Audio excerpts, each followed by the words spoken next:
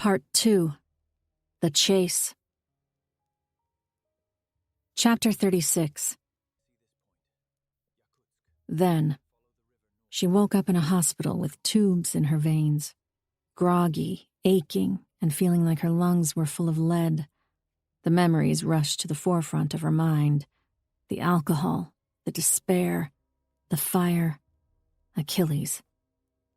The only thing she'd ever wanted was for him to be happy and thrive, and somehow she couldn't even get this right because, instead of eliminating herself from his life in a way that wouldn't make him struggle with a decision, she'd hurt him, maybe even killed him. What if he died? What if she's caused permanent damage?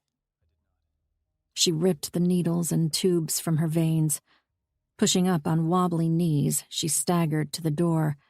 Her vision was blurry, and she bumped into things. I need to see him, she whimpered, even though she was alone.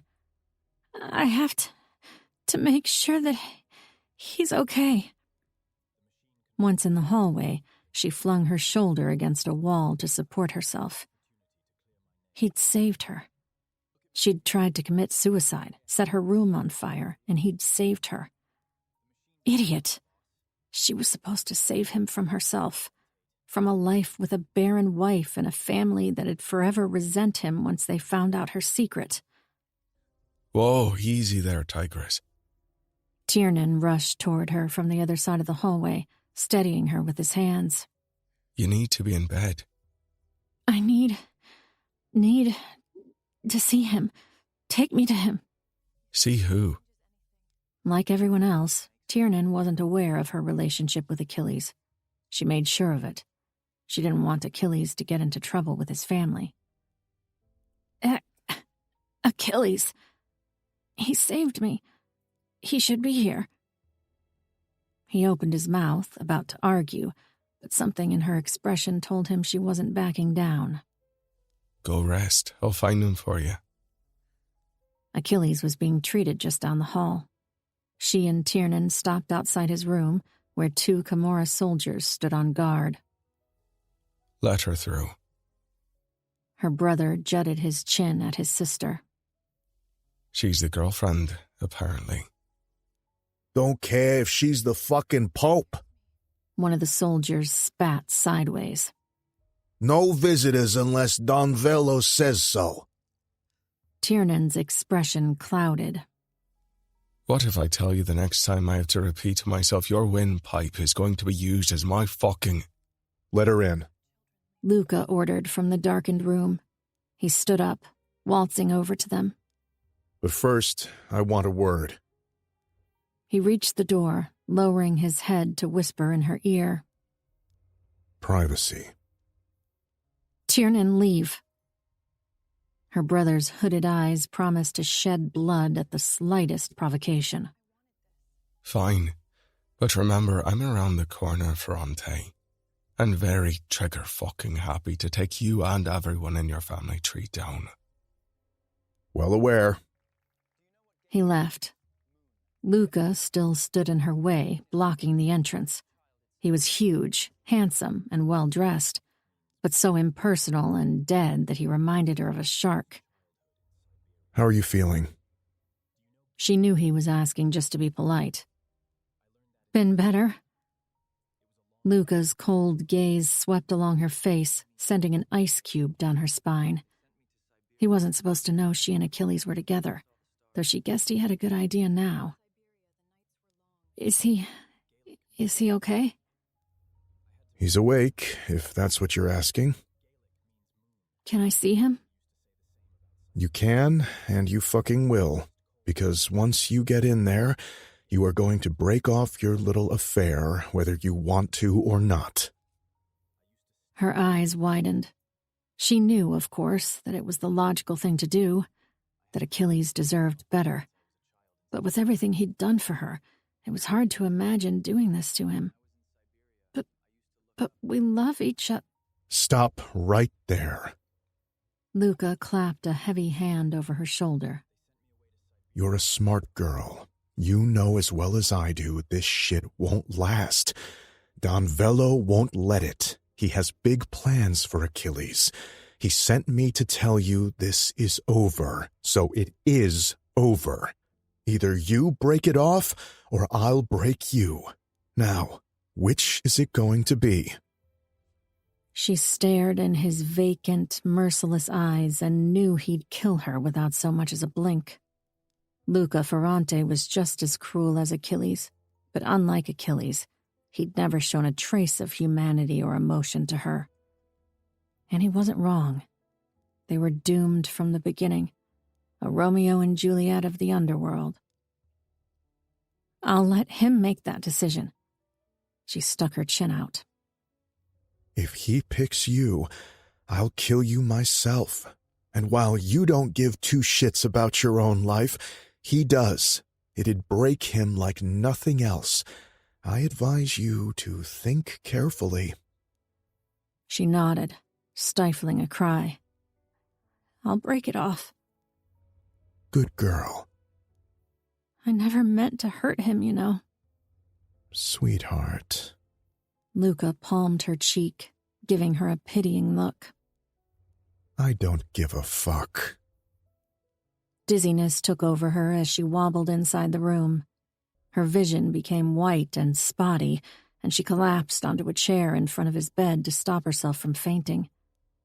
She blinked into focus. Slowly, her vision returned, but she wished it hadn't. Achilles was no longer the gorgeous, chiseled boy with the shy composure and bottomless brown eyes. He looked terrifying. His face was partly hidden by bandages, but whatever was visible was marred with red, swollen scars. He was awake and alert, studying her reaction to him wordlessly. She wanted to cry, to beg for forgiveness, to run away. She did none of those things, just took his hand and brought it to her lips, kissed it gently, scared to hurt him. Are you okay? His voice was scratchy. That was all it took for her tears to start falling. It was just like him to worry about her until the very end. Yes, are you? His disfigured lips stretched into a smile. Take a wild guess. She was going to break it off, to save him from her, and to save them both from Don Velo. Luca made it clear she'd never be accepted into the family. I started the fire. Her chin vibrated. I wanted to die. You wanted to leave me? She said nothing. Even though you knew it'd kill me? Silence. They say people who commit suicide are selfish. She'd heard that before, and she did not agree at all. If being altruistic meant suffering an agonizing existence every second of every minute of every day of every year for the rest of her life, then maybe self-sacrifice was overrated. She'd never meant harm to anyone but herself. I knew your father would never accept me. That's for me to worry about, not you. She pursed her lips, staring down at her bare feet. You didn't even tell your family we were together, Achilles. You knew I'd save you. He ignored her words. Yes. And you still did it. She thought he'd be too late. He'd arrived hours earlier. She thought she'd planned this so carefully to spare him. Yes, but Achilles... Let me guess. Instead of telling me what you were worried about, you drank yourself half to death, as usual, then tried to off yourself instead of fucking talking to me. She flinched. He was right. But she was still new to loving someone. She'd never done it before. I thought I was doing you a favor. He snorted derisively. How do I look? Well, what? How do I look? He enunciated each word. You She looked away from him, not because she was disgusted, but because his face was a reminder of what she'd done. You look like the love of my life. The truth! You don't look good. When she chanced another look at him, she saw the unwavering cruelty in his expression, the one he gave everyone but her until today. You look bad. Funny. His lips twisted in a bitter curl. You look just as gorgeous as the last time I saw you, if not a little pale. She hung her head in shame. She wanted to just tell him the truth, that she wanted to die because she couldn't be the woman he was destined to marry. Fellow would never, ever let them go through with the wedding. And even if he did, Achilles would feel betrayed. No offspring, no heirs. If Achilles didn't have children, he'd never become Don. And that was all he'd ever aspired to be. It was his dream. Maybe he'd have stayed with her anyway. He was a good man. But he'd take a mistress, another woman who could bear his children. And those kids would run between her legs in Kimura weddings and funerals, a constant reminder she wasn't good enough. But it was too late now anyway. Luca was going to rip the world to shreds if she didn't break up with Achilles. He'd made it clear. Tell me why you almost killed me. Tell him the truth. Tell him how much you lost in Siberia. Open up to him. I don't know. You don't know? He was so shocked it came out as a whisper. I guess She pushed each word out of her mouth like it was poison. I guess I just needed to get rid of you somehow, and that was as good a way as any. He stared at her, shocked. You got too clingy. She forced herself to shrug. And I knew you'd save me. I kind of hoped. Say it. Just say it and get it over with. I kind of hoped you'd die saving me. He closed his eyes. We're over. This hurt her so badly she couldn't breathe. She felt the words in her bones. They scorched through her. She squirmed on the chair. I'm so sorry. Don't. I don't want your pity. Don't feel so bad, Piccola Fiamma. Once I get out of here, I'll ruin your life too. That way, we'll be even. Now, truth? Truth, she found the courage to whisper. I will always fucking love you, but I'll spend every waking moment of my life making sure no one else ever does. And with these words, he condemned her to a loveless life, allowing no one to take his place.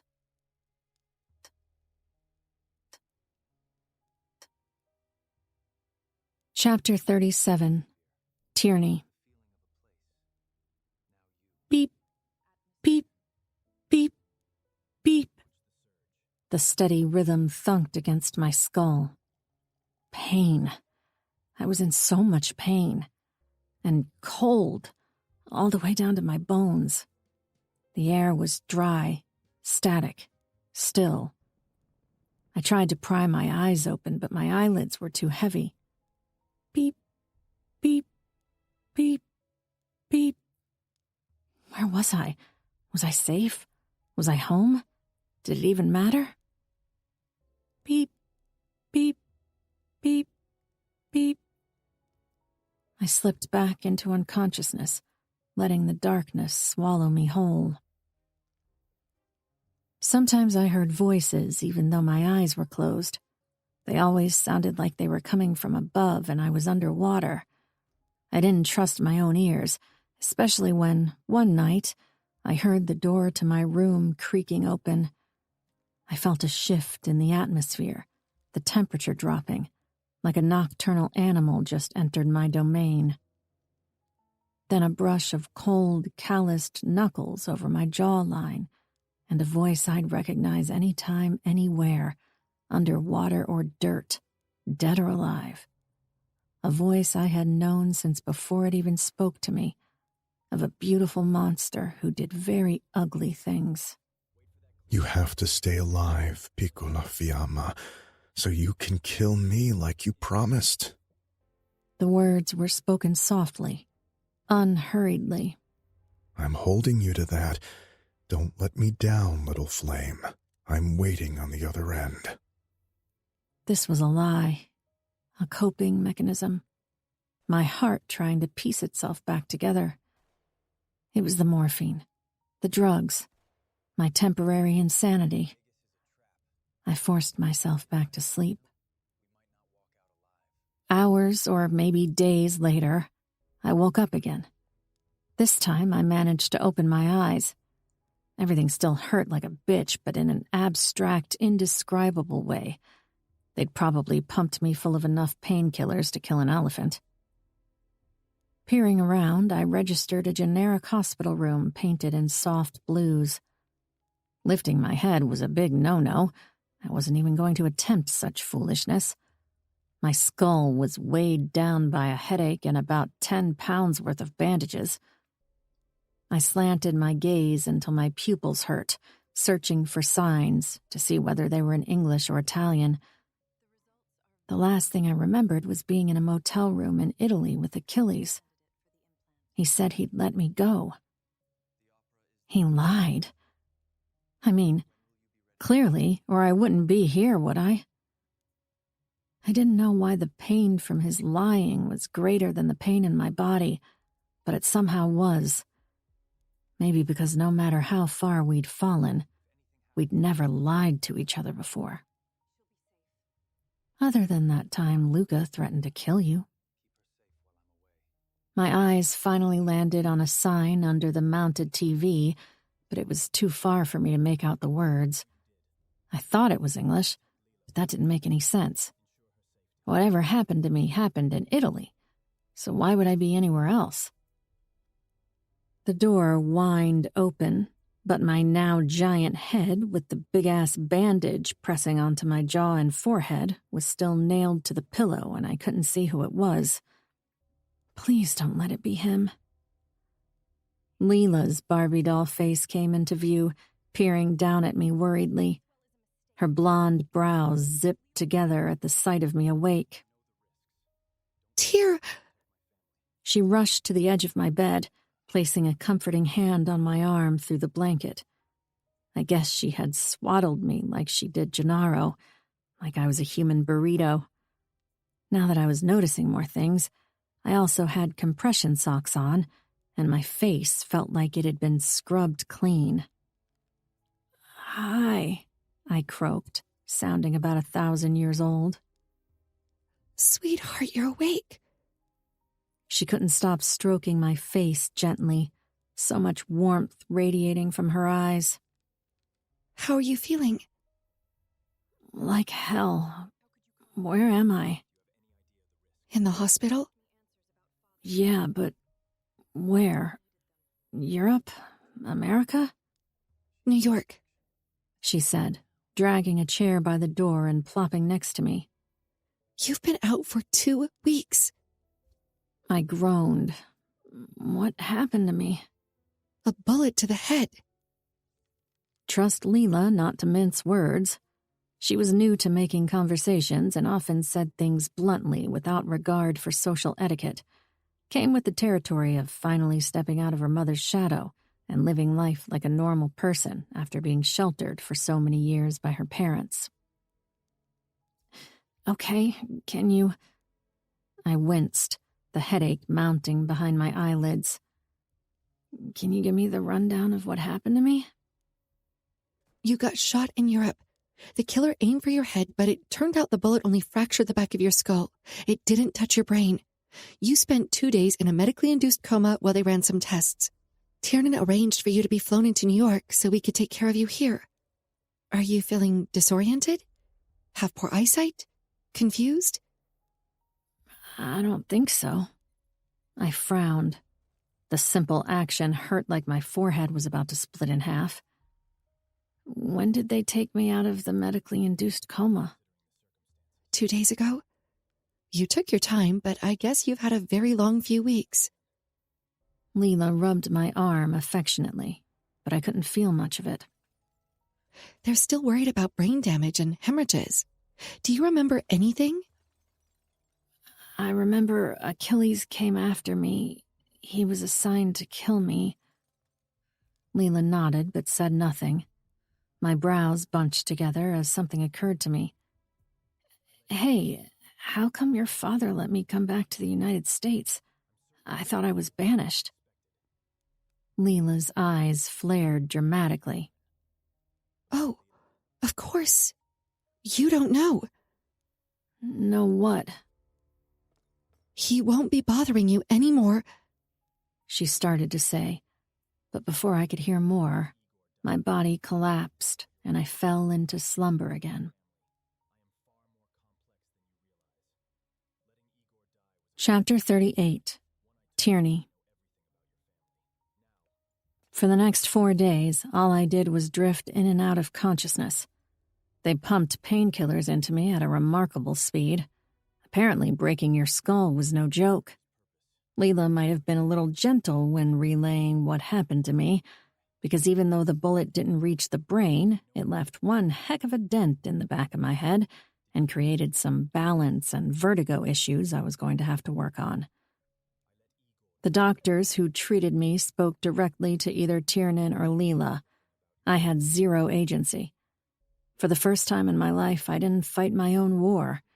And even though I trusted Tiernan and Leela, I didn't like being in this position at all.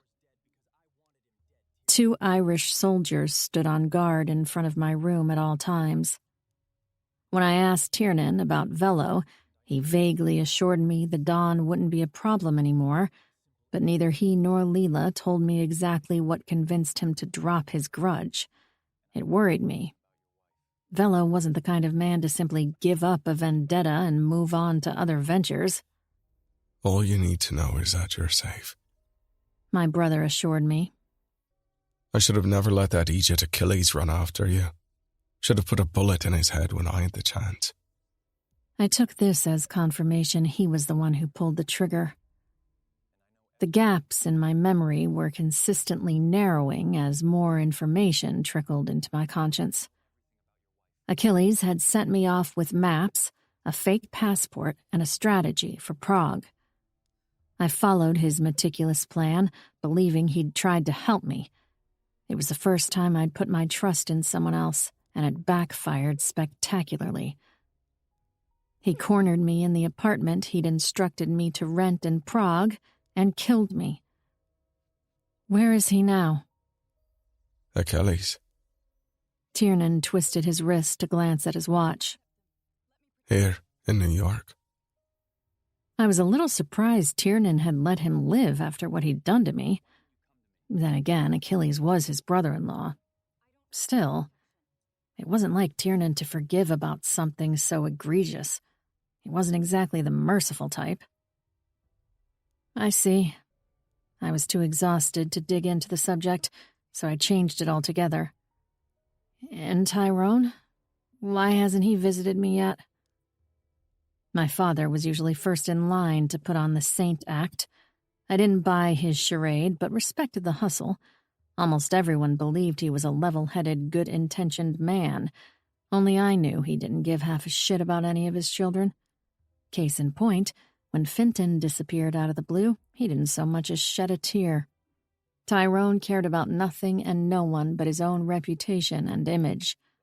That he hadn't bothered visiting me once while I was in the hospital was puzzling, to say the least.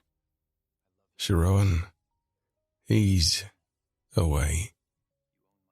Away where? My eyes narrowed. You make it sound like he's an elderly hamster Mommy and Daddy sent to the farm. Close enough, he's chained in the Fronte's basement. At first, I just blinked, processing the information. I'd wager Tiernan was joking, but I happened to know my brother did not possess a sense of humor or any trait that could be interpreted as such. What? He's in the basement of torture. Tiernan clipped out, jaw twitching in irritation. And will remain so for the foreseeable future. That made me sit upright, and that made me pass out from pain. It wasn't a figure of speech. I did, in fact, faint right onto the pillow, only to wake up a few hours later to the most terrifying surprise of my life. My eyes fluttered open to a quiet, ominous presence in the room. It wasn't one of the doctors or nurses. They always moved noisily and carelessly, bumping into stuff, causing a ruckus to see if I'd wake up. I was still fuming at my body for fainting from just sitting upright. Apparently, I had some balance issues to deal with. Physical therapy was going to be a real challenge. I was bad at working out and even worse at following instructions. Leela already assured me they had a room ready for me at their house. She'd been interviewing physical therapists around the area and ordered special equipment for occupational therapy in her backyard. I absolutely loathed the idea of being unloaded onto them, of being the second baby next to Nero. I hadn't needed anyone since my days as an orphan in Siberia, but I didn't have much choice either. The worst part was that I didn't care. Not about where I was going, and not about getting better. Not much about anything, really, since I'd come to. From the moment I first woke up from the coma, something fundamental had changed. I woke up remembering everything. All the shit in Siberia that I'd buried in the back of my head so my life could resemble something normal had bubbled right up to the surface like an overflowing sewer. The rapes, the abuse, the hunger, the pain, the despair, and the acute, bone-deep notion that humanity had stooped to places so terribly low meant life was no longer worth living at all. Everything I'd run away from had caught up with me, and now I had nowhere to hide. I was stuck in a bed, forced to remember. All the moments I wanted to forget. All the trauma I drowned in parties and fake friends and lavish shopping sprees. I didn't want to get better. I wanted to close my eyes and never wake up again. The other presence flicked the light on, shifting closer. Leela, I groaned, blinking the world into focus. How long have I been out? The rest of the sentence perished on the tip of my tongue as soon as I opened my eyes. Sitting across from me was Achilles Ferrante, a wrathful beast of massive proportions, imposing, scary, and dead in the eyes. Our gazes clashed. My heart rode all the way up to my throat, and any lingering pain or dull ache disappeared from my body. My lungs scorched. This wasn't happening. Can't breathe.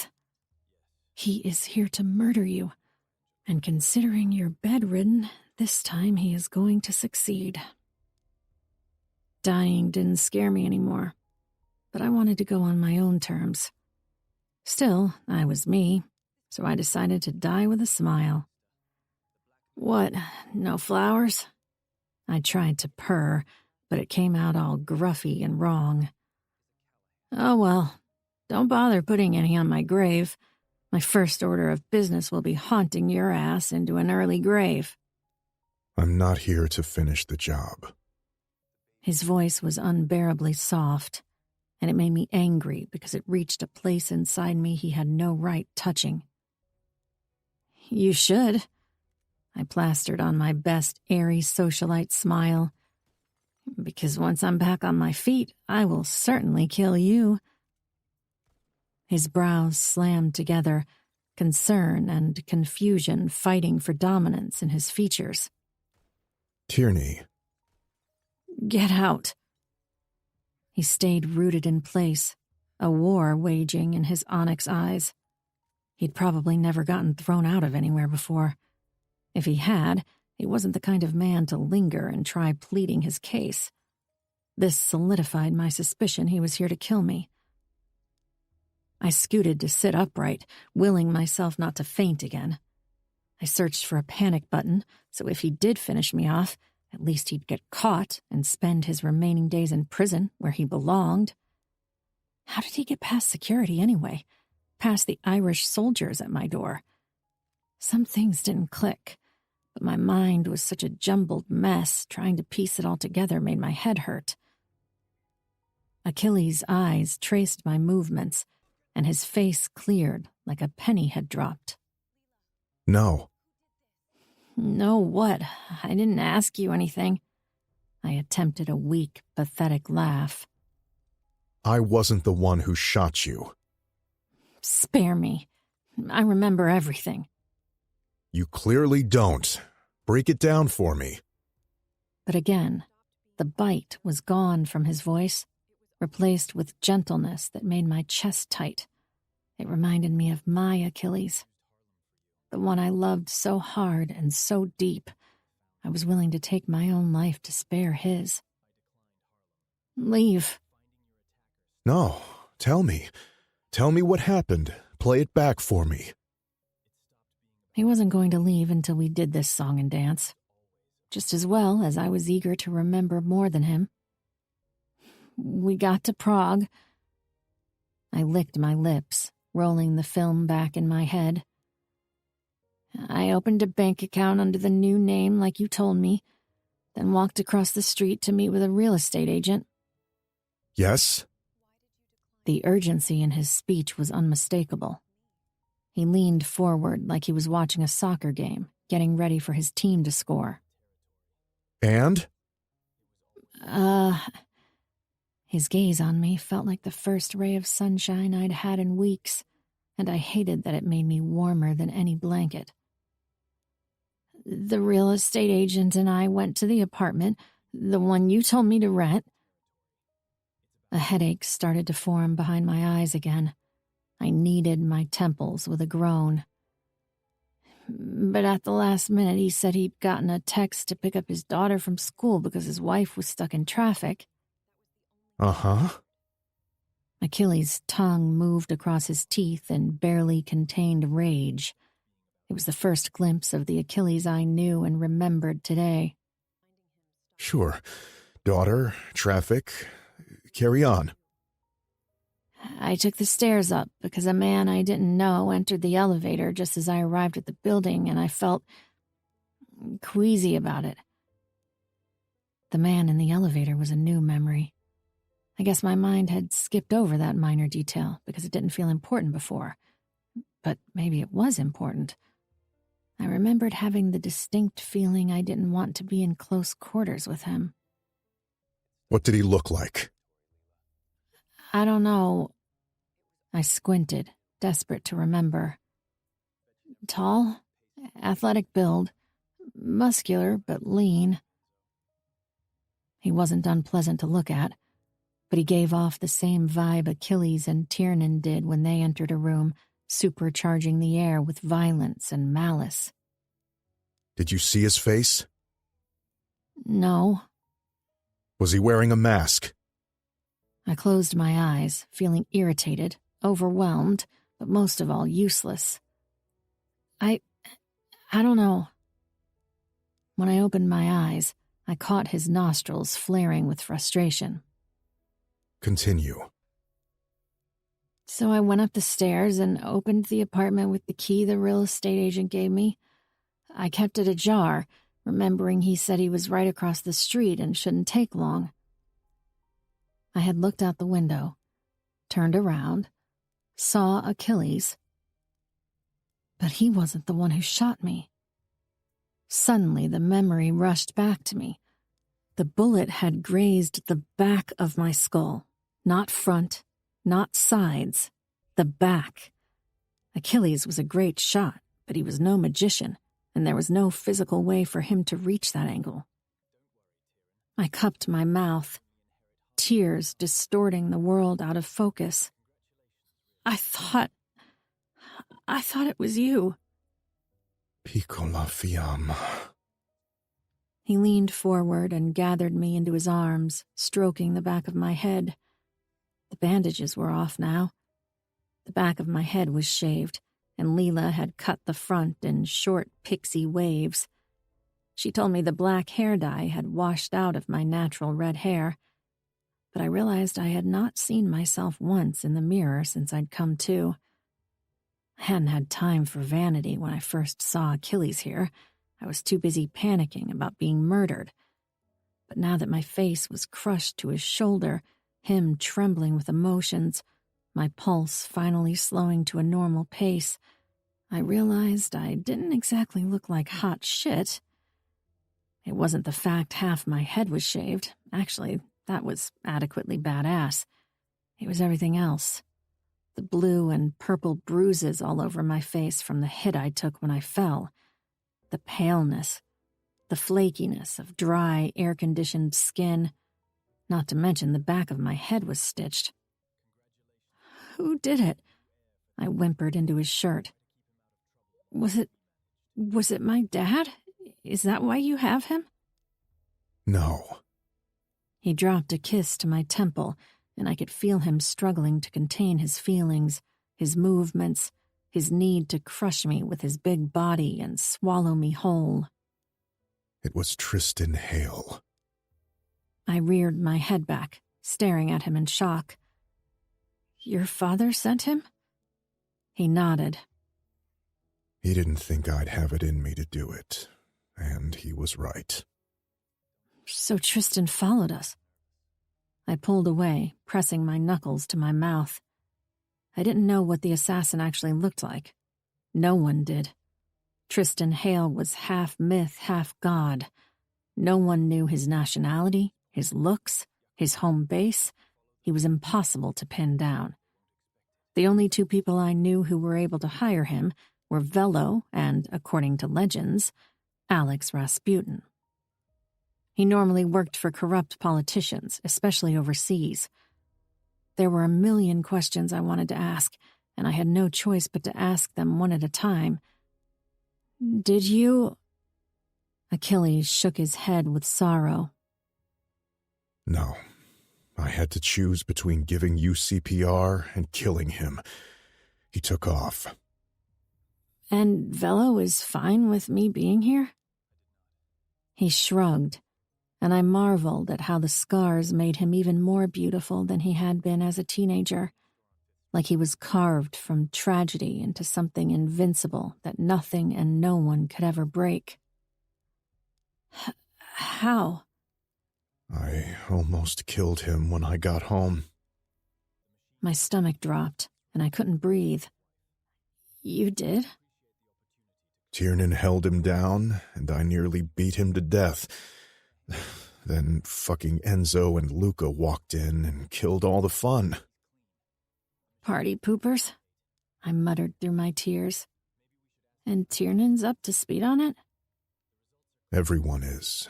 The Bratva and Irish took it personally, so let's just say Hale's going to stay well away from you.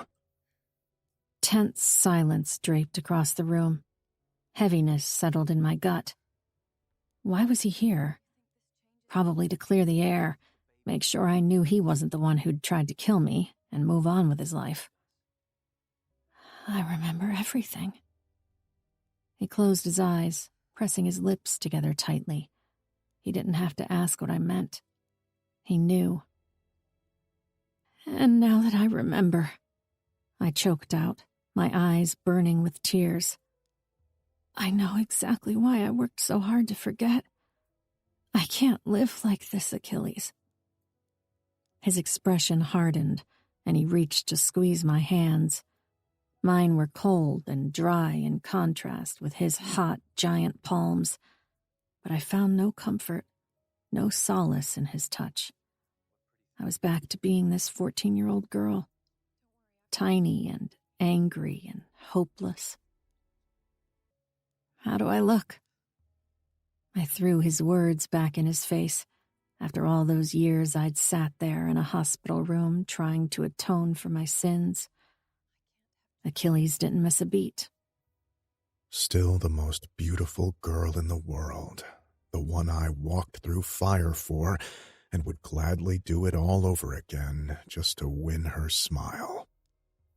His words, which I had craved for over a decade, brushed right past me, like a stranger on the street. I couldn't bear the numbness. You lie. It'd be my honor. He bowed his head. I'm sure your future wife won't like to hear it. There's not going to be a future wife for me, Tierney, unless it is you. I closed my eyes. I'm broken. I'm patient. Are you serious right now? I peeled my eyelids open to catch him nodding.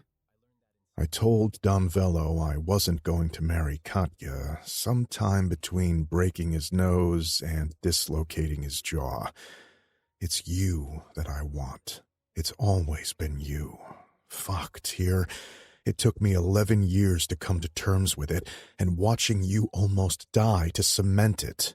But I'm done fighting it, and I'm willing to wait. It's too late. My throat felt tight, and I clenched my teeth to keep my tears at bay. Too much has happened, separately and between us. I made some mistakes. No, Achilles. You made my life a prison of your own making for half of my existence. Even after I escaped the gulag, you made sure I'd never be truly free. You murdered my lovers, broke into my apartment, assigned bodyguards to tail me, and refused to allow me to move, date, or marry. To move on from this. From us. I know. You made me your whore for a weekend, knowing my past and what I'd been through. You fucked me every 3 hours on the dot for the privilege of not marrying me off to a complete stranger. I know. And then, the cherry on the shit cake, you tried to assassinate me. His eyes, so dark, so brutal, fastened on my own. No words left his mouth. And you think, after everything that happened, that I'm going to forgive you? Yes. Why? I spluttered. Achilles was many things. Shrewd, vicious, a prolific assassin, and an impeccable, unhinged mobster. He was not, however, delusional. Because I'll do anything to make you mine. Rather than desperation, determination dripped from his every word. Even at the price of obliterating my own life for your entertainment. Too much has passed between us to make this happen. A lot more will happen, as you'll soon see. He stood, seemingly unbothered by my words. Mark my words, Piccola Fiamma. By this time next year, we'll be married. Eat.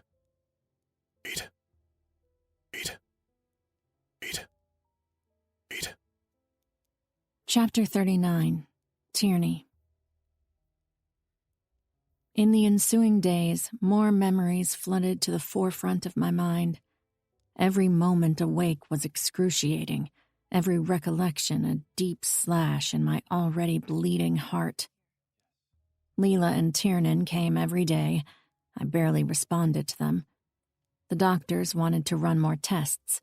They thought they must have missed something. They hadn't. My body was healing just fine. It was my soul that was in critical condition. I was retreating to a dark place inside myself no one was able to reach. Achilles continued visiting me. He was the only person I communicated with, and even that was in order to hurt him for everything he'd done to me. At first, I tried insults as a way to get him out of there.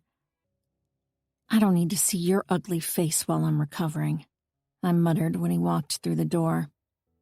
Fair enough. I'll turn around. He stood and straddled the chair with his back to me. I watched his corded back through his olive-green Henley as he spoke. Brought you some of that gross-ass fish soup you like from the Russian deli on your street. Uka. I hate that soup. I used to love that soup back when things still had flavor and meaning. I'll throw it out the window then. I hate you too. Can you jump out of it as well? Sure, but I'd probably choose a higher floor just to be on the safe side.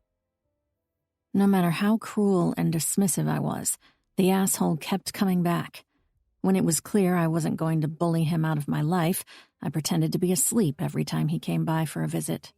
It was the same strategy I used with Leela and Tiernan, and it worked like a charm. Unfortunately, Achilles didn't mind at all. He would settle in on the chair, crack open The Hitchhiker's Guide to the Galaxy, and start reading me our favorite parts. He remembered all of them, of course, including the ones that made me roll on the floor like a madwoman as a teenager, howling in delight. Even when I tried blocking his voice from my head, I'd still catch bits and pieces, and sometimes my lips would curve into a traitorous smile. He never mentioned it, but every time it happened, he raised his voice, going the extra mile, providing me with a dramatization, exaggerated English accent included. The days crawled by at a maddening pace. Tiernan and Leela were beginning to see that I was avoiding them.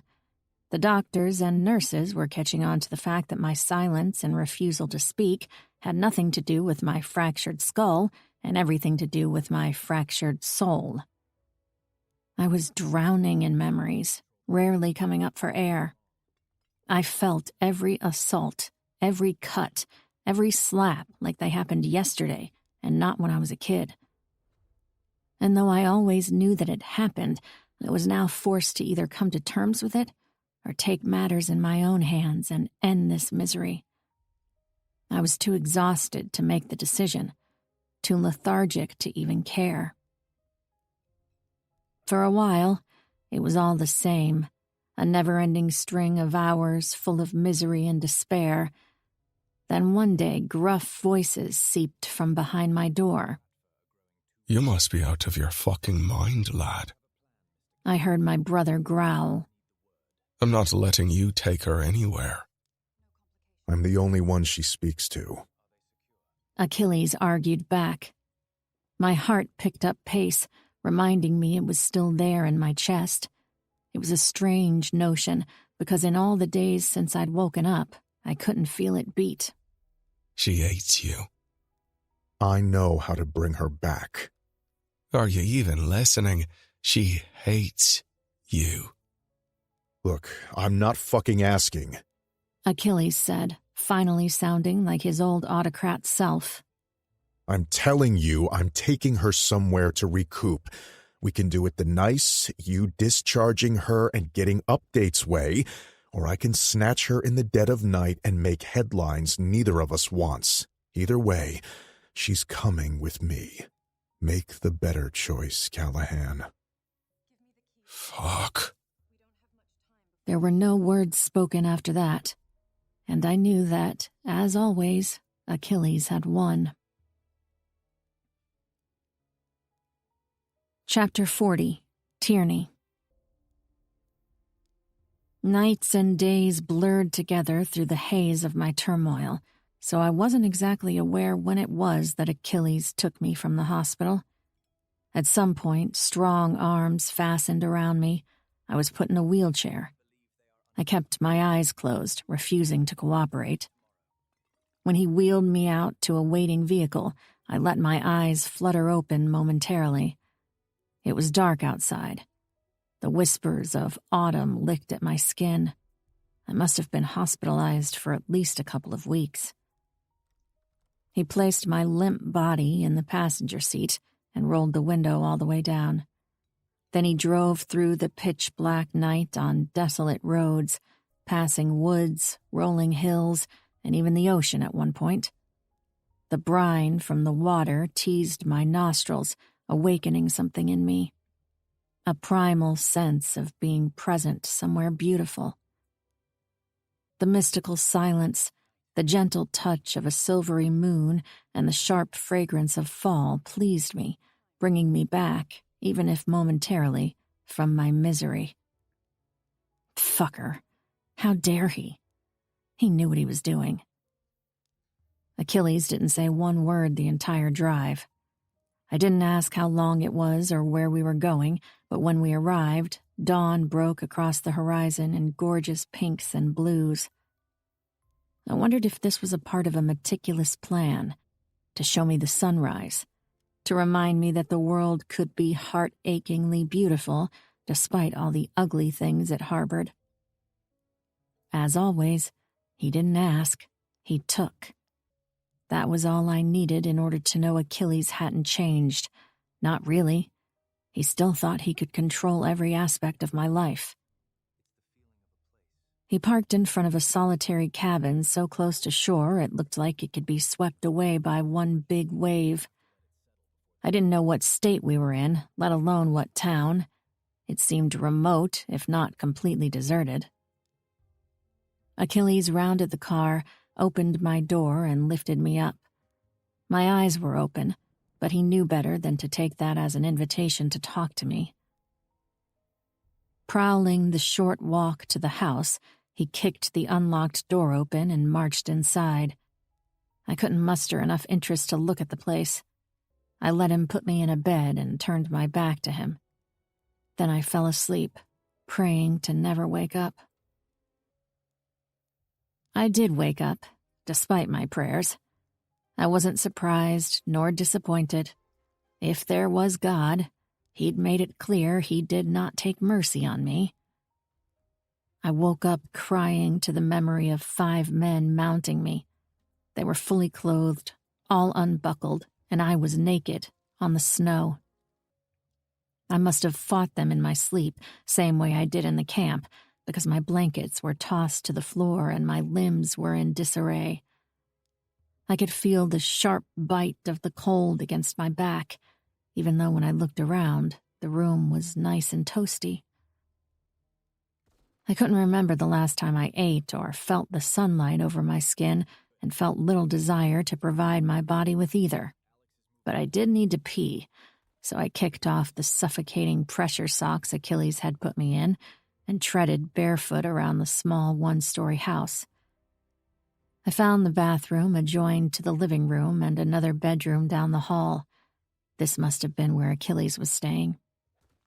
As I shoved my underwear down my knees and squatted to pee in the toilet, I wondered if waking up to go to the bathroom was a positive sign. I wasn't wearing the hospital gown anymore. Now I wore comfy sweatpants and an oversized sweater, and I smelled of a basic soap and toothpaste. That meant Achilles did wash me and probably cleaned my bodily fluids. I waited for the shame and embarrassment to torment me, but they never came. Whatever consumed me stripped me of my pride as well as my will to live, and I no longer cared. When I finished peeing and flushed the toilet, I found no motivation to wash my hands, let alone make the journey back to my room. Sitting on the cold toilet, however, didn't seem too appealing either. I slithered down to the floor, curled into a ball, and cried into my chest until I fell asleep again. Chapter 41. Tierney. He picked me up from the floor sometime later and undressed me, put me into a bathtub full of warm water. Achilles then took a sponge and ran it over every inch of my body. He didn't dare touch my skin with his. Instead, he let the sponge do all the work. His movements were practical and impersonal. I wondered if he knew it was exactly what I needed, to soak myself in hot water and try to wash away the memories. I stared at the small, dusty window in front of the bathtub, unresponsive. I made your favorite cabbage soup. I didn't answer. And there's the rye bread that you love. Nothing, You'll get out of this place inside your head. he said, his voice so sure, so full of conviction, I was almost tempted to believe it. Just hang in there, little flame. I'm coming to get you. His throat worked with a swallow. Fuck, baby. I should have never left. I hated that he was trying to save me because giving up felt so much easier. For the next 2 weeks, he spoon-fed me all my meals, brushed my teeth, did my laundry, and tucked me into bed. He read me my favorite books and carried me outside to watch the sunrises and the sunsets, and even the rainbow once. My favorite playlist was played every morning at a low, comforting volume, trying to lure me out of my room. Garbage and the Pretty Reckless and Yeah, Yeah, Yeahs. I really wished he wouldn't try so hard. He gave my soul CPR every minute and every day, only to never find even the faintest of heartbeats. His failures only made him more determined. They made him try harder. Some days I wanted to die just to spite him, to be the one and only war he'd lost. I told myself he'd give up eventually, return to his life, to his family, to his duties. But it was a lie, and I knew it. Achilles, like his namesake, would fight until death and beyond, especially for the things he loved. 3 weeks after we'd first arrived at the cottage, I understood the term cabin fever. I couldn't stare at these walls anymore. I knew every chip in the paint, every crack, and every smudge. It felt like I was trapped inside my head, inside my body, and now inside an unremarkable, dated house with a man I despised. I stepped in front of the living room window to find that it was pouring rain outside. "Where the hell are we?" The words ripped from my mouth like a Band-Aid, and I sucked in a breath. I hadn't spoken in so long, I hadn't even been sure I could produce words anymore. Maryland. Achilles' voice clipped from behind me. Neither of us had stepped out of the house for these past 3 weeks. He had our food and toiletries delivered to us twice a week. I turned around and headed to the door. I was still wearing my pajamas, but no shoes. I didn't even think I had a pair here. Where are you going? He asked from behind me. I didn't answer, just slammed the door in his face.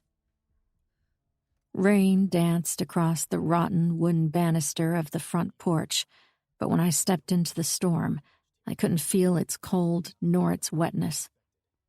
I moved down the 3 steps until my feet touched damp sand, then continued walking. The ocean was fierce, the waves crashing over the shore. My head felt especially wet, and when I moved a hand over it, I realized it was completely shaved, with only peach fuzz between my skin and the rain. I ran my fingers down the back of my head and felt the jagged bone beneath my flesh.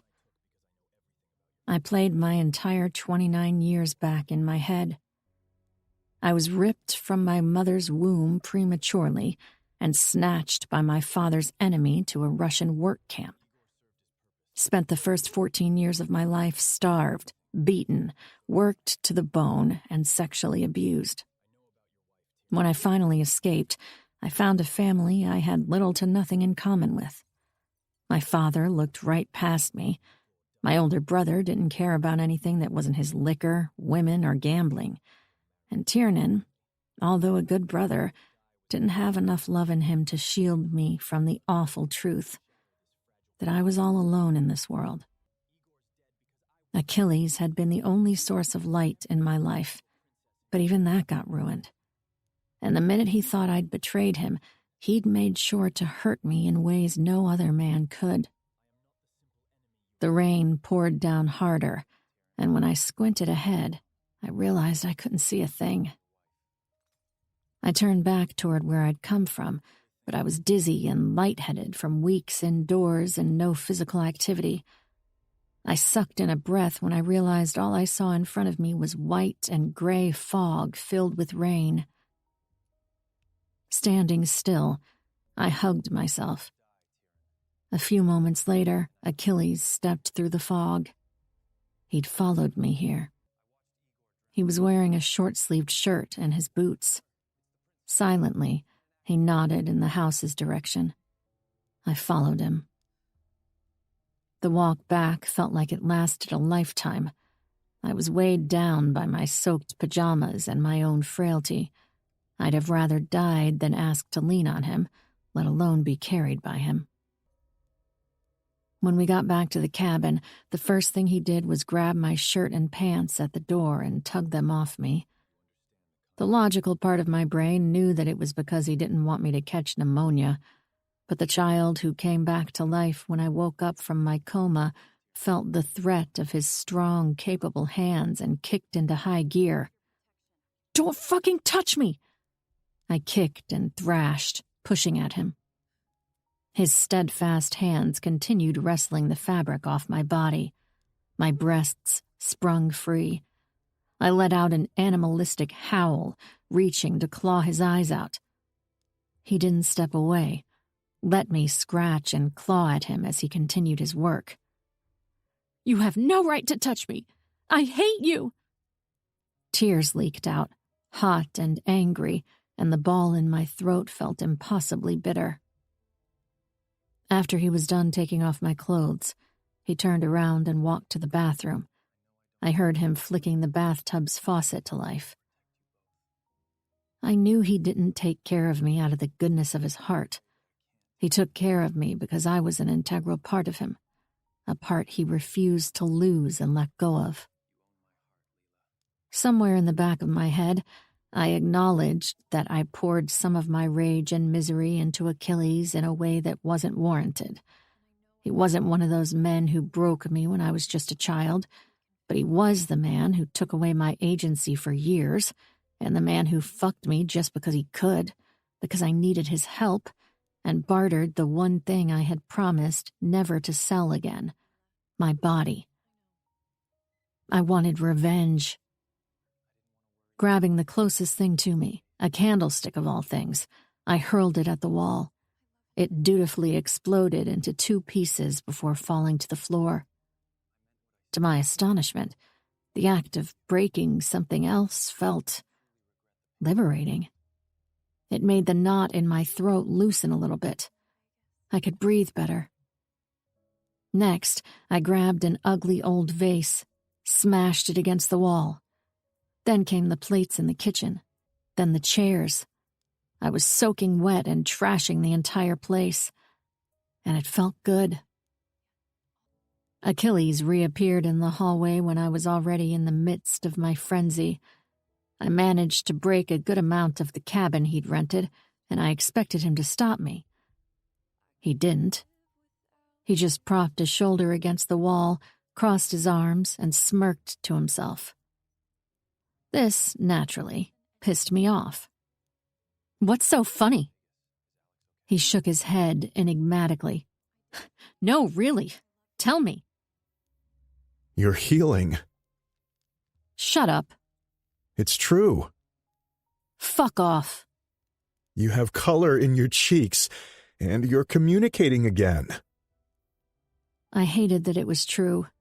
I hated that it was him who pulled me out of the hellhole in my head, the inferno I myself couldn't claw myself out of.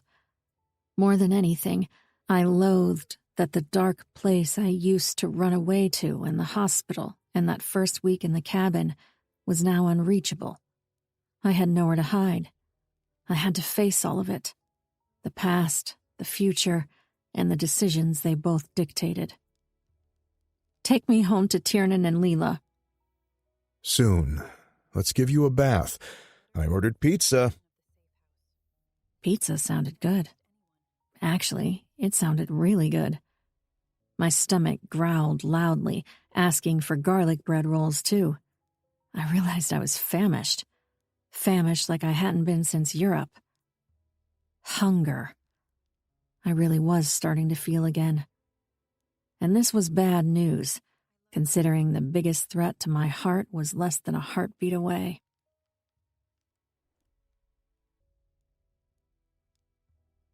Chapter 42. Achilles. One more month like this, and she'd have loved me back. It would have been Stockholm Syndrome at its finest. One more month, and she'd be mine. But that wasn't the way I wanted things to be between us. Not anymore. And so, despite my natural predatory instinct to use every dirty trick in the book to get what I want, I found myself driving her back from Maryland, back to New York, to her cunt bag of a brother. She was alert the entire ride, staring out the window. Even though she didn't talk, I knew this wasn't one of her dark spells. The color was back in her face. Her eyes were shining again, her pupils responsive to what was going on around her. It comforted me to know she was okay. For weeks, I'd watched her breathe while she was asleep, living but barely alive, acutely aware that her vulnerability was also my own. I savored every fucking second with her in that car like it was my last on Earth. It wasn't fair that I was still losing her when I'd finally gotten my head out of my ass and done the right thing again.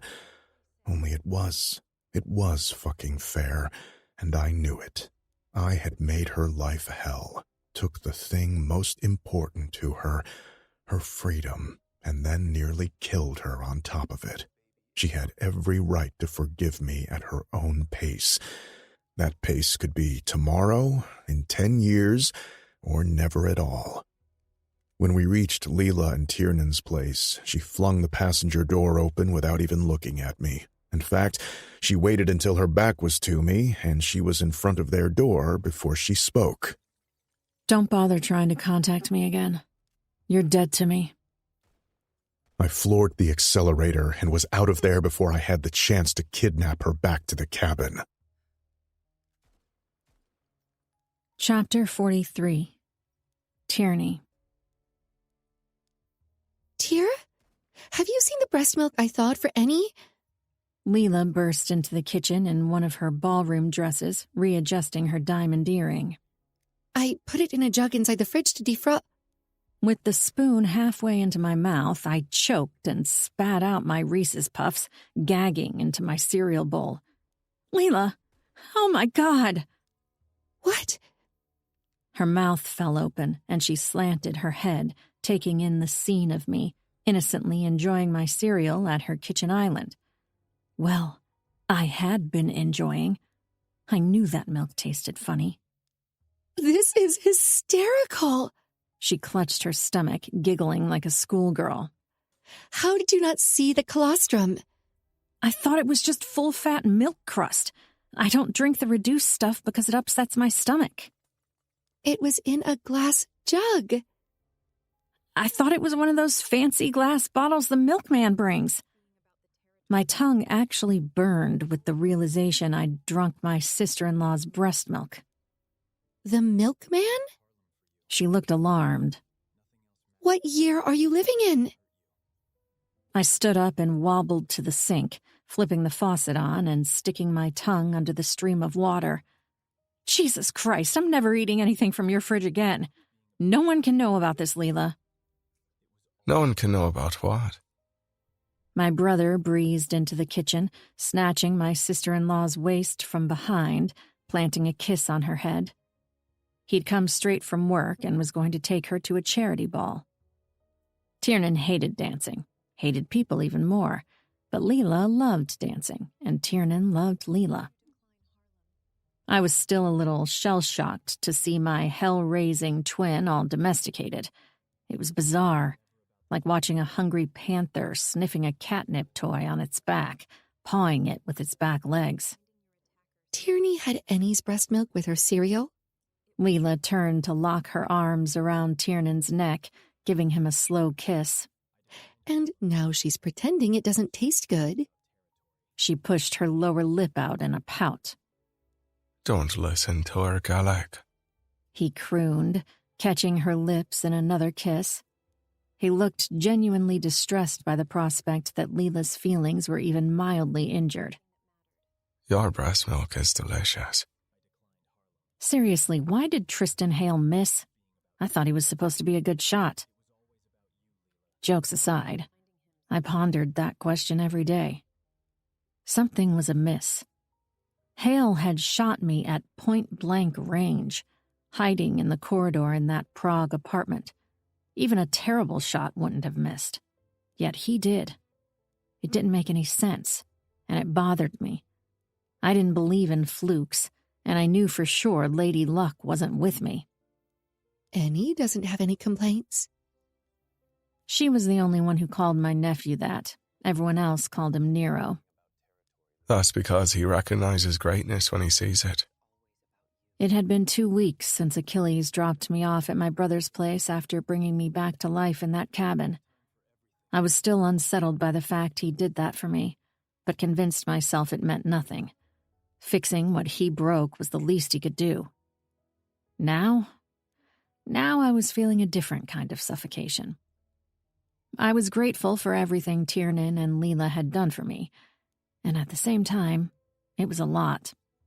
All of it. Sharing a roof with a loved-up couple whose love language was screwing on every surface in the house while their baby was napping, found that out the hard way.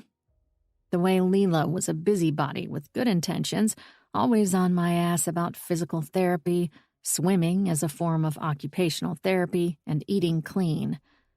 The way my brother barked at soldiers whose gaze lingered on me for a second too long. I didn't like being treated like a child. On top of that, Leela insisted I shouldn't worry myself about Tyrone or Velo, so neither of them agreed to give me any information about the patriarchs. They didn't mean to make me feel like a small child, but I felt like one all the same. "Don't you have somewhere to be?" I groused, throwing the fridge open and plucking a Diet Coke from it. Leela wrinkled her nose in disapproval as I cracked the can open and chugged it. Tierney. "I'm not in the mood to be healthy. It's either this or meth. Your pick." Tiernan and Leela exchanged glances. "Please just go so I can go back to staring at the ceiling, wondering how I went from New York's wildest socialite to this." Do you want some company? We can just chill. Maybe watch some Netflix and do a puzzle? The doorbell rang and the kitchen quieted. Their eyes turned to me. We knew who it was. Achilles came here every evening at 5 sharp. Every day I turned him away. Actually, Leela, Tiernan, or Emma did. I wasn't in the mood to be seen by him. My hair was in a weird growing phase. There was still a bald patch in the back where they'd operated, and the rest was growing unevenly. Plus, most days I rocked an unflattering 2-piece pajama set and a grouchy frown. The doorbell rang a second time, then a third, then a fourth. A scowl knitted Tiernan's brow. Should I tell him to fuck off? I nodded. He left the kitchen, and I heard him telling Achilles I wasn't ready to see him yet. From what I'd gathered, Tiernan and Achilles were on good terms. Achilles did save me when I was shot, brought me back to the States, then spent those 3 weeks pulling me out of my dark fog. That didn't mean they were back to being friends. As long as I didn't forgive Achilles, neither would Tiernan. She's not ready to see you. No, she doesn't have the balls to face me. She knows she can't resist me for long, and it's easier when she doesn't have to see me. Love your mental gymnastics. Who knew your ass could be so flexible? Fuck you. Alluring proposition, but I prefer your sister. What a coincidence. So do I. Now let me fucking see her. No. Tiernan? Achilles. Take it from someone who went through hell and back to win his wife's trust. You can't rush that shit. When she's ready, she'll let you know. After Achilles slinked away, Leela and Tiernan made their exit. Emma was with Nero upstairs. I heard my nephew's happy gurgles as I paced my way from the kitchen to the backyard. It was a beautiful rose garden. It was also boring as shit. I was feeling antsy. I hadn't had a drink in months. I hadn't met any friends either, other than Frankie, who insisted on coming up from D.C. every week to check in on me. I needed human interaction that wasn't fit for a 5-year-old. Drumming my fingers on the outdoor table, I grabbed my phone and opened my text box with Achilles. He was the only person who'd defy Tiernan and actually indulge me. Maybe it was time I faced him. Tierney. I want booze and a pack of cigarettes. No niceties. Screw him. He had me bent over his private jet's bathroom and came in my hair. The message was immediately accompanied by 2 blue check marks. Achilles. I'm sure the Callahan household offers plenty of both. I thought he'd fall to his knees and thank me for texting him, but I must have forgotten who Achilles was at his core. A cruel, callous man whose fondness for me was nothing but a nuisance to him. Tierney. They locked everything up. Achilles. Sounds like a you problem. Tierney.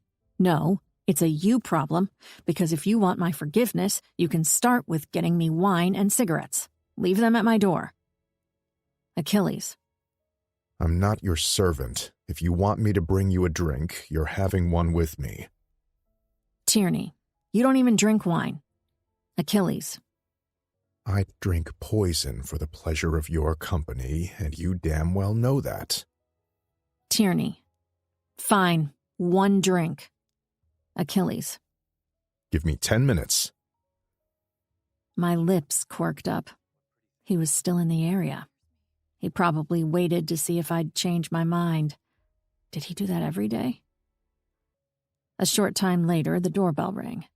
I swaggered to answer it, taking my sweet time, and opened it with a face full of makeup and an emerald green mini dress. Achilles stood on the other side, and he was right, because the minute our gazes clashed, my stomach flipped, and the unmistakable rush of butterflies swarmed inside it.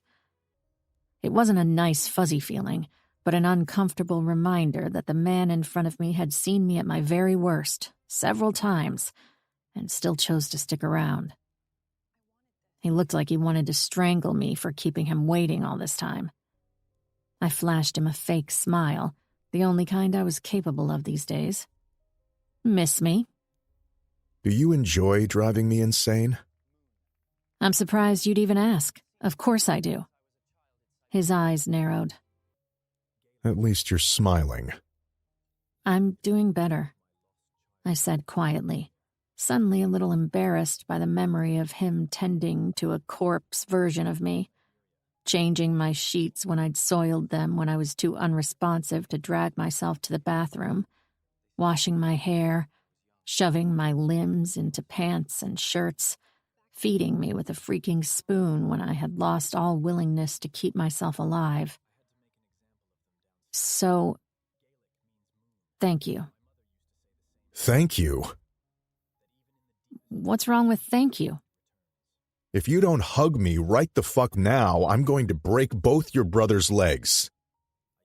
I frowned. What does my brother have to do with anything?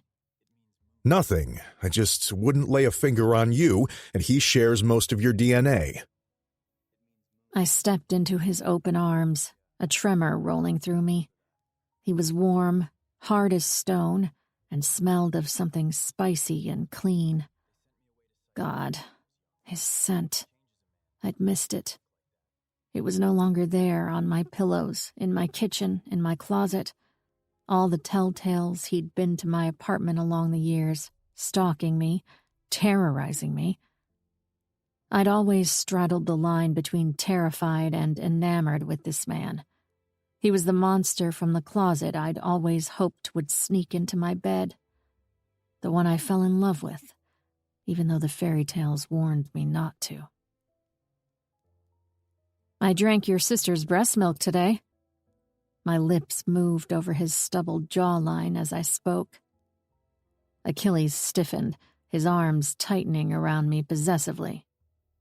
What kind of kinky shit are you two into these days? I don't share, Tierney, not even with my sister. It was an accident. I forced myself to step back.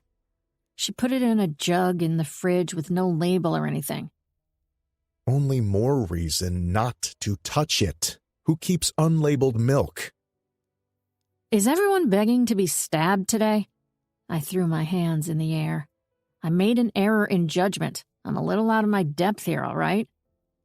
You should come live with me. Achilles, I barely agreed to one drink with you.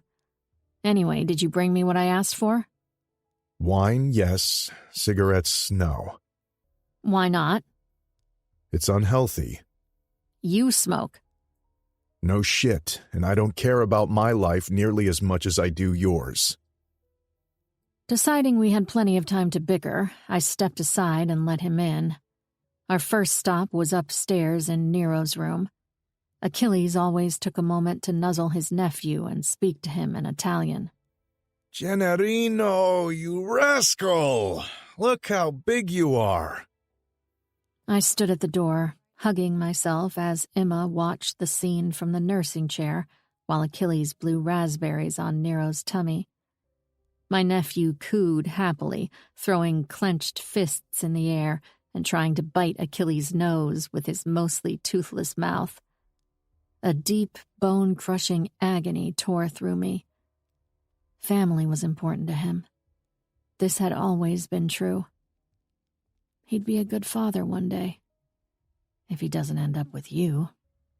Clearing my throat, I stepped back. I'll go open that wine downstairs. Now, behave, Piccolino. Achilles handed Nero back to the nanny and followed me silently down the stairs and through the patio doors. A server had already spread different cheeses, olives, and prosciutto on a charcuterie board.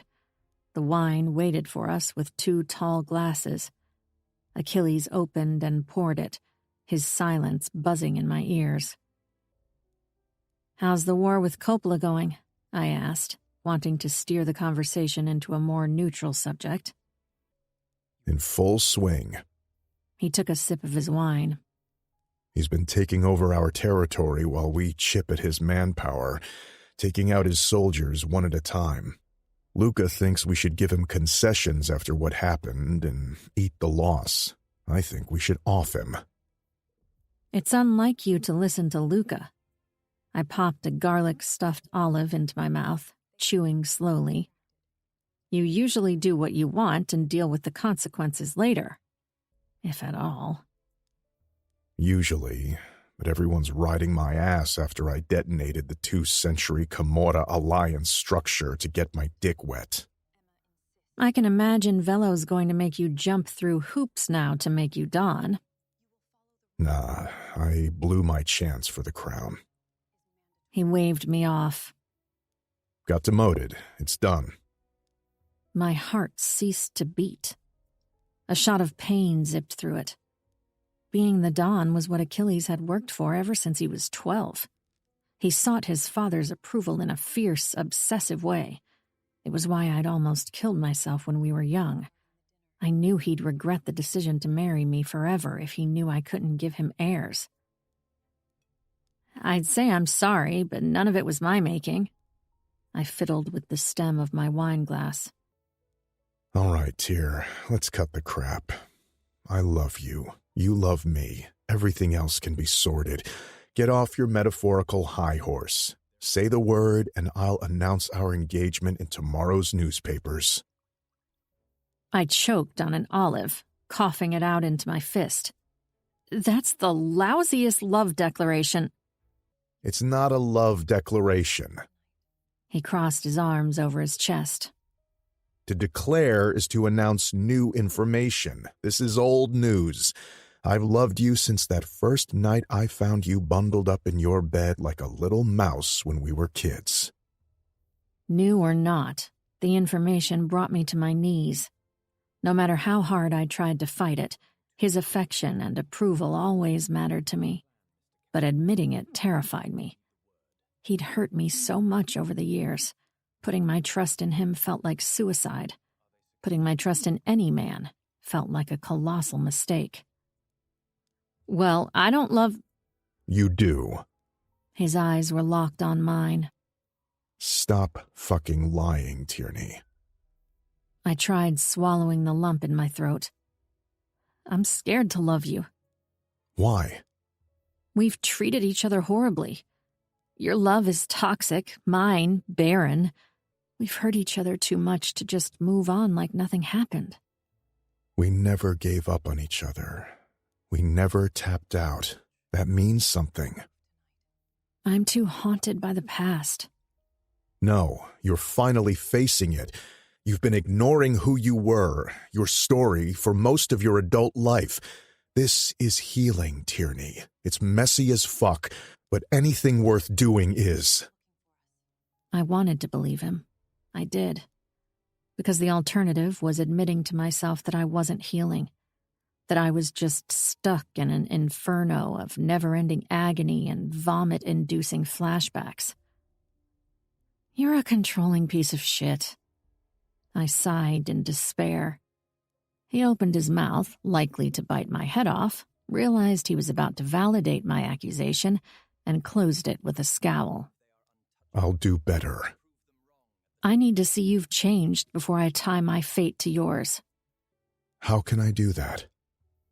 I licked my lips, meeting his gaze. Show me you've changed your ways. No more stalking. No more overbearing rules. No more surveillance. None of that. Freedom. I want my freedom. A muscle jumped in his jaw. He didn't like it, but he didn't have a choice either. I can do that. Can you? Yeah, no. He scratched his jaw, blew out a breath. Fuck yes. Yes. For you, I'll do that. I wanted to throw up. Was I really giving him another chance? Do you really have a choice? He was a vital organ nestled inside me, with a pulse and a function, a living, breathing thing. If there were no him, there'd be no me. He was the one person I knew would always be there, would always help, not because we shared a bloodline or trauma like Tiernan, but because we shared a soul. We stared at each other from across the table. I can't give you heirs, so if this is something that's important to you... You're important to me. And issues, I went on, ignoring his statement, eyes stuck on the table in front of me stubbornly. I have a lot of them. I will put you through hell. I would choose hell with you over heaven with anyone else, any day of the week. The panic inside me increased tenfold. We were doing this. Really. Weapons down. Just letting ourselves succumb to our feelings. Over a decade after the fact, but better late than never, right? How did you lose it? Your... Uterus? I swallowed, pasting on a nervous smile. He was so careful not prodding, not asking anything about my past, not when we were kids and not at the cabin. But he deserved to know. I was raped one too many times by 5 too many men at the work camp. I recited it as though it didn't happen to me but to someone else, sticking to the facts. I was 12, and although being subjected to rape was a punishment Igor loved giving us, I did this one to myself. A grim smile found my lips. See, the work camp we lived at in Siberia had a terrible food shortage. I was hungry all the time. Sometimes that hunger drove me to do stupid things, like offering my body for a bowl of oatmeal or dry crackers. We'd go to the woods, and I'd let the other soldiers use me in exchange for food. My logic was that I was already being raped on a weekly basis. What did it matter if it happened a few more times or a few less? I let loose a self-deprecating laugh. Still, I didn't do it as often as I'd wanted to because Tiernan went ballistic whenever he found out, but it happened enough. Achilles schooled his face to look unreadable, probably so I wouldn't see the pity in it. I took another swig of my wine. I went to the woods that night with 5 boys. They said they had beef jerky, and I believed them. I think I was hallucinating from hunger at that point. Immediately when we got there, I knew that time was different. They were drunk, very drunk. They stole alcohol from Igor. As soon as we were off camp, they pinned me down to the snow and started experimenting with me. I closed my eyes, rattled by my own admission. I hadn't told this to anyone. Not my friends, not my family members, not my therapists. Many filled in the details in their minds, but I never outright spoke the words. They stuffed snow into me until my body temperature dropped and I fainted. They cut me. They hit me. They bit me to a point that, when Tiernan later found me, he thought I'd been mauled by wolves. And they raped me while I was unconscious, including with the vodka bottle. So many times I nearly bled out. My body was wrecked with the force of that truth. I hated that I spoke these words, but loved that, finally, someone else could carry the burden of them with me. The broken bottle inside me tore me to shreds. Tiernan found me sometime later, naked and wounded. He carried me back to camp, which was a 40-minute walk, hefting my injured body through the snow. When he got there, he didn't go to the camp's doctor. She was one of Igor's mistresses and knew how much Igor wanted us dead. Instead, he went to a woman named Olga who ran the camp, threatened her with a kitchen knife. She called the local vet to come save me. The vet liked us better. He mostly dealt with the camp's animals, horses, hunting dogs, Igor's beloved cat. The vet operated on me. I was still unconscious, so I didn't feel anything. But when I woke up, a miracle in itself, I was told... He said he had to remove my uterus, and that I would never be able to have children. Bear children, Achilles corrected. I blinked. What? You won't be able to bear children. You will be able to have them. There's surrogacy, adoption. There are many ways to become a parent that don't require a uterus. It doesn't make you less of a parent. If anything, going through the trouble, the angst, the bureaucracy makes you more of a parent. Means you fought for it, tooth and nail.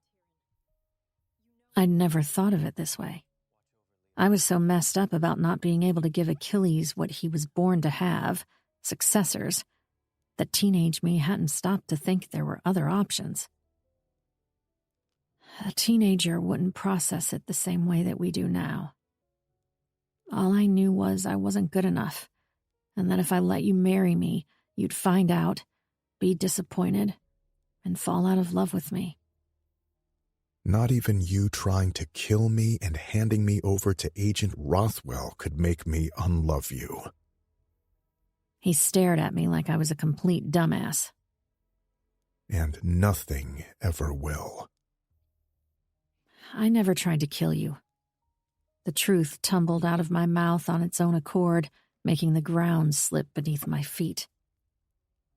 I wanted to be gone before you got there. You were early.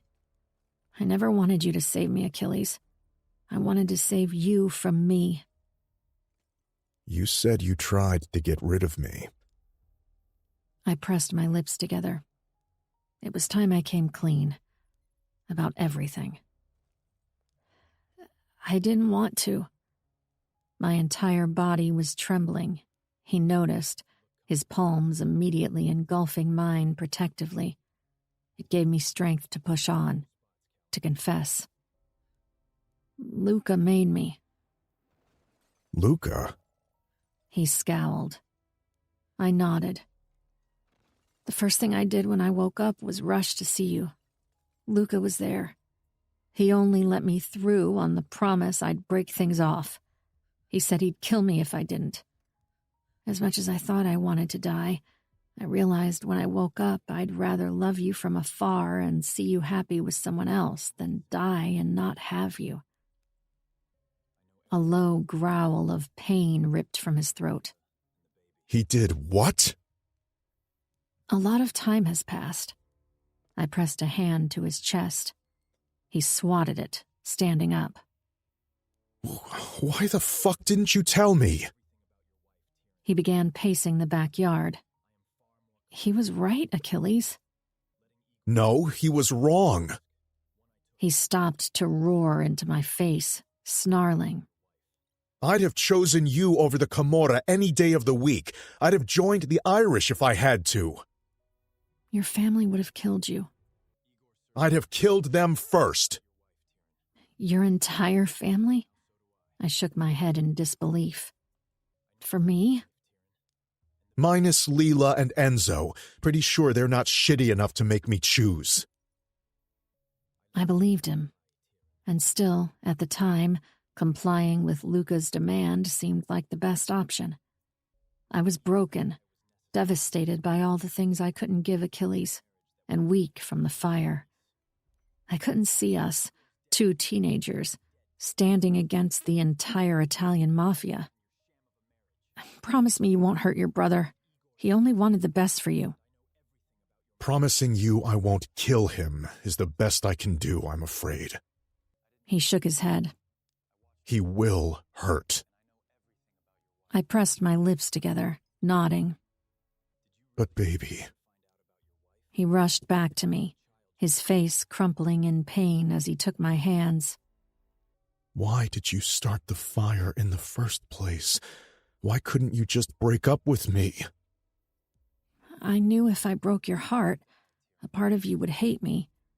If I died in what was deemed an accident, you'd forever remember me fondly. You wouldn't take it personally, and you'd be able to move on with your life. Why was the truth so much harder to tell than the lie? My stomach was in knots. You have to understand, I managed to suppress my memories, but the pain was still there, always. I knew my father and older brother found me useless and disappointing, that I was a burden to Tiernan. You were the only reason for me to stay alive, and I was scared once you found out I couldn't be the wife you needed me to be. I'd disappoint you too. You wanted to die for me? His throat worked, and a flash of that humanity crossed his beautifully scarred face. I nodded, struggling to swallow. I thought if I died in a fire, you'd eventually move on. You'd know I always loved you. So many people let you down. I didn't want to be one of them. He closed his eyes, drawing a breath. I'm so sorry, I croaked out, reaching to touch the jagged, coarse flesh of his cheek, the scars I had put there myself. I was a coward and a fool. Tears streamed down my cheeks, hot and heavy. I'd been wanting to issue this apology for years, had been convincing myself I hated him when really I sought his forgiveness. I have tarnished your beautiful face, and though you will always be the most gorgeous man in the world to me, I know it changed the trajectory of your life. I leaned forward and kissed those scars, every inch of them. He closed his eyes, his chest heaving as he tried to regulate his breathing, his pulse. He didn't move, didn't waver. He'd been waiting for this too. I'm sorry for your face, and I'm sorry for your heartbreak, but I'll never be sorry for putting you first. I'll just try to do better when I do it next time. Those last words seemed to release all the pent-up emotions he'd been locking in. A guttural growl escaped him, primitive and elemental, and he reached to cup my cheeks, ripping me from his face, from kissing him, as he stared me in the eye. I'd walk through fire every single day for you, Tierney. My chin wobbled, and I nodded, accepting his words. You poor thing. Over the years, I tried to explain myself to you. But I refused to listen. And I can't blame you. I shook my head. My weakness, my insecurities, almost got you killed. Living without you was no life at all. He narrowed his eyes. But I want you to know, No part of me ever did anything to hurt you. All I ever wanted was for you to be happy, with or without me. You were my first friend, my first kiss, my first love. Your last love, too. His expression smoothed into something dark and impenetrable. He rapped the table. Write down the names of the men who hurt you in the camp. I'll find them. I waited for the terror to kick in at his words. I never wanted to think of them again, let alone come face to face with them. A few years ago, Tiernan had pledged to go back to Russia and deal with them. I'd made him promise not to. I wanted to bury that part of my history as deep and as far as I could. But these days, there was no escaping my past. It seemed to froth out of every corner of my thoughts like an overflowing cesspool. They're probably in Russia. They could be on Mars, and I'll still find my way to them. I don't think that's a good idea. Why? Because... Say it. You think it, so say it. Because I already told you it was my fault that they did that. The person who said those words wasn't 29-year-old Tierney. It was the girl I left behind in that camp, hungry, dirty, and so malnourished, she lost her uterus before she even got her period. Your fault. Achilles, I trailed off again, forcing myself to push out the words. I did what I always do. I bartered with them. Sex for food, for extra clothes, for whatever I could get my hands on.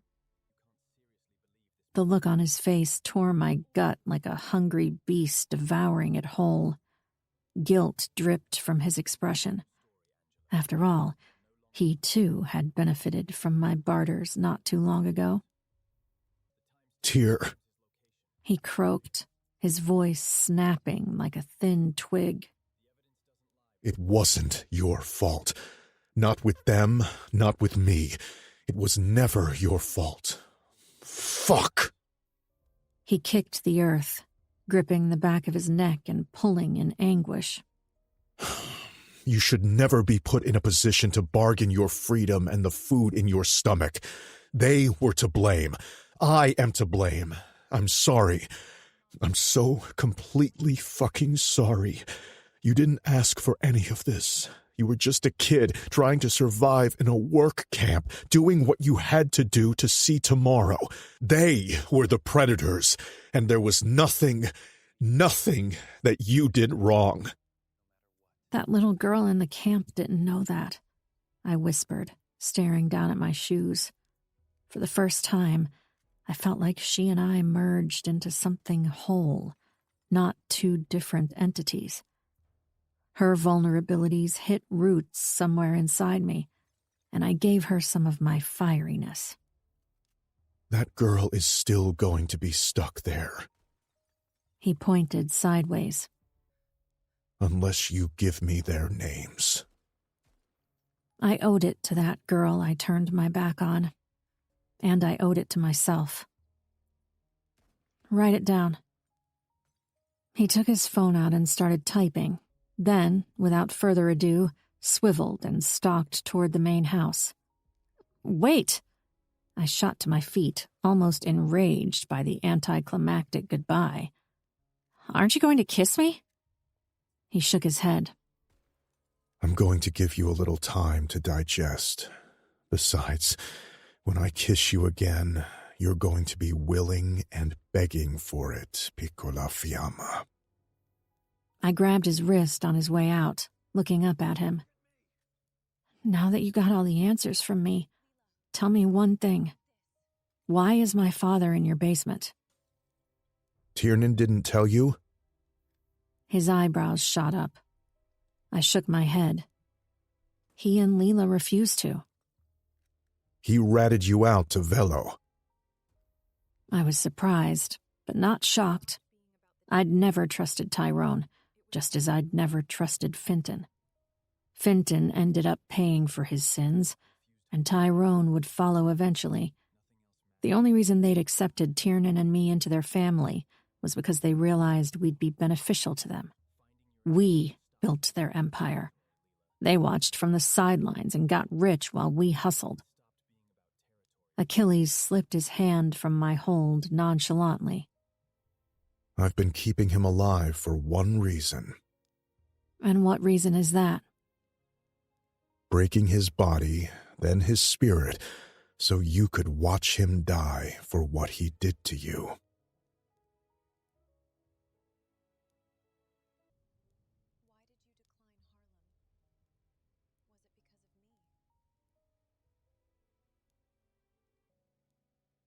Chapter 44. Achilles. My first stop was Luca. I was already pissed Tristan Hale had slipped out of my fingers when I tended to Tierney in Prague, but I would deal with him later. Meanwhile, I was waiting for my jet to fuel before I took it to Russia. I had a list of motherfuckers who were going to pay for hurting her, and currently my older brother was the closest to me geographically, so that was where I started. Luca and Sophia lived in a swanky penthouse in Manhattan. I was sure Sophia would prefer a nice house in the suburbs like Leela did, just as I was sure Luca gave -3 shits what Sophia wanted. I rapped on the door forcefully enough to break it down. Sophia answered it, Ciro in her arms. She was pretty in the same way many Italian girls were, fresh-faced, tan, with raven hair and soft features. Nothing wrong with her, so I couldn't understand why Luca was so goddamn opposed to trying to like her, unless, of course, he wasn't capable of such feeling. "Where's your husband?" She tightened Ciro to her chest protectively. A humorless laugh left her. How should I know? "You live with him." If that's what you want to call it. She rolled her eyes like the teenager she was not too long ago. All the same, he doesn't tell me where he goes, why, or when. Call him now and ask him where he is. I don't... We can do it with or without a gun to your head, Sophia. You're holding a baby. Do as you're fucking told. Jeremy bulldozed his way past her, getting in my face. He didn't say shit, but he didn't have to. His expression said it all, and it told me to mind my goddamn mouth if I was fond of my teeth. I dug my fingers into my eye sockets. "The fuck are you doing here, vodka breath? You're on duty." "I was in the area collecting payments from protections. Soldiers." Did he just stutter? I'd never heard him stutter before. His pasty-ass face was completely pink, his ears red. He was blushing. Yeah, definitely. Which was fucking wild. Jeremy wasn't the kind of person to blush or stutter. He was the kind of person to kill 10 people before breakfast if they stole a drug shipment from us, which was something he, in fact, did just last week. I'd gotten it all wrong. Jeremy didn't erase footage from Luca's bedroom camera upon Luca's request. He did it upon Sophia's request. Shit. He was here for her. I glanced between them. Sophia looked distracted, if a little annoyed. Understandable, considering the asshole she was married to. Jeremy looked like a teenager who'd gotten caught sniffing his stepmom's underwear.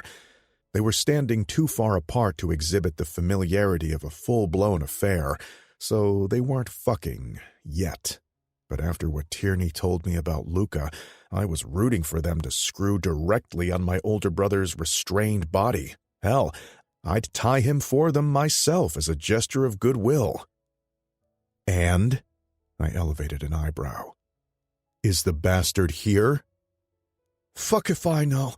Just got here," Jeremy hissed, collecting himself. I wouldn't buy it if it weren't for the fact he still had his biker jacket and backpack on. "I'm here." Luca strolled from the depth of the giant penthouse, tugging at his cufflinks, face unreadable. "Jeremy, what did you want?" "To fuck your wife, idiot." "To give you this." Jeremy unzipped his backpack, tossing the protection money he'd collected from our soldiers into Luca's hands. I had to hand it to him. The Russian appeared very businesslike. His deep blush and stutter disappeared, making way for his usual stoic expression. "All right, now that you did, kindly fuck off." Jeremy flicked his gaze to Sophia, searching. She looked confused, but not alarmed. Jeremy pushed past me, looking none too pleased to be leaving. "Now you." Luca jerked his chin in my direction. "What crawled up your ass?" "We're going for a drive." Luca looked unimpressed with the idea, but apparently spending any kind of time with his wife was even less palatable than potentially getting stabbed by me. He walked right past her, ignoring her existence. She slammed the door hard enough to rattle the entire building. Once inside the car, I drove out of the city and toward the woods. I didn't bother telling him where we were going. What'd be the fun in that? Luca waited it out for the first 40 minutes, refusing to show signs of distress, before snapping when we slid into a thickly wooded area. "Who did you kill, and what makes you think I care enough to help you bury them?" "Don't be stupid, Luca," I said cheerfully, throwing my car into park and killing the engine in the middle of the woods. "You can't help me when it's you I'm burying." "Huh?" He shot me a pissed-off glare. Oh, goody, so he was capable of some kind of emotion. I took my gun out and pointed it at him. "Get the fuck out with your hands in the air." He did as he was told, looking annoyed more than scared. Bastard knew I wouldn't kill him. I didn't lack the will, rather I lacked the way. Killing your own brother in the Camorra without a good enough reason resulted in death, and I was too close to having tyranny to give up my life. Lucas stood with his hands in the air, looking at me like I was ridiculous. "Care to explain your little tantrum?" Tierney told me why she broke up with me when we were 18. I aimed the gun straight at his forehead. Lucas' carefully contorted control snapped in the form of a sneer. "It's been 11 years. "Exactly. 11 years you deprived me of being with the love of my life." "You're incapable of love." "No, Luca, you're incapable of love." "What are you talking about?" His eyebrows crashed together. "You can't feel anything, just like me. This is why we do what we do." His olive skin flushed red, and I could tell that the revelation that I was capable of emotion rattled him. He was jealous, angry he couldn't feel a thing, and angry that it wasn't as common as he thought it was. "I was in love with her, and you took away the only good in my life." "Dad forced me to do it. It was an order from above. Should I have defied him?" "Yes," I said, unblinking. "Yes." "A man worthy of the throne would. Sometimes you make executive decisions for the greater good. No one wants to follow a yes man." He shook his head, exasperated. "Just do what we came here to do and get it over with." It would be interesting, I suppose, to try to hurt this stronzo. Nothing ever did, and I appreciated a good challenge. Aiming my gun at his feet, I shot a bullet directly to the tip of his toes, not enough to blow them off, but definitely enough to shave some skin. His nostrils flared as he stared at me calmly. "Anything else?" I shot him in the shoulder next, again narrowly missing all the essential parts, just enough to distribute pain. His serene expression met mine. "You're wasting ammo for nothing." I barked out a laugh. "I don't think I am. Watching you try and feel something and fail is entertainment enough. Must be miserable." His jaw flexed and his fists clenched. "Are you done?" "That depends. Are you going to get between me and my future wife again?" You know the answer to that. I don't care about your personal life any more than I do about anyone else's. Marry her, fuck her, kill her. It makes no difference to me. I was executing an order. Trust me, I wasn't happy to inch you closer to the position of Don by getting rid of her for you. That, I believed. I aimed at his other leg, blowing up the back of his foot.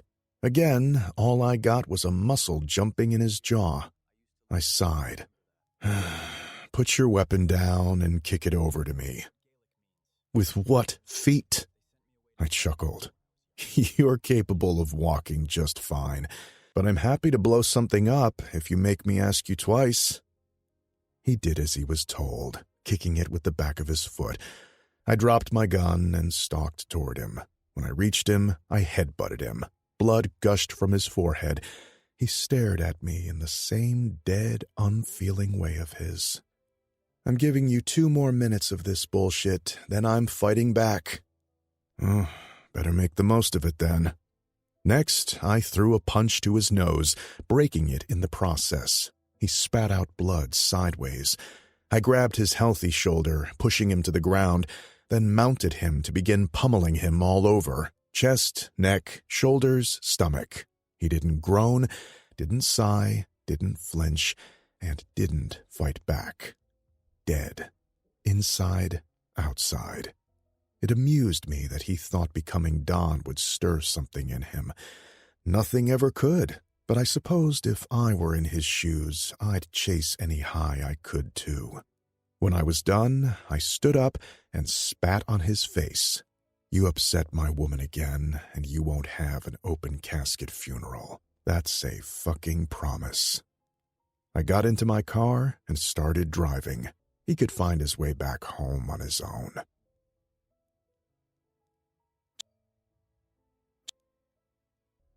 Chapter 45. 2 years and 5 months ago. It had been 2 weeks since Achilles dangled her from the bridge and declared her his property.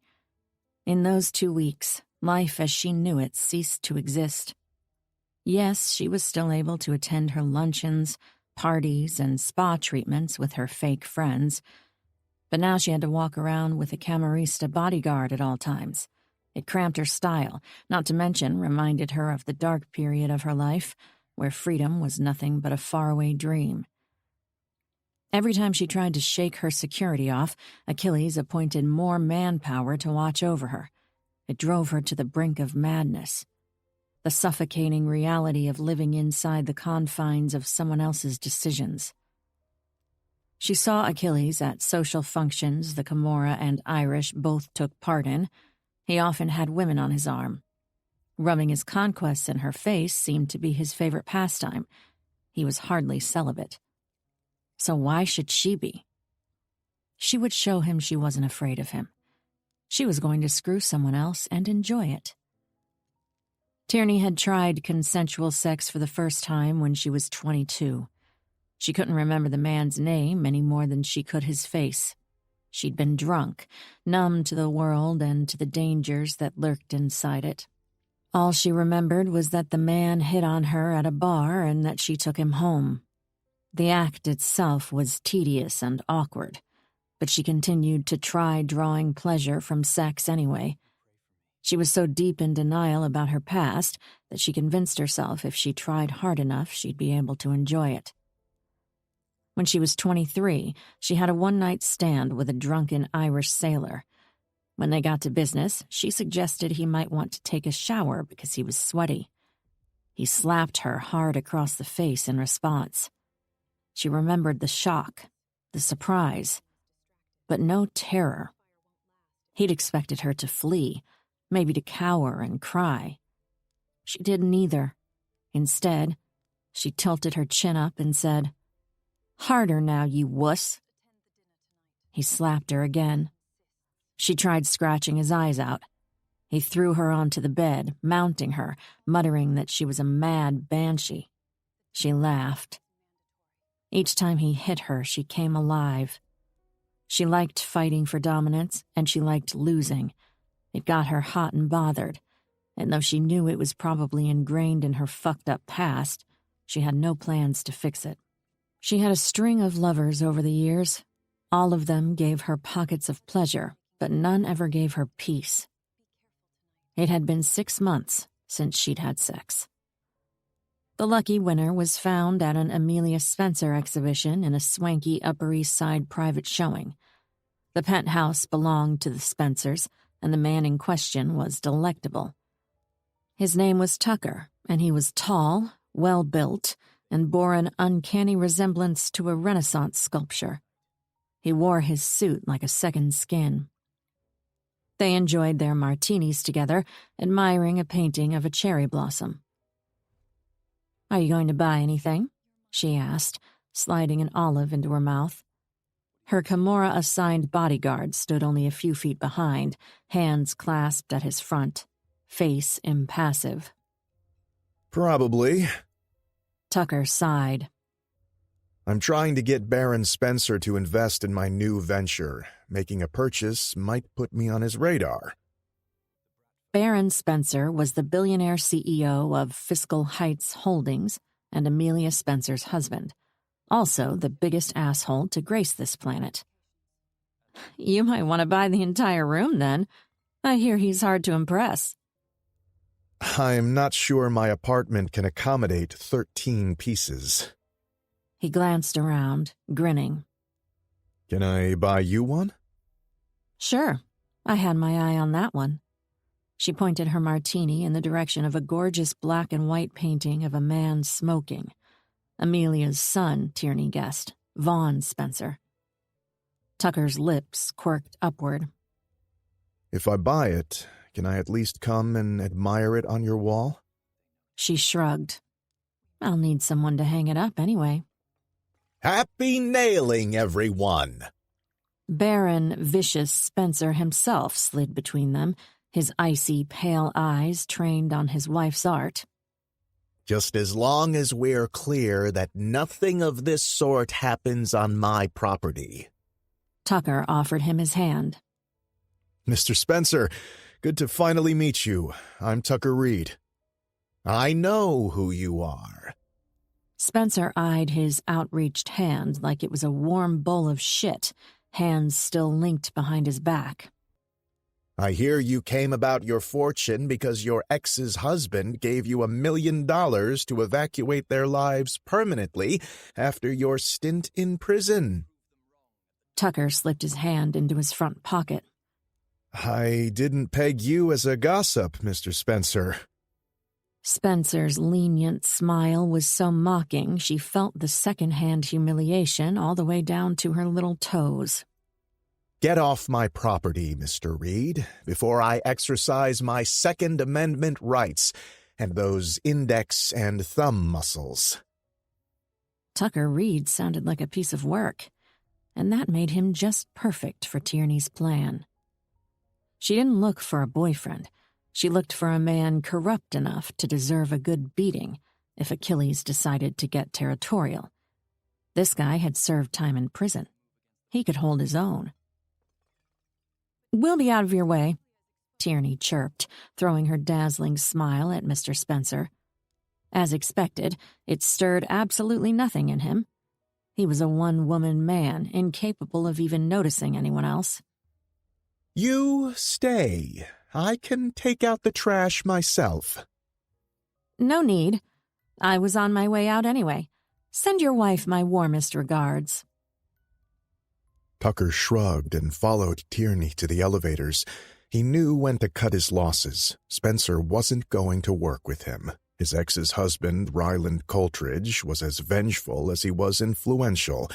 He had given him $1 million to sign away any claim on his mutual spawn with his ex, but the bastard failed to mention it wasn't just his annoying kid he was giving up.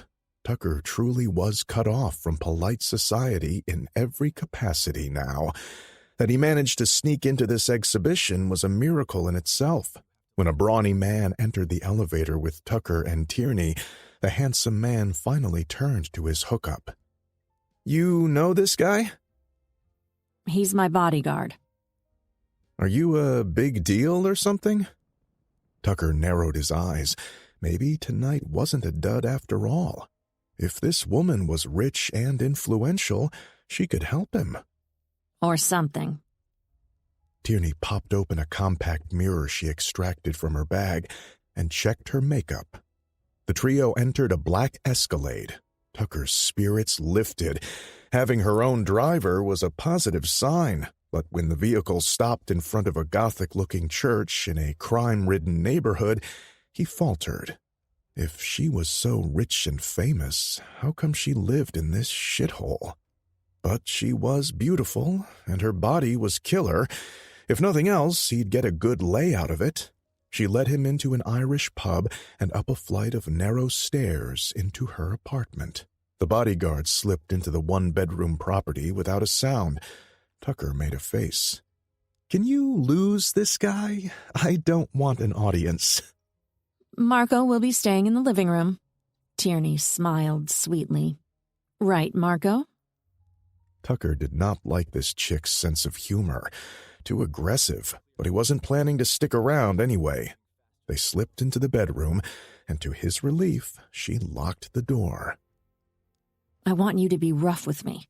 Enough to hurt but not draw blood. Her tone was businesslike. She shimmied out of her dress, unclasping her bracelet and placing it carefully on her nightstand. This woman was a little frightening. No matter, he wasn't going to marry her, just fuck her. "Sure, whatever." He pushed off his clothes. Tierney felt a pang of regret. He seemed too eager and too sloppy to be a good lover. His first impression at the exhibition must have been a facade, but she couldn't afford to be picky. She wanted Achilles to know she intended to fuck men however she wanted and whenever she wanted. This was more than a one-night stand. It served as a lesson, too. They met halfway across the small room, reaching for each other. Tentative, lackluster kisses followed. He got hard between her thighs, and she pushed through the taste of revulsion in her mouth, shoving him onto her bed and straddling him. She brushed her core against his erection, hoping the act would stir something in her. When it didn't, she grabbed his hands and put them on her throat. Cut my air supply. Only for a few seconds. She knew as well as he did that he couldn't kill her. She had an armed bodyguard sitting in her living room. Tucker squeezed her neck for dear life. Her eyes rolled, and she reverted to that blank place in her head.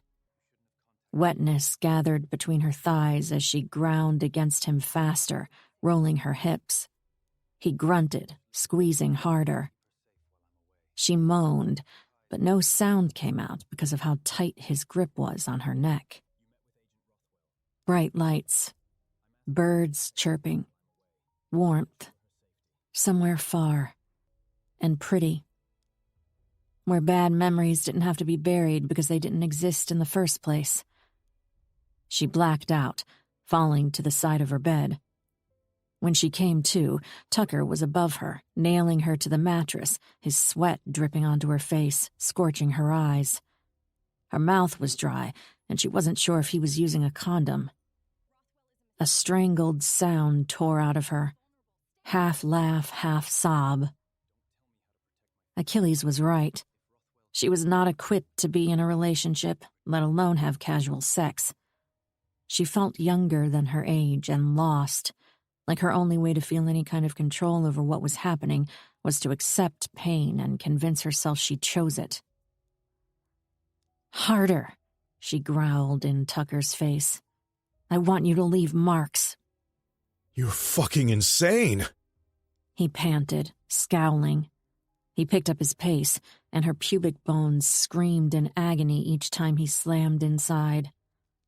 A part of her hoped Achilles would burst through the door, rip this man off her, and save her from him and herself. She wanted him to dry her tears and protect her, wanted to know everything about his thoughts, where he spent his days, if the hate he had for her was real. She wanted him to care, even though she didn't deserve it. Time crawled, and Achilles didn't show up. Her disappointment turned into rage. Then, finally, to hollow resignation. Tucker finished inside her. He pulled out too fast, causing her discomfort, and ripped off the condom he thankfully had the foresight to put on. Shit, that was insane. He wiped his brow with the back of his arm, chuckling to himself as he began to get dressed. Huh. You got anything to snack on over here? He shoved one leg into his pants. No. She wrapped herself in the duvet and sat on the edge, feeling unbearably cold all of a sudden. Get out. Can I at least have your number?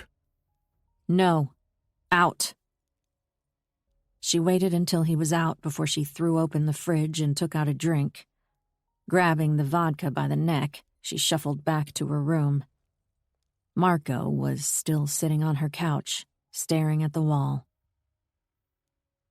3 days later, she was out on a shopping spree with her friends. They were carrying their Chanel bags on Fifth Avenue when a fully tinted Hummer pulled up at the curb, blocking their way. The back door swung open, revealing Achilles' face, covered in aviators. Inside. One word, and yet it pierced through her breastbone and straight into her heart.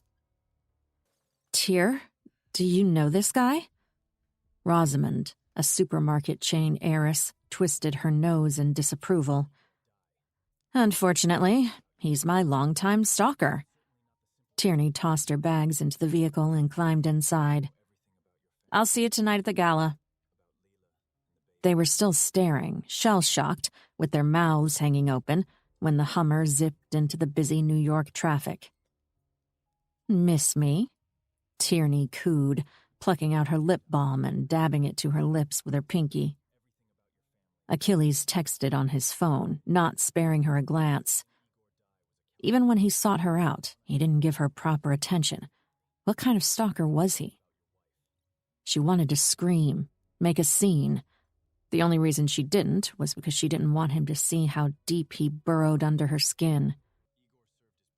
Whatever you need, it'll have to be quick. I have a hot date tonight. She yawned. We'll see about that. You're not my father. I know. His eyes were still on his phone, thumbs flying over the screen. I'm much more involved in your life. The rest of the drive was spent silently praying for his early and painful demise. They stopped in front of an abandoned warehouse in Brooklyn. She'd been there once before, when the Ferrantes attempted to broker a treaty between the Irish and Tatum Blackthorne, a local billionaire. Achilles got out first and didn't spare her a glance, even though exiting his monstrous ride in heels was no easy feat. They ambled inside. The place boasted a vast expanse of wooden floors and exposed brick walls. The only piece of furniture was a flimsy wooden chair. Tucker Reed was roped to it, gagged and screaming into a red ball. Her heart dropped to the bottom of her stomach. He looked like he'd been beaten so badly the only reason she recognized him was that he wore the same black dress shirt as 3 days ago. What the hell do you think you're doing? She dropped her shopping bags, which she could not remember why she'd brought with her in the first place, on the floor. Untie him, you psychopath! Ignoring her rage, he strolled deeper into the room. This the guy who touched you? She clamped her mouth shut, something between fear and rage dancing across her skin. She understood, even welcomed, a punch or two to the man who dared touch her, but kidnapping was a step too far. Is it him? Achilles pressed, stopping a few feet from the man. Fuck you! Answer me! She stared at him defiantly in a silent screw you. Come here. She did because she was afraid he'd start chopping body parts off Tucker if she defied him. Achilles studied her. His eyes dropped from her face to her neck. She wore a satin scarf. He tugged it free. It fell to the floor, revealing blue and purple bruises. Achilles closed his eyes. His nostrils flared. Every single emotion ran through his body. Is he the one who touched you? Yes. Her voice was small and frightened and drenched with shame. But I asked him to... He turned to Tucker Reed, unholstered his gun, and shot him straight in the face. She stared at Tucker's limp head tilting sideways, the blood oozing from his forehead. Shock and hatred swirled inside her, each fighting for dominance. She had so many things to say to him. All of them could send her to an early grave. Achilles stepped forward, eating the space between them, so close their noses brushed. Never again, Tierney. You hear me? She tilted her chin up, refusing to give him her words. If you let another man touch you, just assume you've sentenced him to his death. You're sick. I know. He grinned, his coal eyes burning with hatred. Every single one. You can try to hide them, protect them. I'll always find them, and I'll always kill them. Her body trembled with rage. It consumed her so badly she thought her skin was going to explode. He pushed her into a corner. No one was going to defy him. He was Achilles Ferrante. The joker of the underworld. The sadist everyone feared. Next time you bring someone home to get screwed, your bodyguard will kill him. That's an order from above. I meant what I said, Piccola Fiamma. If I can't have you, no one can. Stock up on those sex toys, because you won't be seeing another dick for a long, long time. Chapter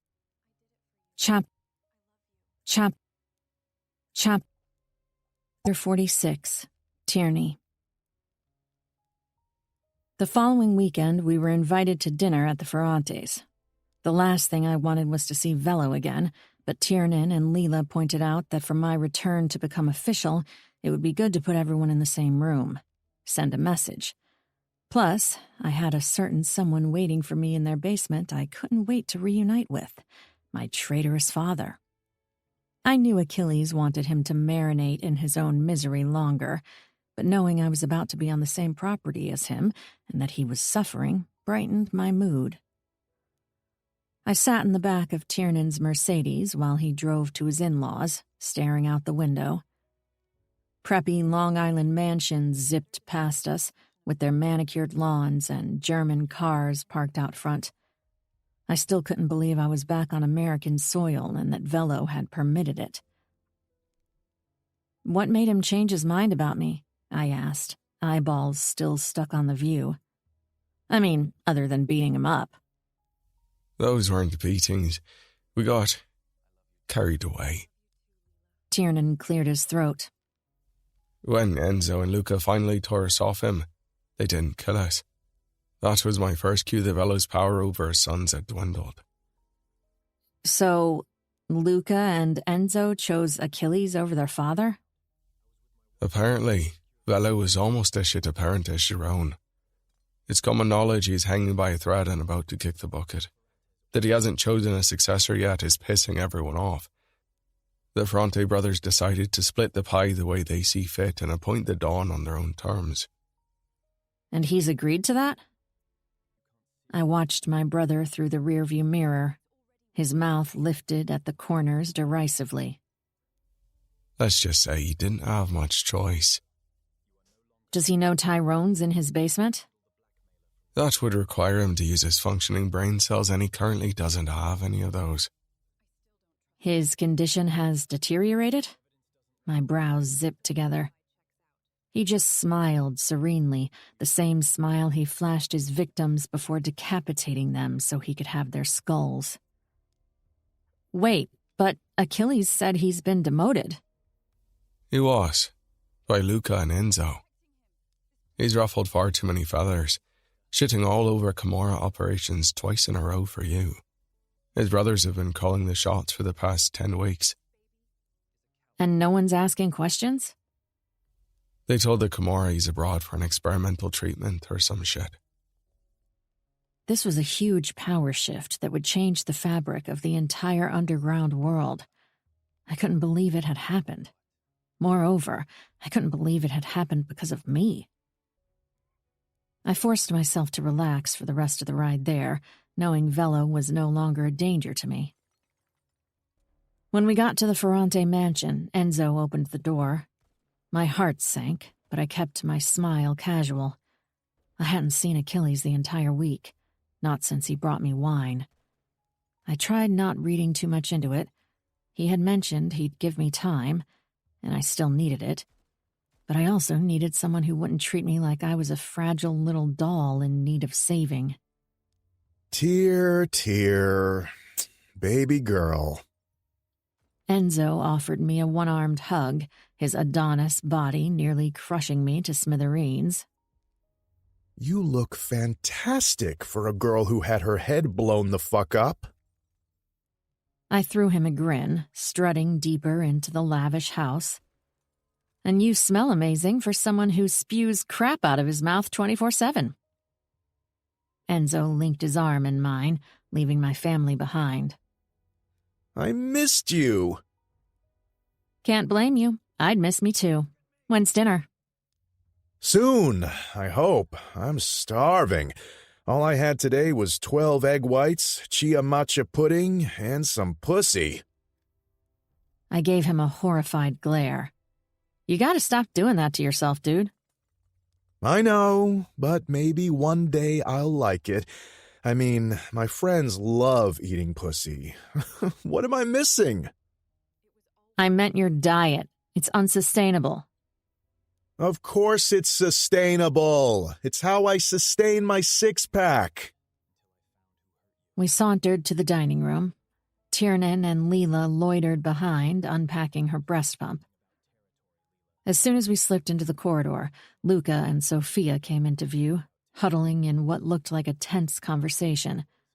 Sophia shook off Luca's deadly gaze, flashing me a warm smile. She wrapped her arms around me in a quick hug. Tierney, I'm so glad to see you up on your feet and well. Thanks. Her swan-like features, her soft angles and elegant neck and musical voice had a calming effect on me. I didn't know Sophia well, but she was very close to Leela. The latter had good judgment when it came to people, so I decided not to hold Sophia's marriage to her husband against her. It wasn't like she had a choice. Did you get the pies I sent you? Sophia's lashes fluttered nervously. Leela said you didn't want visitors. I didn't want to impose. I got them. My smile broadened. They were great. Really made me push myself to the limit during all my PT sessions to burn those extra calories. Sophia giggled. Tierney. Luca's voice dripped with disdain. His face was marred with faded purples and blues, and I had no doubt it was thanks to my revelation that he'd threatened to kill me. The only reason your brain is not smeared all over this Italian marble floor is because of Achilles and Tiernan, and because that floor costs more than your life's worth. I hope you know that. Oh, I know. I smirked, sad I didn't have hair to flip to annoy him further. And rest assured, Mr. Coldfish, I don't care. Enzo snorted, and we rounded the hallway into the dining room. Chiara, the matriarch, stood at the doorway, greeting her guests in her prim dress and coiffed updo. She, too, curled her nose in disgust at the sight of me. If it isn't the woman who handed my entire family to the feds. Are the feds in the room with us? I squinted, glancing around the room. I don't think so. I spared your family because of Leela and Achilles. Jury's still out if I'll extend the same favor to you, though. No part of me wanted to win her approval. She'd been a horrible mother to both Achilles and Leela. I let my shoulder brush against hers, proud of myself for standing up to the she-devil, when I saw something that stopped me in my tracks. Achilles. His shoulder was casually leaning against the wall, and he was holding a glass of whiskey, conversing with a woman I knew was Katya Rasputin without ever seeing her face before. She had the Rasputin's cobalt eyes and the same composure of a cold-blooded serpent looking to sink its venomous fangs into an innocent. A surge of dizzying wariness ran through me. Tiernan lied. She wasn't average-looking. She had that Slavic model look, with a svelte figure and a face where everything was small and neat and pretty. She looked just like any college girl, pretty and youthful, in a black velvet mini-dress and kitten heels. They weren't standing very close, and the conversation seemed casual enough, but when he said something, staring at the bottom of his whiskey, and she giggled, demurely covering her mouth with her hand, an explosion of heat and anger detonated in my stomach. Just having her in the same room with him made me want to shatter everything in my vicinity into dust. Why was she here? Did he change his mind about marrying her? Did he have second thoughts after the dust had settled, and he realized he did want a little Mary Sue to pop out children for him? I bled jealousy over the expensive floor, torn into a million pieces at the flirty gazes Katya threw Achilles from under her lashes. She wanted him, and I wanted to kill her for it. If she didn't keep her hands to herself, one of us was going to get what they wanted, and it sure as hell wasn't going to be her. I was so sick with rage that bile tickled the back of my throat. Not wanting to add vomiting on the dining table to my list of sins against the Ferrantes, I turned around with the intention of exiting the room, only for my sight to crash on Don Velo himself. Or what was left of him, anyway. He was slumped in a wheelchair, a thin trail of saliva traveling from the corner of his mouth and down his chin. His pupils were blown, his expression blank. It was obvious he was out of it and couldn't register me or anyone else in the room. "You're in my way," Chiara seethed from behind him, which was when I realized she was pushing his wheelchair. I stepped aside, my eyes following her as she positioned him at the head of the table. It was impolite to stare, but manners mattered little to me where he was concerned. Seeing the great Don Velo, who had ruled New York with an iron fist for as long as I could remember, looking like a pale, ghostly shell of himself, sent a thrill down my spine.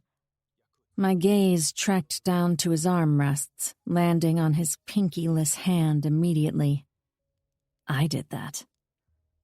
Satisfaction prickled my chest, spreading warmth across it. "E pronto venite tutti a tavola." Chiara waved a frantic hand, securing the brakes on the wheelchair with her foot. "We have a big announcement to make tonight, and it cannot wait. Sit down and eat." A big announcement? I fell to the seat nearest to me, determined to pretend I wasn't in full-blown panic mode. Humiliation seared my skin. Why was I forced to sit here and watch Achilles flirt with his future wife? And why hadn't Tiernan and Leela warned me? And here I thought getting shot in the head was the worst part of my summer. Enzo plopped into the seat next to mine, patting my knee. "Will you let me sniff your lasagna?" "Sure." I snapped my napkin and rested it in my lap. "If you'll give me a joint afterward. Tiernan and Leela are hiding all the tobacco, alcohol, and fun stuff from me." "You need to get out of that house. My sister treats everyone like they're fresh out of diapers." "I don't know how my brother lives like that." I shook my head. "Well..." Enzo's eyes swept over the couple who sat next to us. Leela was talking to Tiernan animatedly, moving her hands. His gaze was locked squarely on her bouncy breasts. "I can think of at least 2 reasons." I gave his shoulder a push. "Pervert." From the corner of my eye, I watched Sophia woodenly taking her place next to Luca. Jeremy settled on the other side of her, and Katya slipped into the seat next to her brother. I guess Jeremy was still here for the time being, but not for long. The tension from that side of the table made invisible spiders crawl along my skin. Achilles scanned the room, his eyes finally landing on me. I fiddled with my phone, feigning deep fascination with an incoming message some scammer had sent me about getting my roof redone. He stalked toward me like a summoned demon. Hey, Enzo? Yo! Fuck off. Nuh-uh, you can't talk to me like that anymore. Enzo flung his elbow onto the back of his seat. I'm your superior. If you don't evacuate your ass from my woman's vicinity, I'm going to cut out your larynx with a blunt spoon and feed it to my pet snake. Enzo flashed Luca a look of disbelief. Luca shrugged. His woman, his rules. I'm not interfering in this. I'm not his woman. I fixed the napkin next to my plate, not bothering to keep the pettiness out of my voice. You have a pet snake? Katya asked excitedly. That's so cool. Achilles ignored her, taking the now vacant seat next to me, his eyes hard on my profile. Hello to you, too. You seemed busy. I sounded like a jealous teeny bopper, and somehow I couldn't muster one damn. Between disappearing for a whole week and flirting with Igor's daughter, he wasn't winning any points with me tonight. It was just small talk. I barked out a laugh. Small talk, huh? Sounds like big bullshit to me. You're acting like a child. At least I'm not about to marry one. Our conversation got cut off by a sea of servers who flooded the table at once, unloading savory Italian dishes and an unholy amount of wine. I tried focusing on the food, too distressed by the realization I was very close to stabbing a fork through Katya from across the table. I told myself it had something to do with the fact she was the daughter of the dead Russian pecan who'd abused me, but from what Tiernan had told me, all of Igor's spawn loathed their slain father with a passion. Moreover, despite not seeing Alex, the new pecan, for 15 years, I had been fond of him growing up. Fortunately, the food was mouth-watering and the conversation flowed. The women talked shopping, the men soccer. Velo just sat there, drooling, as a nurse spoon-fed him a mashed version of our dishes. I had to admit I liked this new version of him much better. Dear, are you okay? Leela rubbed my back every 5 minutes, swinging her gaze from me to her father. You're feeling comfortable, right? Right. God, I loved her, but she really needed to stop treating me like a baby. After the entrees and wine were demolished, trays of champagne and dessert flooded the room. Achilles stood and clinked a flute with a fork. I'd like to make a toast. Everyone sat up straighter. My stomach churned, everything inside it threatening to pour back out. This was it. The big announcement. He and Katya were getting married. He raised the champagne glass in the air. To my brother Enzo and his new fiancée, Katya Rasputin. May their union bring the two families peace, prosperity, and continue our respective legacies. My fork tumbled from between my fingers, clinking noisily on my plate. My gaze skated to Enzo, who sat still, face unreadable, fingers curled around the armrests to the point of white knuckles. What? I mouthed to him in disbelief. Only I had confirmation of Enzo's secret, that he had an active profile on an LGBTQ+ hookup app called Queerder, also known as Queer Tinder, a location-based app for casual sex. One day, Enzo got matched with a good friend of mine, Calvin, and even though they never ended up meeting, it was enough for me to give Enzo a call and yell at him to change his profile picture, username, and other dead giveaways that could reveal his identity. Enzo swore up and down he wasn't gay, that he was just, and I quote, conducting important research. The younger Ferrante brother tossed a careless shoulder in response. With this, we bury the Bratva and Comora's feud. Achilles continued. Katya blushed, still staring at Achilles with big, adoring blue eyes. It didn't take a genius to figure out neither the groom nor the bride was happy about this union.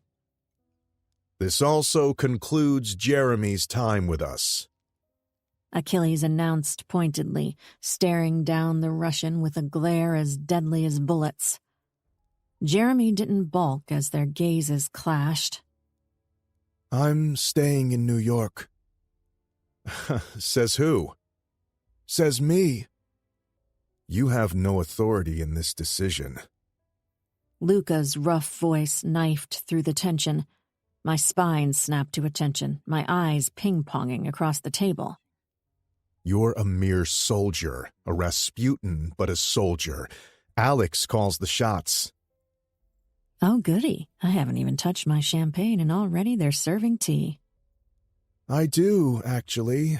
No New York, no Katya. No Katya, no alliance. Jeremy's brusque tone raised goosebumps on every arm in the room. His voice was so monotone, so assured, Satan himself wouldn't defy him. And no alliance means war. Long, bloody, and one that lacks any rules or regulations. Alex may be the decision-maker, but I can pull a lot of strings and cause a lot of trouble, given the time and inclination. A wicked glint ignited his sapphire pupils. Don't give me both. It's either a full-blown war, or we do shit my way. Now, go call Lyosha and let him know I'm still needed here. Jeremy's shoulder kissed Sophia's ever so slightly, and color shot to her tan cheeks. I blinked in disbelief. Fiery tension crackled between the two like live, uncontrollable fire. Even the silverware on the table could tell there was something going on. Were they in love? If so, it didn't seem like Luca knew or cared. Achilles and Luca exchanged frowns. Luca seemed exasperated, but hardly bothered. He sighed, taking out his pistol and kicking back Sophia's chair in one smooth movement. She sailed backward, her back crashing against the wall. Luca now had a clear shot at Jeremy. Sophia yelped, her body jerked forward. She was itching to throw herself between them, but stopped short. Leela stood and rushed to Sophia to make sure she was okay. What the fuck is wrong with you? Jeremy's eyes shot fire. She's pregnant. My baby, my business. Luca pointed his .45 at Jeremy. Now, you're getting the fuck out of here, either in a body bag or with an arm shot.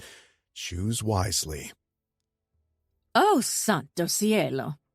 Chiara tossed her napkin on the table. Of course my children couldn't give me one decent meal without bullets flying around. How about a cig break? I turned to Enzo after it was obvious Sophia wasn't hurt. He took one dispassionate glance at the dessert he knew he wasn't going to touch in a million years before pocketing his cigarette pack. Sure. We made our exit to the sound of Jeremy and Luca negotiating. I was over that entire screwed-up family. Not that my family was better, far from it, but at least there weren't so many of us. When we reached the backyard, we settled on the lounge chairs by the pool. Enzo lit a joint and took a hit, passing it on to me. This marriage is not going to bode well for anyone. I inhaled until the smoke reached the bottom of my lungs, handing the joint back to him. I'm worried you're trying to prove something to yourself by going along with it. Jesus, Tyr. He shot me a lower-your-voice glare, even though we were clearly alone. I don't even know if I'm... Enzo. I didn't pretend to know him any more than he knew himself, but I did know that Enzo Ferrante was passionate about all things he did and touched, from killing his enemies to protecting his family, Everything he did fiercely. It made no sense at all that he'd be so dim, so disinterested when it came to love. Unless, of course, he'd been molded and forced to try to love the wrong people. It's true. I'm straight. I am. I'm just intrigued. Variety is the spice of life, after all. I didn't even bother answering him. Just shot him a really look. The tips of his ears, which were oddly perfect like the rest of him, turned red. I've never even kissed a man, let alone been with one. So far, I've only talked with them on the app. Well, what brings you to flirt with men online? Curiosity, boredom, my inherent tendency to fuck up my life and hurt myself. Exhibit number 3000. He took a pull of the joint, jerking his chin toward his bare arms. Corded muscles flexed beneath skin inked to perfection. But beneath the beautiful art he wore on himself were jagged scars. You know I like variety. But he didn't. He'd had a steady girlfriend since high school before Achilles pumped and dumped her to prove to him that he wasn't straight. Everyone could see Enzo's blatant disinterest with the fairer sex. Just because he hadn't mustered up the courage to explore his sexuality didn't mean he wouldn't. Maybe I'm asexual. I narrowed my eyes at him. It's possible. It's not. That man loved getting his dick sucked more than Abraham loved God. Every time I spotted him in an underground club, he seemed to have a head bobbing beneath his waist. It was easier to enjoy blowjobs when you could close your eyes and pretend the person servicing you was someone else. Fine. Enzo rolled his eyes. I agree. I'm too hot not to fuck. God's sense of humor can't be that cruel. Put aside the damage it'd do to you to marry a strange woman you have no attraction nor affection for. What about Katya? She is young and hopeful. She deserves a man who would at least try to be a good husband. I couldn't believe he'd made me a Katya defender. I'll make her happy. I'll give her free reign and the option to take a lover. I'm not going to be my father and Luca. I believed him. He was just ferociously loyal and dedicated enough to his family to sacrifice himself for everyone else's benefit. But you'll be miserable. I jabbed my finger in his chest. You'll live a lie. You'll never experience a great love, a truly sensational fuck. You deserve both, goddammit. His jaw ticked, his heavily lashed whiskey eyes warning me to drop it. I couldn't. I cared about him too much. Why'd you agree to this? Loyalty, devotion to the Camorra, and power. His smirk was lazy, playfully decadent. It was my one chance to push Achilles out of the race. I took it. What about Luca? Enzo shrugged. The Camorra's closing rank around him. He'll likely become the Don, but I'll still be the consigliere, next in line. Occupational hazards are common in our field of work. I'll be waiting in the wings. Enzo, get lost. A brutally gruff voice commanded, one I knew perfectly well to belong to my own filthy god. Achilles materialized from the shadows, dripping menace and authority. Arduous prowess poured into a Prada suit. I'm sensing a theme here. Enzo ran a finger over his jaw. You'll be sensing my knee on your windpipe next if you don't fuck off. I love it when emotionally constipated men finally let it all loose. Enzo passed me the half-smoked joint with a wink. Sorry, sugar. Gotta go make sure I still have a bride in that bullet-infested room. Achilles stared me down, waiting for an acknowledgement. Everyone okay back there? I fixated on the bird bath across the pool, refusing to address my little jealousy fit from earlier. For now. He tugged me up by my elbow, grabbing the joint mid-suck and tossing it into the pool. You thought she was here for me. His dark gaze fell to my mouth. That's all it took for my traitorous thighs to clench at the memory of him serving me with one earth-shattering orgasm after the other. Who said lust only made men stupid? I wouldn't care either way. I huffed, but the bite was gone from my voice. You are a very bad liar, Piccola Fiamma. His thumb brushed my cheek, leaving fissures of pleasure that made my spine tremble. Admit that you're jealous. I can't admit something that's not true. He produced a baffled, enraged snarl. I could tell he was losing his patience. Only this time, he was no longer able to punish me with a spur-of-the-moment idea that had thrown me into the arms of depression. Let me take you out after dinner. Somewhere fun. I'd love to, but I can't. Why not? I already have a date tonight. I lied. Anything to put more space between us. I wasn't ready to give up so quickly. Plus, if he really did change, he would let me have my freedom. We weren't together. I could date other people, kiss them, screw them. I wasn't his property, and he'd better remember that. That's a shame. His demeanor was still ice-cold, his tone dry and amused. I'm afraid you won't be able to make it. Why not? He shoved me into the pool, going down with me. The splash reverberated in my ears as we pierced the water, sinking under the surface. His lips crashed down on mine underwater. Hard, demanding, relentless. Our limbs tangled, the water cooling our skin. We were in the deep end, both literally and figuratively, and I never wanted to come up for air. Our tongues lapped at each other, devouring one another. I wrapped my legs around his waist as he pushed off the bottom of the pool. We broke the surface, still fused in this slow, drugging, erotic kiss. I ground against him, running my fingers over the scars on his face. More, I panted, fingers curling over soaked fabric, clawing at sculpted muscles. I want more. More what? More everything. A growl of satisfaction poured from his mouth into mine. His words from last week ghosted over every inch of my needy flesh. When I kiss you again, you're going to be willing and begging for it. Admit that you were jealous. I wasn't.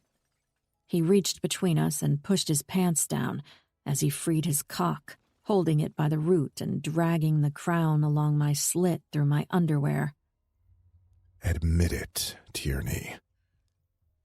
My pride was eviscerated into smatterings in that moment, and all that was left was a throbbing hot ache between my legs and adrenaline that made me tremble like a brittle leaf. I growled, kissing him harder, sinking my teeth into his skin, and making the kiss about sex and not about emotions. Next time I see her standing next to you, I'll break both her legs. Now fuck me. Yes, ma'am. He tucked my underwear to the side roughly, pushing inside in one go. I broke the kiss breathlessly, angling my head to the twinkling lights coming from the mansion. Your family is 10 feet away. They can watch me corrupting you through the window. Let them have their fucking fill. He devoured my neck, thrusting into me. This is not sex, little flame. It is ownership. The way he filled me made my mouth water, and I met him thrust for thrust, the golden gleam shining from the dining room, our backdrop. All the people inside it could easily guess what we were doing in the pool if they turned to look in our direction, but I simply didn't care. I raked my fingers through his wet hair, the orgasm building inside me. Achilles had one hand on the small of my back. The other was pinching and teasing my erect nipples through my wet dress. My jealous little flame. He teased, his lips finding my nipple and closing over it. The heat of his mouth against the coldness from the water gave me goosebumps everywhere. You thought I'd give you up so quickly? Shut up.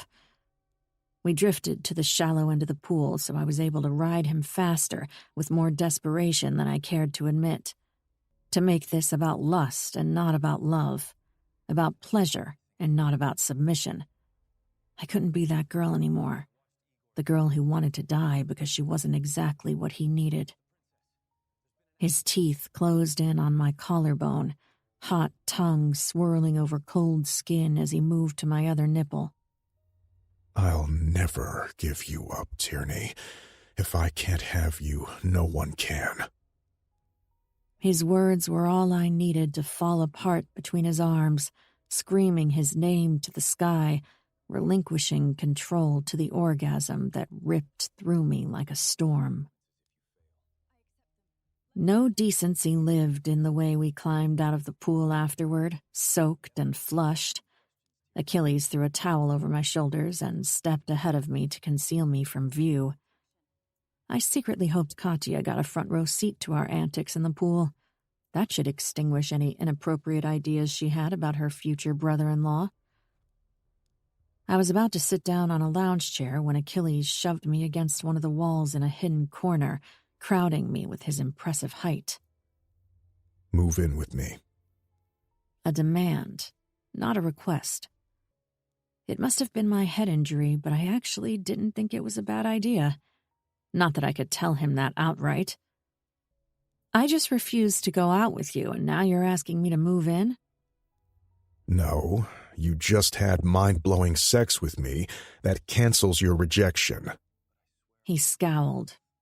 You know you want to. My sister's driving you mad. That's not a good enough reason to move in with someone. Then do it for another reason. Such as? That no one will ever take better care of you. No one will devote their entire fucking life to you the way I do. No one will go against their family, tradition, and self-preservation like me. He was right, of course, but for some reason that stunned me. I was so used to his love being laced with something punishing and cruel that I hadn't stopped to think that Achilles hadn't been the same person since I got shot. He tended to me without expecting anything. He nursed me back to life, even though he didn't have to. My broken pieces weren't his to pick up, but he still mended them. But that wasn't the only reason I was considering moving in with him. I knew it would soothe the aching part of his soul that I'd fractured. I started having nightmares again. My teeth munched on my lower lip. I scream and cry in my sleep sometimes. I saw when we were at the cabin. He ran his fingers over his damp hair. I can handle it. I want a different room. He grabbed his own towel and ran it through his sooty, wet strands. Done. No surveillance. I come and go as I please. His lips gravitated to mine again, and we met halfway for a kiss. Done. His teeth clamped around my lower lip, and he sucked it into his mouth, releasing it with a pop before lapping it with his tongue to ease the sting. No sex either, until I say so. Orgasms cloud my judgment. Oh, we don't want that. He nuzzled my neck, dropping addictive kisses along my sensitive flesh. And I want a one-night stand. He ripped his mouth from me, glaring. Why would you need a one-night stand with your future husband? Not with you. I've never really dated anyone else. Never had the privilege of living life as I pleased because of you. All I could do was hook up with people like a thief, hoping you weren't looking. If you've changed like you claim you have, you'll prove to me that I am free. Free to choose you. Or anyone else if I wish to. Sleeping with someone else seemed as appealing as getting shot in the head again, but I wanted the option. I craved some kind of a guarantee he wasn't going to treat me like an object he bought, like other made men. For the past few years, I had been sexually starved because Achilles couldn't handle me having a love life. All the while, he screwed women left and right without a care in the world, rubbing their existence in my face. I needed him to prove to me he was a choice, not a decree. No. I'm not asking, Achilles. This is not about sex. I shook my head. You need to show me you can protect me from your own rage. His foreboding glare would terrify anyone else, but all I saw in his face was a resignation of a man too far gone to back out of any arrangement, including one that could very well kill him, to have me. I'll do it whether you allow it or not. One time. One piccolo fiamma. One time, I repeated, my face so hot I fought the need to touch it to cool it off. I want to know you mean it when you promise me that I'm free. He searched my face, curling and relaxing his fist beside his body, trying to gain control over his fury. His pulse fluttered over the side of his neck. I licked my lips, trying to think of something comforting to say. And don't worry, I won't bring him home or anything. When it happens. You want no surveillance and to hook up with a random? He bared his teeth. You better know you're bringing him home so I can save you if shit goes south. My heart skipped a beat. How ironic it was that this man was going to finish me with his kindness after trying to destroy me for years with his malice. Does this mean you're game? The only reason my jaw wasn't on the floor was because I was positive I was hallucinating. He ran a hand over his jaw, tilting his face to the sky. I swear to fucking God, Tierney, if this is some ploy to get me to lose my mind. He didn't finish his threat, his jaw clenching tight. Fuck. One time, I can do it. I stared at him in disbelief. Could he? And I want to be there when it happens. That's a terrible idea, I whispered, transfixed. You're a terrible idea. He patted his pocket, just to find out his cigarette pack was soaked and ruined. I don't fucking care if it kills me. I'll always put your safety first. Chapter 4. Chapter 4.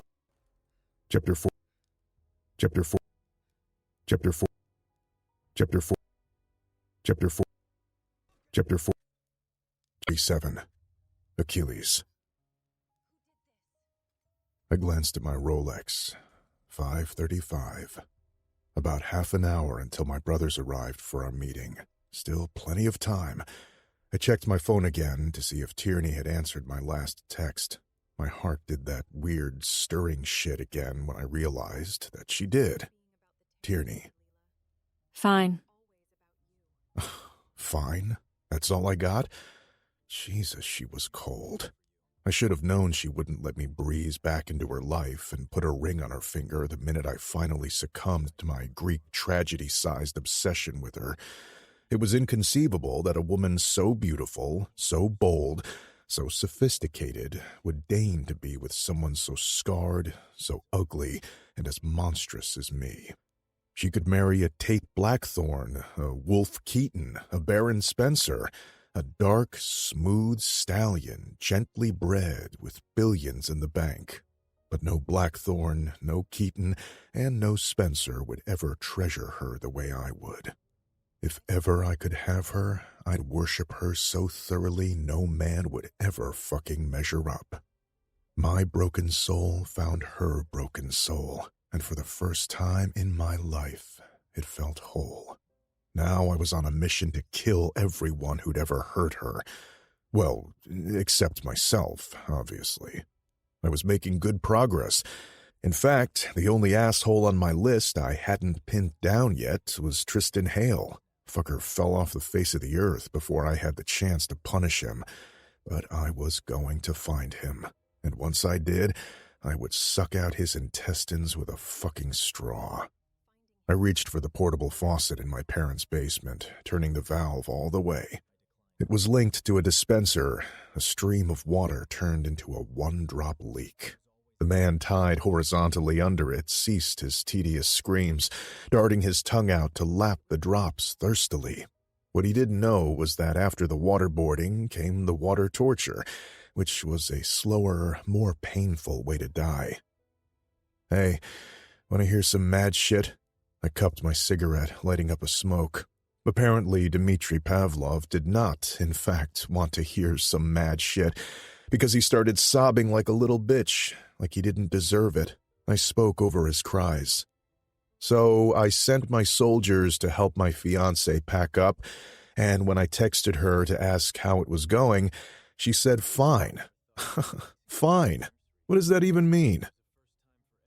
Posaloista, he begged, eyes squinted shut, the water dripping down from his forehead into his ears. I made sure to change the rhythm and frequency of the pattern, as well as inserting a small amount of acid into the tank for shits and giggles. I'll do anything, he said in Russian. Please, let me go. Can't do that, I answered back in his native tongue. Good thing I learned some Russian when Tyr and I started out, so I could get to know her better. You hurt my fiancé. I didn't. I couldn't. I don't even know American girls. I'd fetched Pavel, Vitaly, Vlad, Bogdan, and Dmitri from different parts of Russia and smuggled them into New York. I'd already killed the first 4 in spectacularly violent and slow fashion over the past week. In fact, it was why I had gone MIA on Tierney for a few days last week. Seemed like a good idea at the time, but I now realized I needed to be more present. So, instead of killing Dmitri by impalement, as I did with the first 4, watching as they starved to death while speared from their anus all the way to their mouths, I chose a relatively fast method for him. The acid should burn his brain clean in the next few hours. Oh well, at least he was going to feel every moment of it. I'd always had a fascination with violent, gory deaths. Watching bad guys die soothed my soul. You knew this one, Tierney Callahan. I puffed smoke into his face.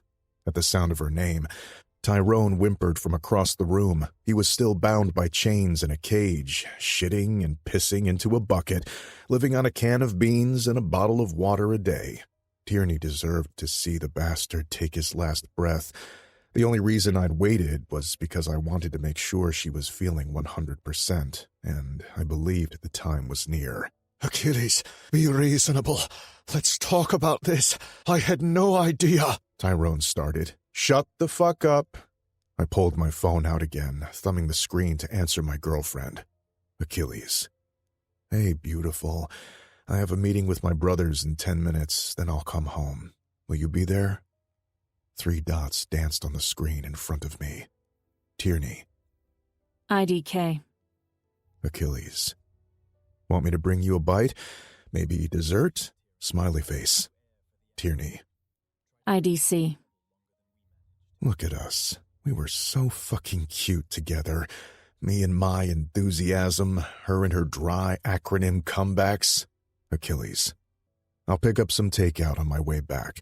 Italian good? Tierney. Whatever.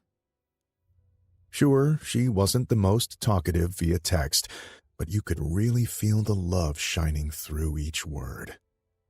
Okay, this is getting boring. I tucked my phone into my pocket. It was 10 to 6, and I really needed to get this shit over with so I could take Tierney Dimitri's head, along with the rest of these fuckers, to heal her beautiful soul from what they'd done to her in that work camp. Yes, my gifts to her tended to be outside the box, but it was the thought that counted. How about we speed things up a bit, huh? I winked at a lying, tied-up Dmitri. No! He screamed and thrashed, arching from the bench press I'd used as a makeshift gurney while I unscrewed the water tank attached to the faucet and picked up the bottle of fluoroantimonic acid. I poured it into the container. An unbearable odor of fumes immediately filled the air. I'd say I'm sorry for the smell, I told Tyrone over my shoulder. But the stench is the least of your worries right now. Buckle up. What I've got planned for you will make shitbag here's death look like a euthanasia in a 6-star Swiss resort. I climbed upstairs, away from the racket of Dimitri screaming as the acid ate through his skin and brain, and from Tyrone, who rattled the bars of his cage. The first to show up was Jeremy. Peculiar, considering he wasn't fucking invited. He was wearing his usual outfit of black combat boots, black tactical pants, and a too-tight Henley. Couldn't fault him for the Henley. He was the size of a kraken. I doubted they made human clothes his size. I was definitely a scary motherfucker, standing tall at 6 feet 4 inches of muscles, scars, and ink. But Jeremy was easily 6 feet 6 inches and more shredded than IRS forms at a midtown hedge fund. This is a Camorra meeting. Ugly Bastards Anonymous is down the street. And yet here you stand, the chairman of the club.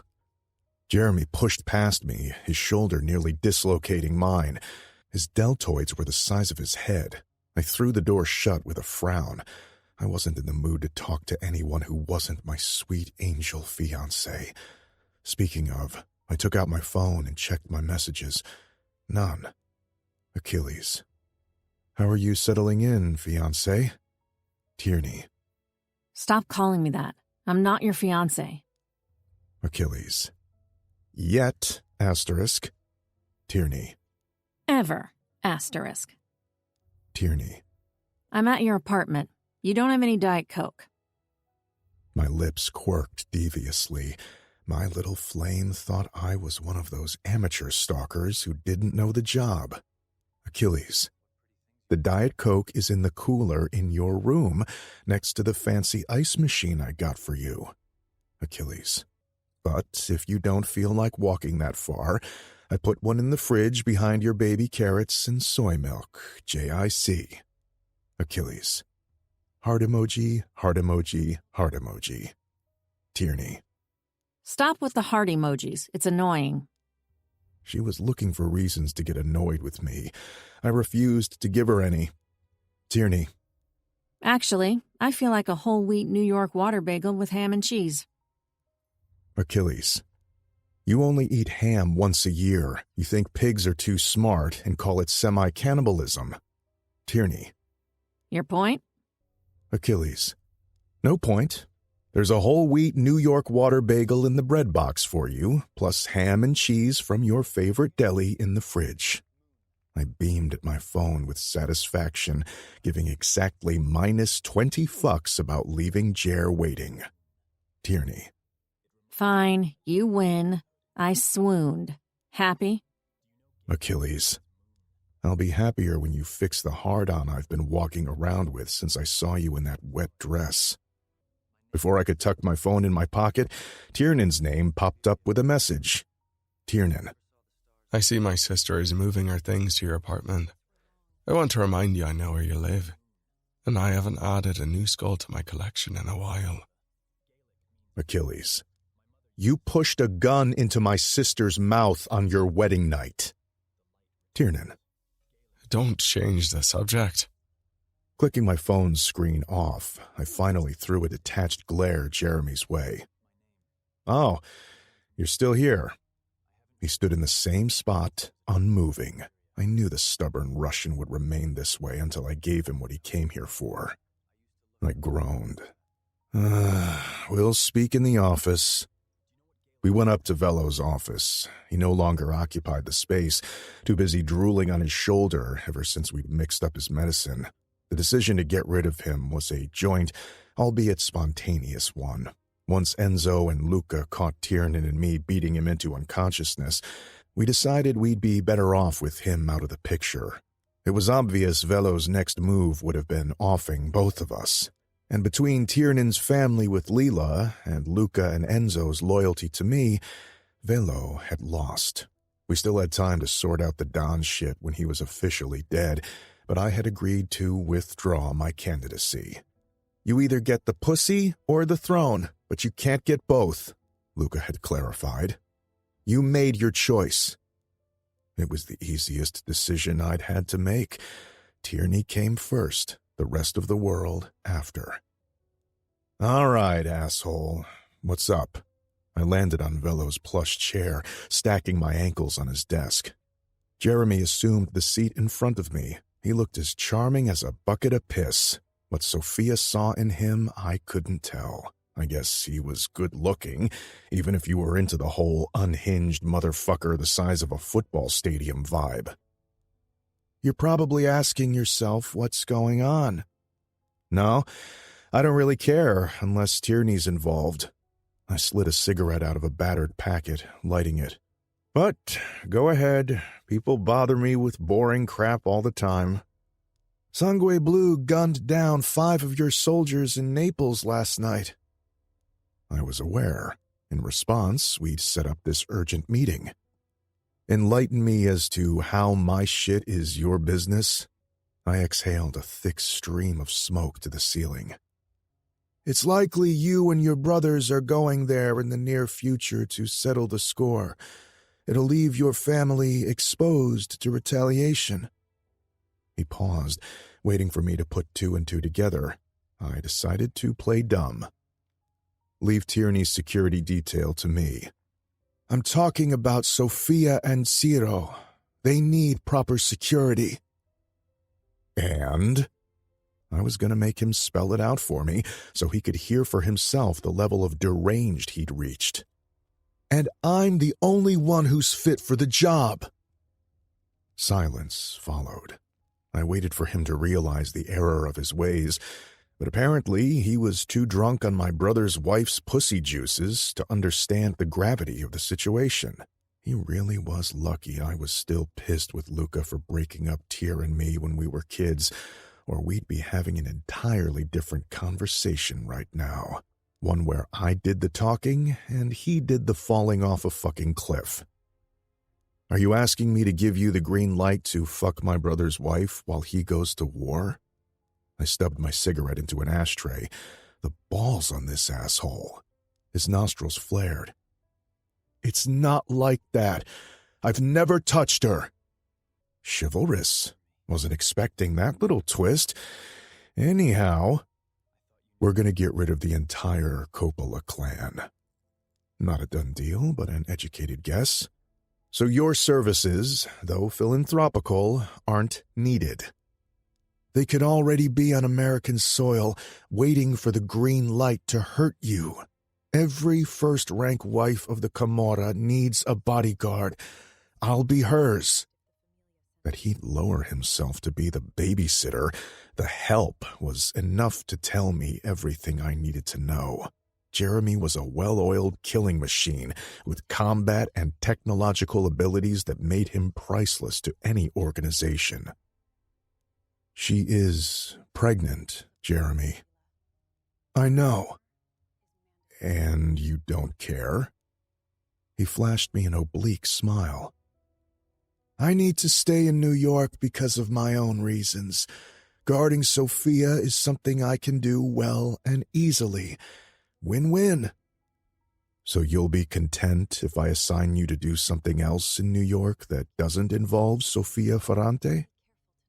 Yes, he said flatly, but he'd paused. I heard it. Are you fucking her, Jeremy? No! Why did you delete the records from the CCTV footage in their bedroom? Not because of that. For the first time since I'd met the Russian bastard, his lifeless eyes glinted with fire and ice. Alive! I believed him, but if Jeremy was half as good a liar as he was a hacker, that made him a world-class bluffer. Fuck. If this baby wasn't Luca's, we were going to have a lot of fucking problems. I wasn't going to let anything compromise the Camorra's already less than ideal position in the Northeast. even if I had to take care of the damn fetus myself. He'll kill you if something happens between you two. Her too. Jeremy looked unimpressed. You're overplaying your hand. Make a decision, Scarface. The only reason he didn't have a bullet-shaped hole in his forehead was that, strangely, I believed he cared for Sophia.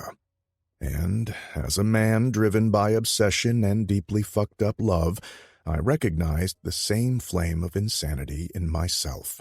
If Tierney had a husband, well, let's just say he wouldn't die of old age. Still, I couldn't let Jeremy think it was okay to saunter into our territory and fuck our women, our married women at that. It sent a message that we'd gone soft, weak, and, worst of all, prideless. Here's what's going to happen. I opened the drawer and retrieved my father's old pistol, feeding bullets into it. You're going to use the next sentence to convince me not to put 3 bullets in your fucking head for disrespecting a Ferrante and the Camorra, and I'm going to pretend to give it some thought, because apparently I'm maturing into the kind of man my fiancé wants to marry. I raised the gun and pointed it at his forehead. Bastard didn't even flinch. If you convince Luca to assign me as his wife's bodyguard and extend my contract for 6 more months, the Bratva will give the Camorra everything east of Texas. 6 months? That's all you need in New York? He nodded. I arched an eyebrow. This was interesting. Right now, we ruled the East Coast, which was the criminal powerhouse of America, but that left a lot of dead areas for the taking. You don't have the authority to give me shit. Cleared it with the Pacan. Not a muscle in his goddamn body moved. Don't believe me? Ask him. Now I didn't know whether to punch his teeth in or take the bait. We could use more territory, if for no other reason than to put a buffer between us and the Bratva. We were still the largest crime organization in America, but Tiernan and Alex were gaining on us, fast. What did Jeremy give to Alex in exchange for this solid? I had no idea, but it had to be big. The Pacan wanted his genius brother nearby. Luca doesn't care, Jeremy hedged, voice cold and flat. See for yourself during the meeting. If he cares, if he so much as budges, let me know. And you'll back off? He gave me an incredulous look. You and I, Achilles, we are not so different. Asking what he meant would go against my religious belief of not giving a fuck, but Jeremy being Jeremy, he still volunteered the information. When we want something, even God himself cannot stop us from getting it. I smirked. Life trying to win back Tierney was no picnic, but I had to hand it to Luca. He'd managed to put himself in an infinitely more screwed-up situation. I want weapons, too. That could be arranged. I snorted, shaking my head. One man's trash is another man's Jeremy shot up from his seat, balling my shirt in his fist, his nose flat against mine. And there it was again, the adorable fucking blush. Don't finish that sentence if you want to see your so-called fiancé in a wedding dress.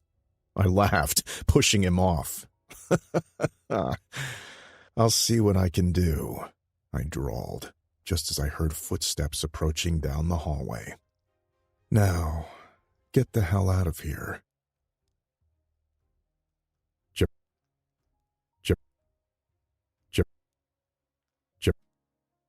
Chapter 48. Achilles. We need to take Sangue Blue and his first rankers out. I set my glass of whiskey down on the table. This has been going on for too long. Our business is suffering. This time, we're shutting down his entire operation. Enzo tossed his knife in the air, catching it with his fingertips. I ain't hauling ass in and out of Naples weekly to deal with the Coppola clan. I've got important shit to do. Oh, like what? Luca folded his legs, the sharp crease in his trousers immaculate. Hitting the gym twice a day and living off protein shakes and Brussels sprouts? For instance, Enzo brushed off the dig. My baby brother was an interesting creature. He'd die before making someone he cared for disappointed or sad, but had no trouble taking down 80 men in the span of 24 hours. Enzo's right. I ran a hand over my tie. We're going around in circles with them, and we have more pressing issues here in the States. The Bratva's getting bolder. The union between Enzo and Katya is supposed to fix that, Luca grumbled. That's not happening for at least 4 months, Enzo pointed out. Katya has requested to finish her freshman year at college. A lot can happen in that time. Luca ran a hand over his mouth. You want to wipe them out? Fine, we will. But if we want to keep shit in order in Naples, one of us will have to move there. I'll do it, I said without missing a beat. You'll move to Naples? Enzo cocked his head sideways. Yeah. And Tierney? She'll move with me. She wanted to get away from all the hustle and bustle of New York, and this was a good opportunity to offer her that. Plus, I was tired of having to share her with all the clingy-ass people in our lives. Leela, Sophia, Tiernan, and the rest. All right, Achilles is in. Luca threaded his fingers together. We need to be quick about finishing Coppola's clan, though. Our eyeballs should be on the Midwest. Alex has taken over Des Moines, I hear. Or we could wait until Alex is power-drunk and tries conquering Chicago. That'd pull the outfit into our war. Enzo ran his knife shallowly along his palm. The Bandinis won't let that happen, right? Enzo searched Luca's face. They were his in-laws, after all. Hard to tell. President Keaton is breathing down their necks, wanting to take them down before his first term is over. Luca's tongue skated over his lower lip. They're trying to keep their heads down at all costs. Fuck, Enzo muttered. There's another way around the Bratva. I pressed my fingers together. It'll delay them, not stop them, but it could give us a couple years. Luca curved a skeptic brow. I'm listening. Time to figure out just how much of a cold fish you are, brother. The Asha sent an offer through Jeremy. He's willing to give us everything east of Texas, Oklahoma, Kansas, and the Dakotas. That means they'll have to pull out of the newly conquered parts. Enzo shifted forward in his seat, lighting up. I nodded. They'll hand over some weapons, too. What's the trade-off? Luca drawled. Jeremy wants to stay in New York as your wife's bodyguard. Not a flicker of emotion was present on Luca's face. His eyes were two dark pools of venom, no light and nothing behind them. Dead. Jeremy was right. He didn't give half a shit. The silence stretched for another full minute before Luca spoke again. Tell me about the weapons they're offering. Holy psychotic shitballs. I had a lot to aspire to. Yes, I was violent and murderous and didn't have a drop of morality in my entire body, but at least I was capable of feeling. If someone wanted to touch Tierney, let alone babysit her while I was gone, I'd be killing them 6 ways from Sunday just to make sure the job was done. Enzo and I exchanged looks. Our eyes said the same thing. Luca was going to be the new Don. He deserved it. He crossed every personal and professional line to get there, and he was pragmatic, cold, and calculating enough to make good decisions. Clearing my throat, I went back to business. Firearms, grenades, state-of-the-art rifles, the kind that can pierce a row of refrigerators. You know, the works. Military issue? With the serial numbers filed off beyond recovery. The Russians had a lot of weapons the Camorra could only dream of. They were prolific arms dealers, while our forte was drugs and money laundering. And what guarantees will we have about them honoring the new borders? Luca rolled up the sleeves of his dress shirt. I shrugged. We'll figure out the fine print together. And Katya? Enzo asked. Do I still have to marry her? Yes, Luca and I said in unison. We needed family ties with the Bratva for our blood to mix with theirs. Jeremy's babysitting gig is not going to last more than a few weeks until we're sure we've eliminated the Coppola clan, Luca added. We still need to break bread with the Russians. Should I call Jeremy? I asked. No, we're negotiating this directly with Alex, Luca snarled. Get the Pacan on the phone. I took out my phone, checking first to see if Tierney had messaged me again. Tierney. What's your weird fixation with me and coffee? Achilles. That's random. Tierney. So is the fact that you've always asked me to make you some. Not recently, though. Not since our reconciliation. I cared too much to screw this up for a fucking cup of joe. Achilles. It symbolizes domestic bliss to me. She typed, then deleted, then typed again. I should have lied to her, told her I just liked caffeine because Coke was too destructive a hobby. I didn't want to scare her away, but I also knew I couldn't keep this all-consuming hunger for her on a leash much longer. I'd agreed to stop the stalking. I'd never agreed to stop obsessing, though.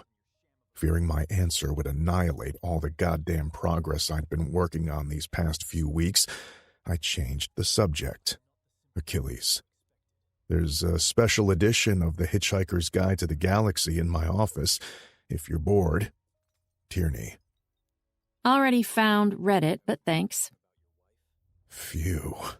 Although, it had to be said, I wasn't thrilled that a cup of coffee could throw our entire relationship into a crisis, especially a hypothetical one. I mean, goddamn. Tierney. Do I want to know why the crown molding in your office has bloodstains all over it? Achilles. No. Tierney. I cleaned them up. Achilles. I love you. Tierney. We should probably power wash the entire apartment. Achilles. I said I love you. Tierney. Shut up and take me to dinner when you're back. I grinned like a lunatic. Achilles. You got it, baby. Put something slutty on. I'm in the mood to get in a fight. After calling Alex and working over the fine print of the very generous deal the Bratva offered us, with me wondering just how much credit Jeremy had to use to wrestle his brother into this deal, we killed the call. Luca? Enzo trailed off.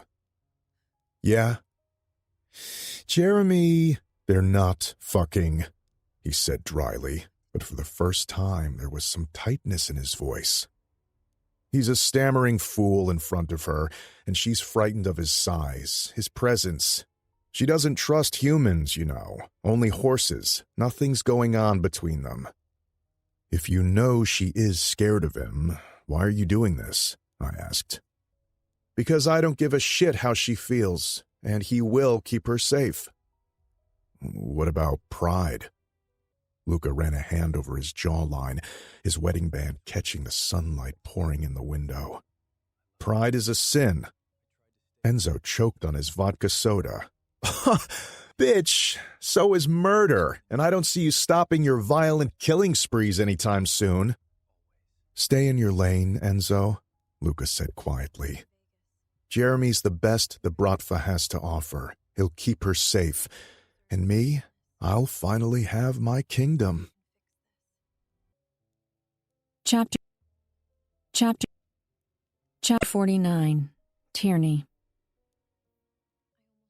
Do you like it? Achilles' gaze clung to my face expectantly, like an eager child showing his parent his first work of art. It's My throat worked around my gag reflex. Definitely interesting. What am I looking at again? The heads of all your abusers. A blush crept up his sharp cheekbones. Dmitri, Vitaly, Vlad, Bogdan, and Pavel. I picked them up personally last week. From Russia? His face was expressionless, but his eyes were all eager puppy, begging for scraps of love. I couldn't bear it. How did you find them? Brennan. Working with Sam Brennan was a status symbol in the underworld. He charged a lot and extra if you expedited the process. How much did it cost? He shrugged. Doesn't matter. You're worth it. We were deep inside the woods, and there was a pile of human flesh and bone in front of me. They had been tossed into a shallow grave. Now that he'd mentioned it, some of it did look like craniums. I blinked, torn between gratitude and anguish. The girl I left behind in Russia didn't dare dream of getting revenge. She barely hoped to survive the memories she'd carried with her. Shit. I fucked it up, didn't I? Achilles laced his fingers together at the back of his neck, pacing. I knew I should have just done the job and spared you the exhibition. Or did you want to do it yourself? I didn't mean to steal your thunder. I'm still new at the... No. I reached to put a hand on his arm to stop him from pacing. I wanted to see it. I just wasn't expecting... this.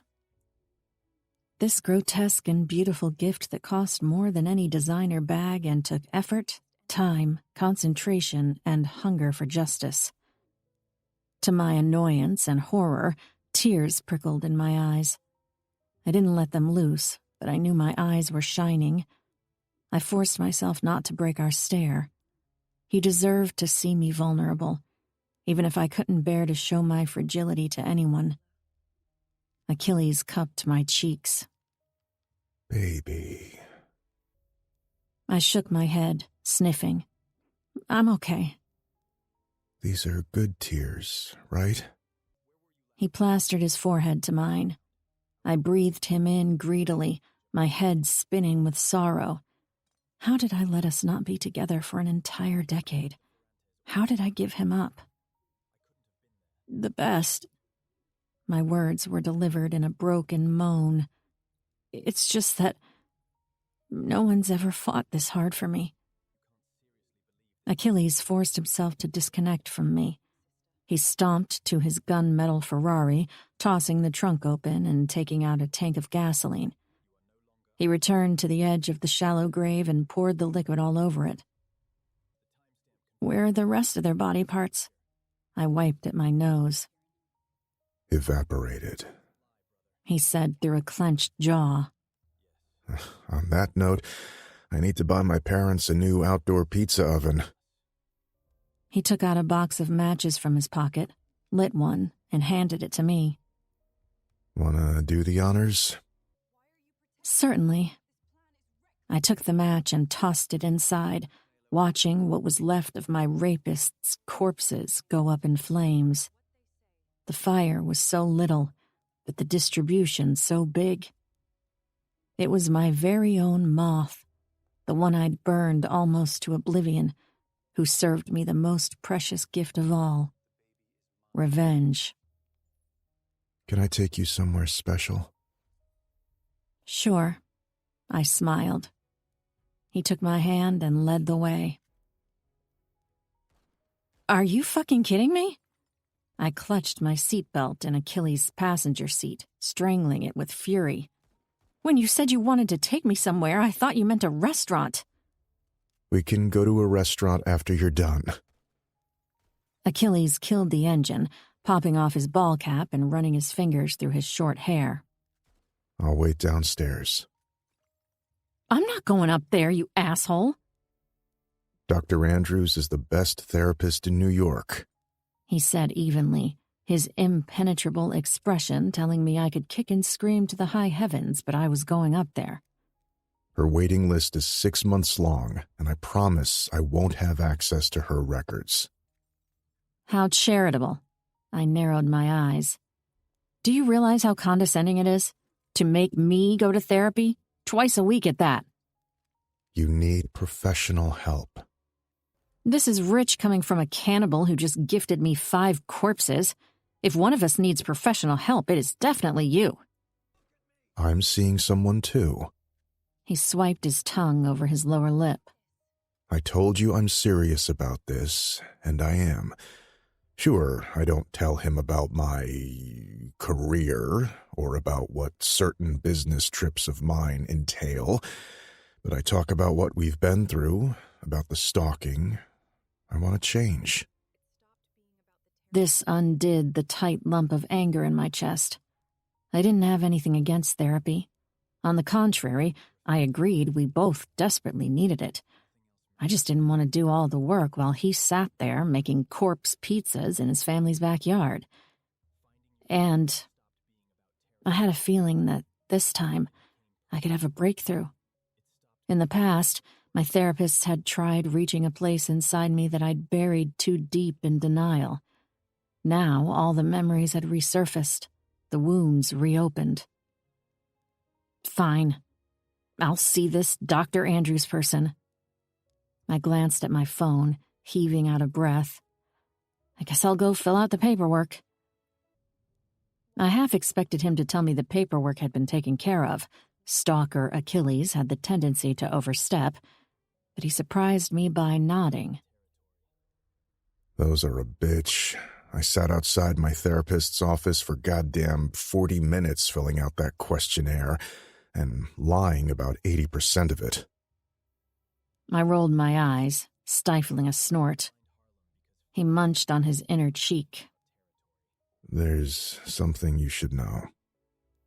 Okay. I'm heading to Naples next week to tie up some loose ends with Coppola. Make sure he doesn't bother us again. I nodded. I liked that he kept me in the loop. It was very rare for men in the Camorra, and I didn't take it for granted. Thanks for telling me. You're welcome. He studied me quietly, expectantly. He wanted me to show him that it worried me, that I wanted him safe. Considering our history, I couldn't blame him. I put a hand on the door handle, struggling for words that usually came so easily to me. But they were derisive words, meant to hurt. I had to peel so many layers to show pain, loss, and vulnerability, to show love. Achilles? Yes, piccola fiamma. Truth? He paused. Truth, baby. I'll always choose the truth. I spent my entire adult life regretting that fire. I couldn't bear how it hurt you, how it ruined us. Some days, the only reason I didn't finish myself was because I knew you wouldn't let me, and I would never put your life at risk again. With time, I got better. Better, but never whole. I'm only whole when I'm with you. And if that's toxic or unhealthy, then so be it. Because the truth is, there isn't me if there isn't you.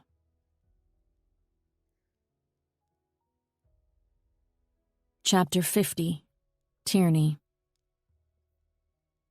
I spent the first 3 days in Achilles' Manhattan apartment moving in my stuff, decorating it in the most feminine fashion, and trying to get rid of the suspicious stench coming from his otherwise impeccably clean and neat office. I did find a secret passage from a cupboard in the office where Achilles stashed a profane amount of weapons, but no human remains. The place could technically house a body, though, so I was sure one had been stored there at some point. On the 4th day, Tom Rothwell arrived at Achilles' doorstep. He'd been trying to schedule a meeting with me since I was discharged from the hospital, but with no warrant or reason to issue one, all he could do was hope for the charity and goodwill of my brother. As it happened, Tiernan had none. Now all bets were off. While I was sure Camorra soldiers patrolled the building, Achilles had issued strict instructions to let my visitors come and go as they pleased. no one knew Tom was not, in fact, a welcomed guest. He stood at the threshold, a god among mortals, every inch and fiber of him demanding your attention and appreciation. Elusive, elegant, malicious. Too bad my heart belonged to a man whose face scared small children and was still the most gorgeous creature in the world to me. I rested an elbow on the doorframe, yawning in his face. Out of all the boyfriends you don't want to piss off, Rothwell, mine is probably at the top of the list. Nice haircut. His hands were stuffed into his front pockets casually, and he dripped nonchalance, like I didn't bail on his ass, ruined years of his work, and on top of that got shot and had to shave my head as a result. Truly, Tom Rothwell was probably the only man on this planet who could rival Luca's coldness. And why is that? Why's what? Why don't I want to piss off your boyfriend? I laughed at the blatant attempt to milk more information out of me. Achilles could get here any minute, you know. Achilles is at the port, overlooking a shipment. My stalker had a stalker. The universe really did have a twisted sense of humor. If that's true, why are you here instead of there arresting him? Because if I catch him on drug trafficking charges, I won't be able to throw him in the can for the 11 homicides I have linked to him. Jesus. Can I come in? No. Thanks. He breezed past me, giving zero damns about my refusal. Tom peered around, cataloging the recently refurbished bachelor pad and burning every inch of it into memory. Nice love nest. Isn't this considered breaking and entering? I clenched my teeth. What did I break? He looked around in mock innocence. Trespassing, then. He gave me a pitying look that assured me he could take a shit in the center of the living room without blowback from his superiors. This'll be quicker if you cooperate. I sighed in frustration.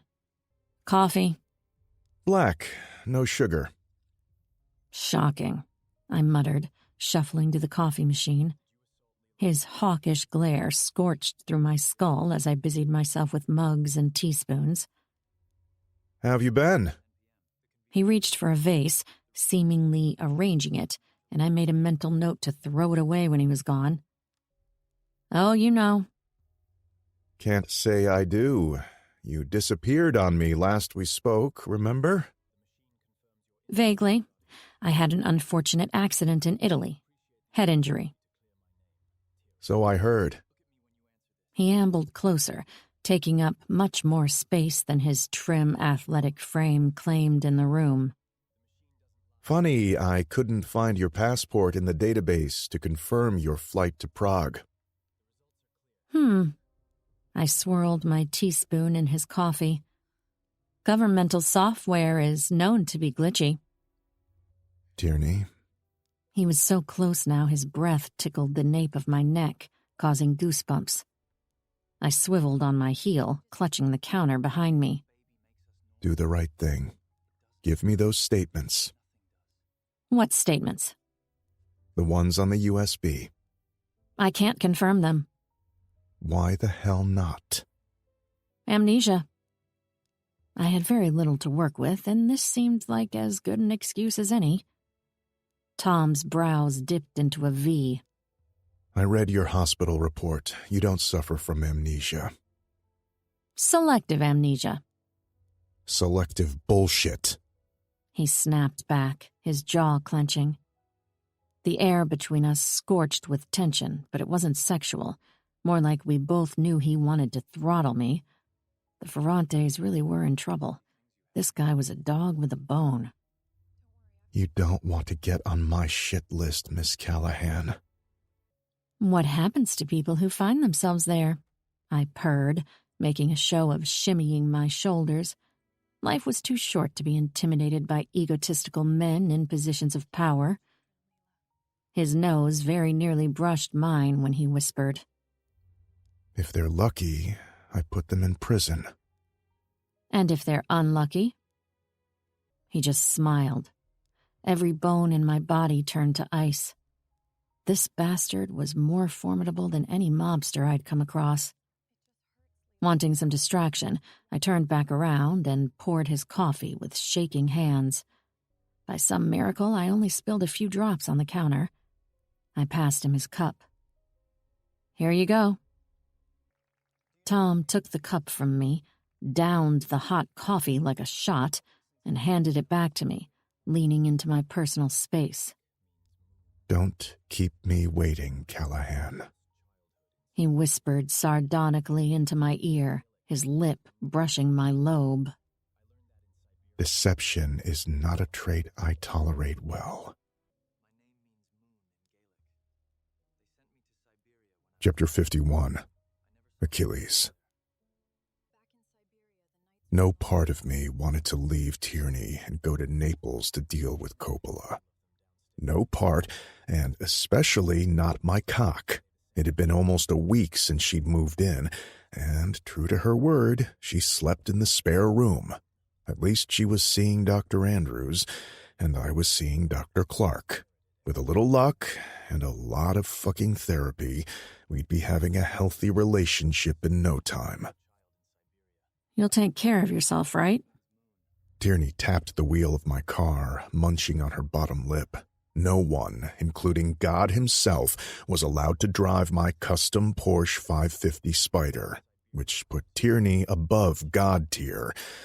This woman was in the habit of making me break every word and promise I'd ever made to myself. Always do.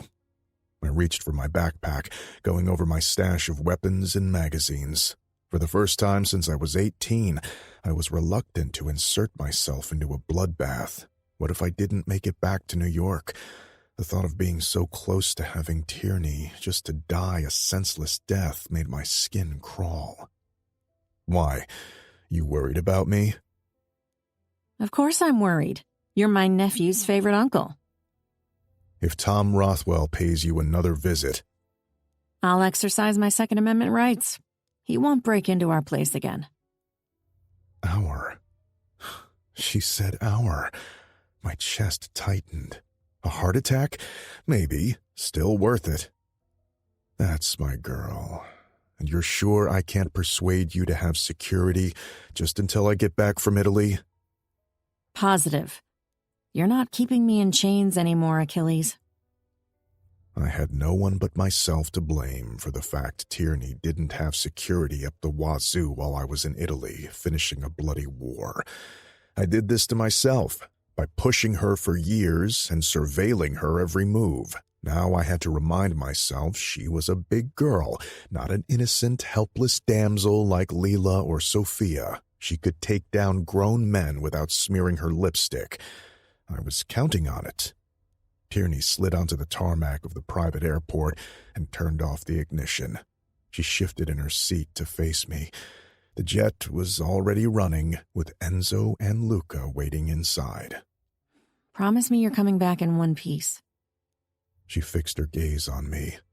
Unfortunately for her, now I was feeling a little sulky. "What do I get out of it?" "Not dying." She scowled. "Isn't that enough incentive?" I shrugged noncommittally. "You're ridiculous." She pushed at my chest. "Promise me you won't die." "You're making me promise you that I'm immortal and I'm the ridiculous one?" I cocked an eyebrow.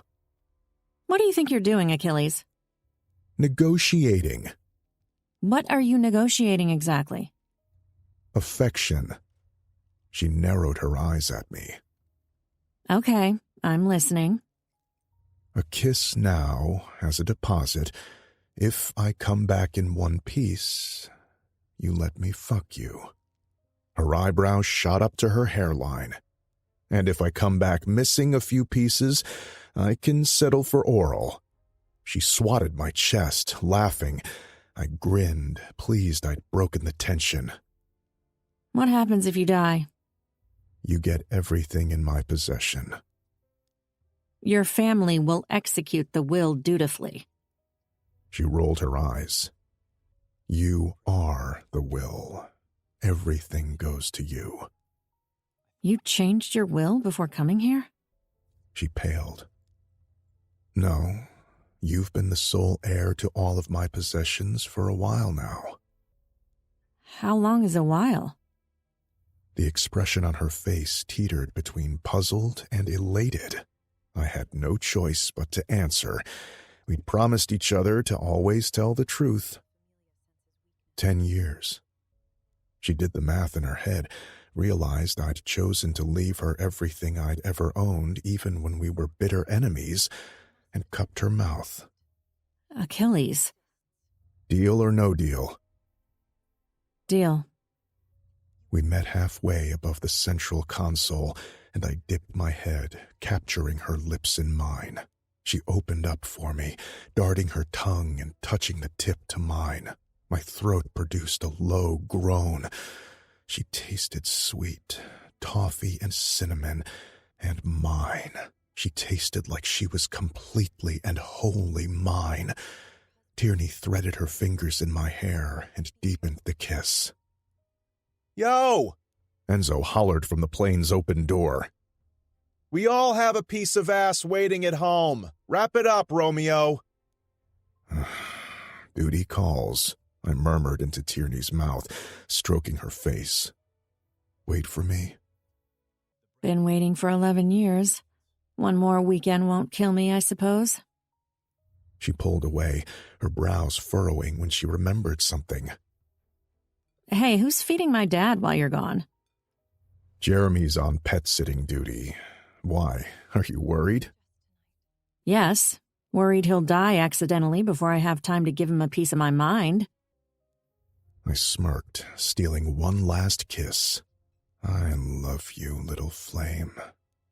She didn't say it back, but she kissed me back with everything she had in her, and it was more truthful than any words we'd ever spoken, and said one word: mine.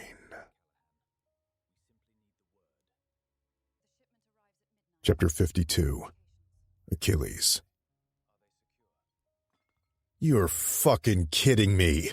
I let out a fiery breath. Lucas screwed his fingers into his eye sockets. I don't know how it happened. You don't know how it happened? Turn the fucking plane around. We're on it, dude. Chillax. Enzo dropped a hand on my shoulder. I swatted it off, darting to my feet and bulldozing toward the cockpit. Don't tell me to calm the fuck down. Coppola was in New York and heading straight toward my apartment.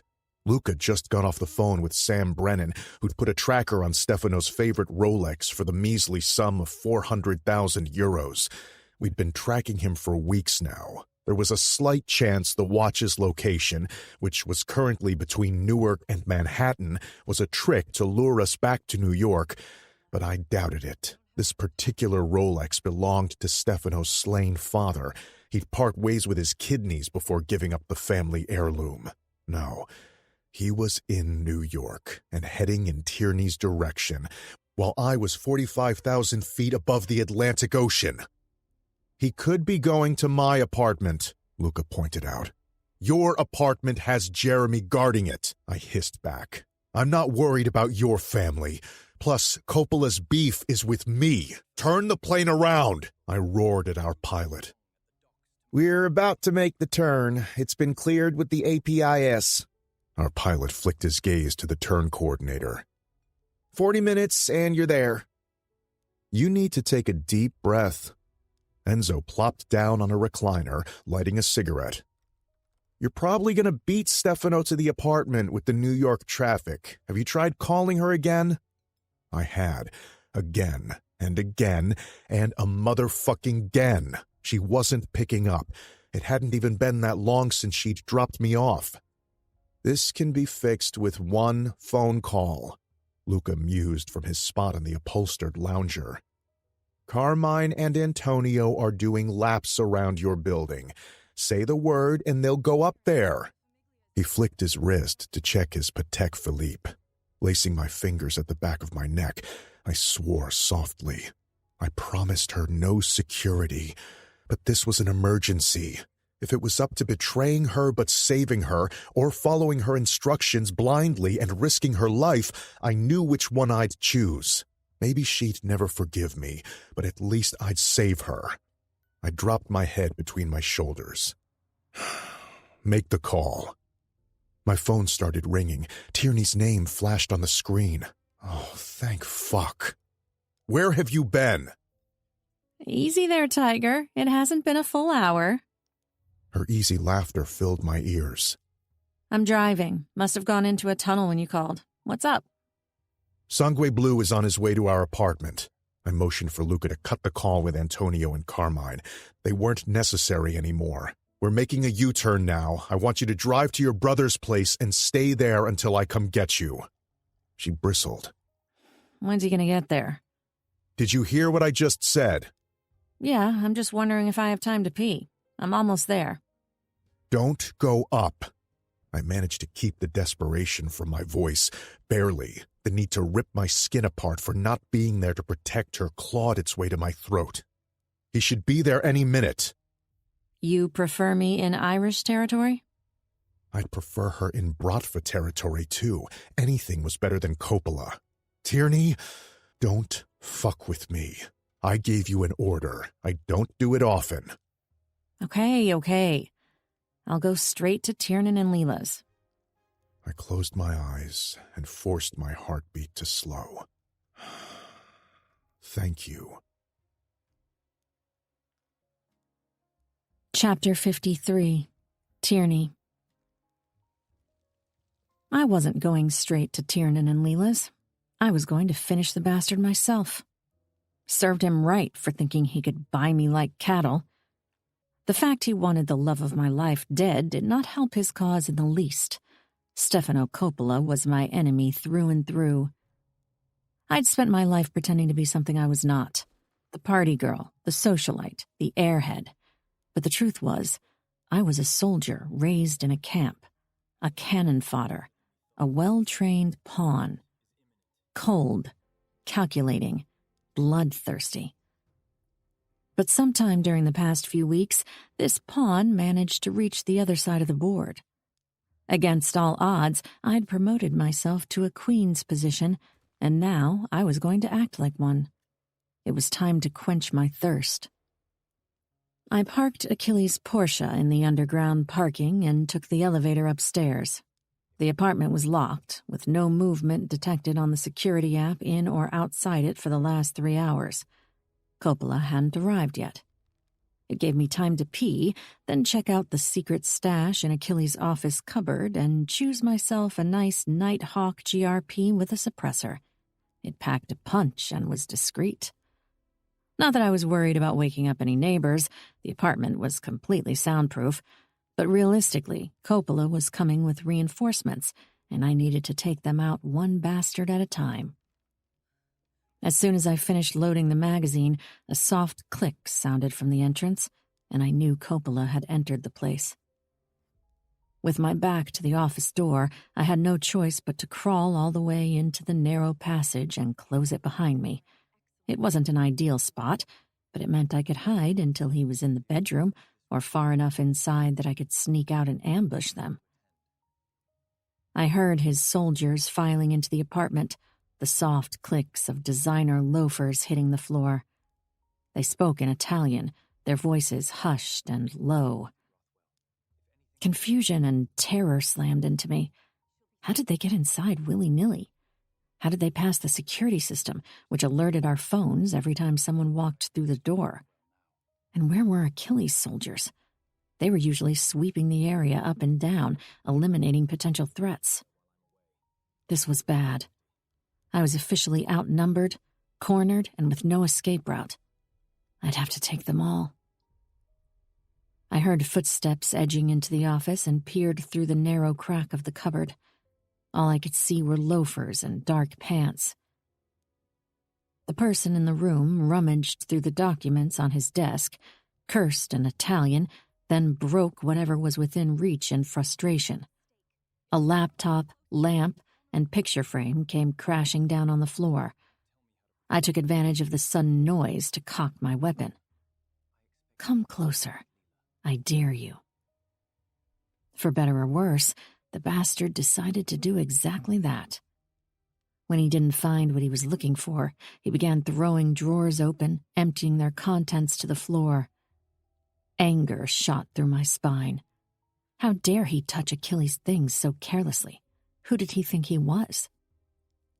When he reached my cupboard, I was ready. As soon as he flung it open, I pulled the trigger, putting a bullet right between his eyebrows. The pop was soft, hushed by the suppressor. He went down, a surprised look in his beady eyes. Since I didn't know what Coppola looked like, I didn't know if it was him I'd taken down.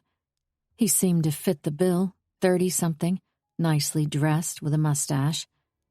It hardly mattered, though. I was going to clean this place up and kill all of Coppola's clan before Achilles had a chance to get here. Crawling out of my hideout, I flipped the bastard face up on the floor. He was heavy and more than a little bloody. Swallowing down my labored breathing, I ripped his dress shirt open. As expected, he had a bulletproof vest. "Gonna have to borrow that one. It's of no use to you now anyway," I mumbled under my breath, aiming the gun with one hand toward the door while yanking the Velcro from his shoulders and adjusting the vest over my torso. Another figure passed through the hallway and I had to duck under the desk. I eyed the person through the small gap under the paneled desk.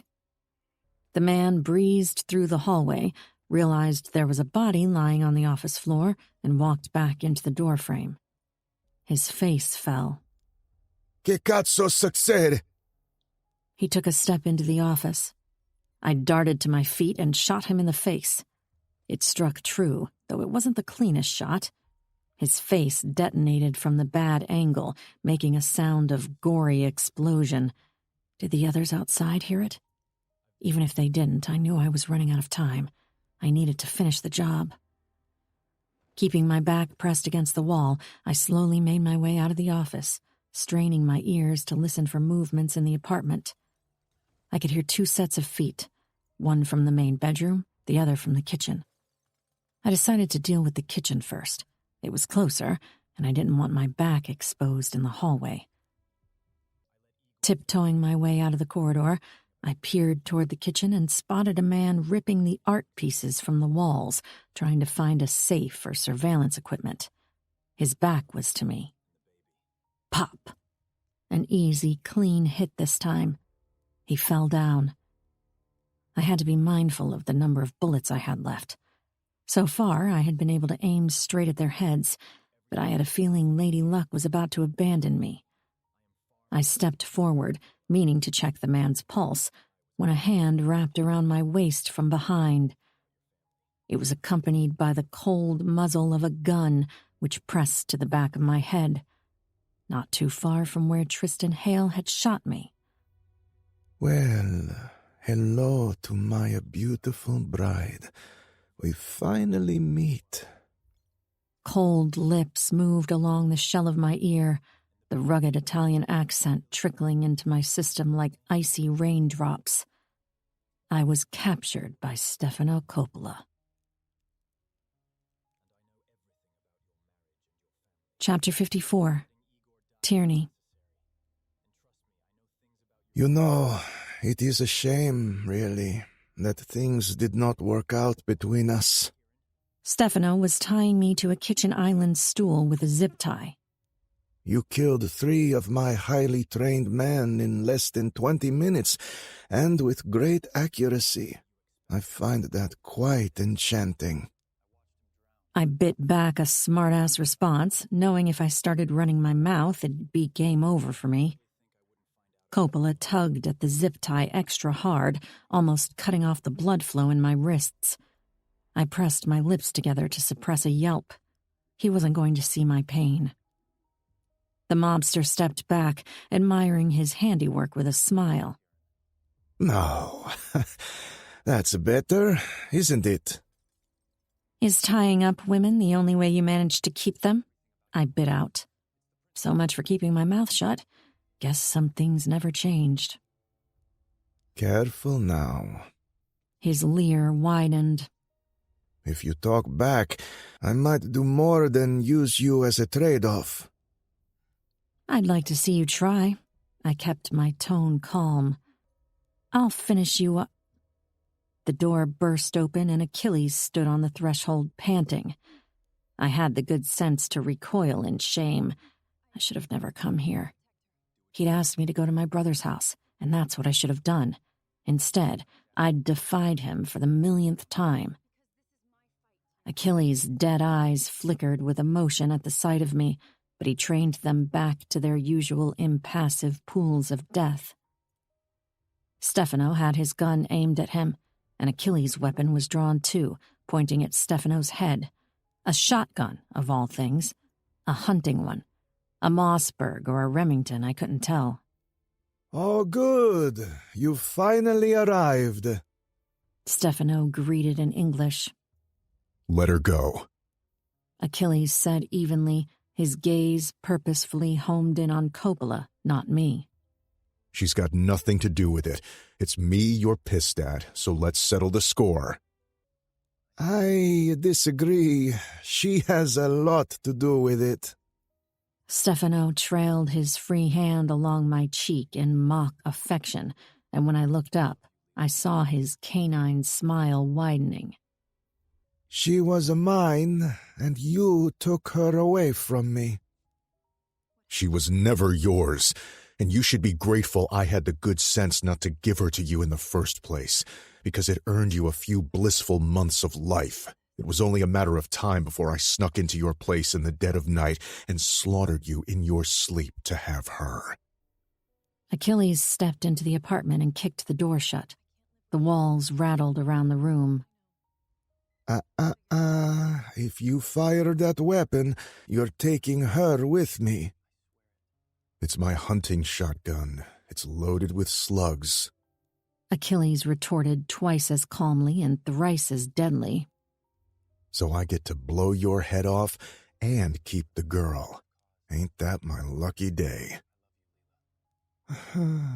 Don't you want to know how I deceived you into this position? Not particularly. I gave my Rolex to my consigliere, dropped him off a few streets down, and let him walk the rest of the way. Your soldiers picked up his track and followed him. You thought I wouldn't find out, huh? Sanguine Blue stroked his chin. You've been getting too sloppy, Achilles. And for what? He shook his head, gesturing to me. This is what you started a war for? Achilles' jaw clenched, but he let his silence do the heavy lifting. He wore a mask of calm during psychological warfare. Meanwhile, I pretended to stretch my back, hiking my bound hands up and over my head. If I could bring them to my front, I'd be in a good position to wrap my arms around Coppola's neck when he was distracted and try to strangle him. For that, however, I needed Achilles to keep him engaged. My eyes searched Achilles' face, but he refused to look at me, his low-energy dominance electrifying the room. You know your little girlfriend here killed 3 of my soldiers. Achilles lifted his free shoulder in a shrug. He was buying time, and I wondered what his plan was. He always had one. A quick glance at Coppola clued me in. His arm began to shake. He'd been training his Glock on Achilles for too long. Achilles was counting on him getting tired. He could aim a much heavier firearm at someone for hours on end. My gaze burned through Achilles' cheek, and finally he spared me a neutral glance. I motioned with my chin to my hands behind my back. His eyes slid back to the Italian mobster. She's good with a pistol. With other things, too. Is that why you decided to keep her? Stefano tilted his head. I raised my arms all the way over my head, slow, painfully slow, bringing them to my front. Stefano still stood beside me, but he was fully immersed in the conversation. No, I kept her because I'm in love with her. Stefano snorted. You cannot feel love, Achilles. You are a monster.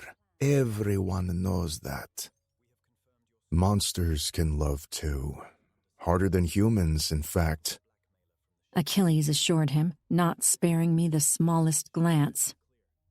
Did you not love your late wife, Stefano? I did, yes. Coppola's throat worked. She was the light of my life. And you thought Tierney could replace her in less than 2 years? I calculated the angle from which I needed to jump Stefano to strangle him. Luckily, I was on a stool. It gave me the height advantage. I could pull it off. No, but I wasn't planning on loving her. Just to use her as a warm cunt and a mother to my child. Oh well. Achilles sounded unbothered. That's not happening anymore. But it's not too late to admit defeat. Give me your territories in Naples, and I'll save your kids from becoming orphans. Don't you dare talk about my kids, Stronzo. I'll make sure you and your little slut... I jumped on Stefano and coiled my arms around his neck, squeezing for dear life. He jerked back, making a gurgling sound. But my angle was all wrong, and I flailed and fell to the side of his body. Stefano cursed, fumbling with his gun to try to shoot me. He managed to squeeze the trigger, the gunshot ringing in the air. The bullet grazed my vest, then continued its journey to the wall. Achilles pounced on us, ripping the man from me. He didn't use his shotgun. Likely, he didn't want a friendly fire situation. Instead, he grabbed Stefano's neck with both hands and broke it in one smooth movement. Stefano fell to the floor like a sack of sand. I dropped next to him and clutched my side where Stefano had shot me.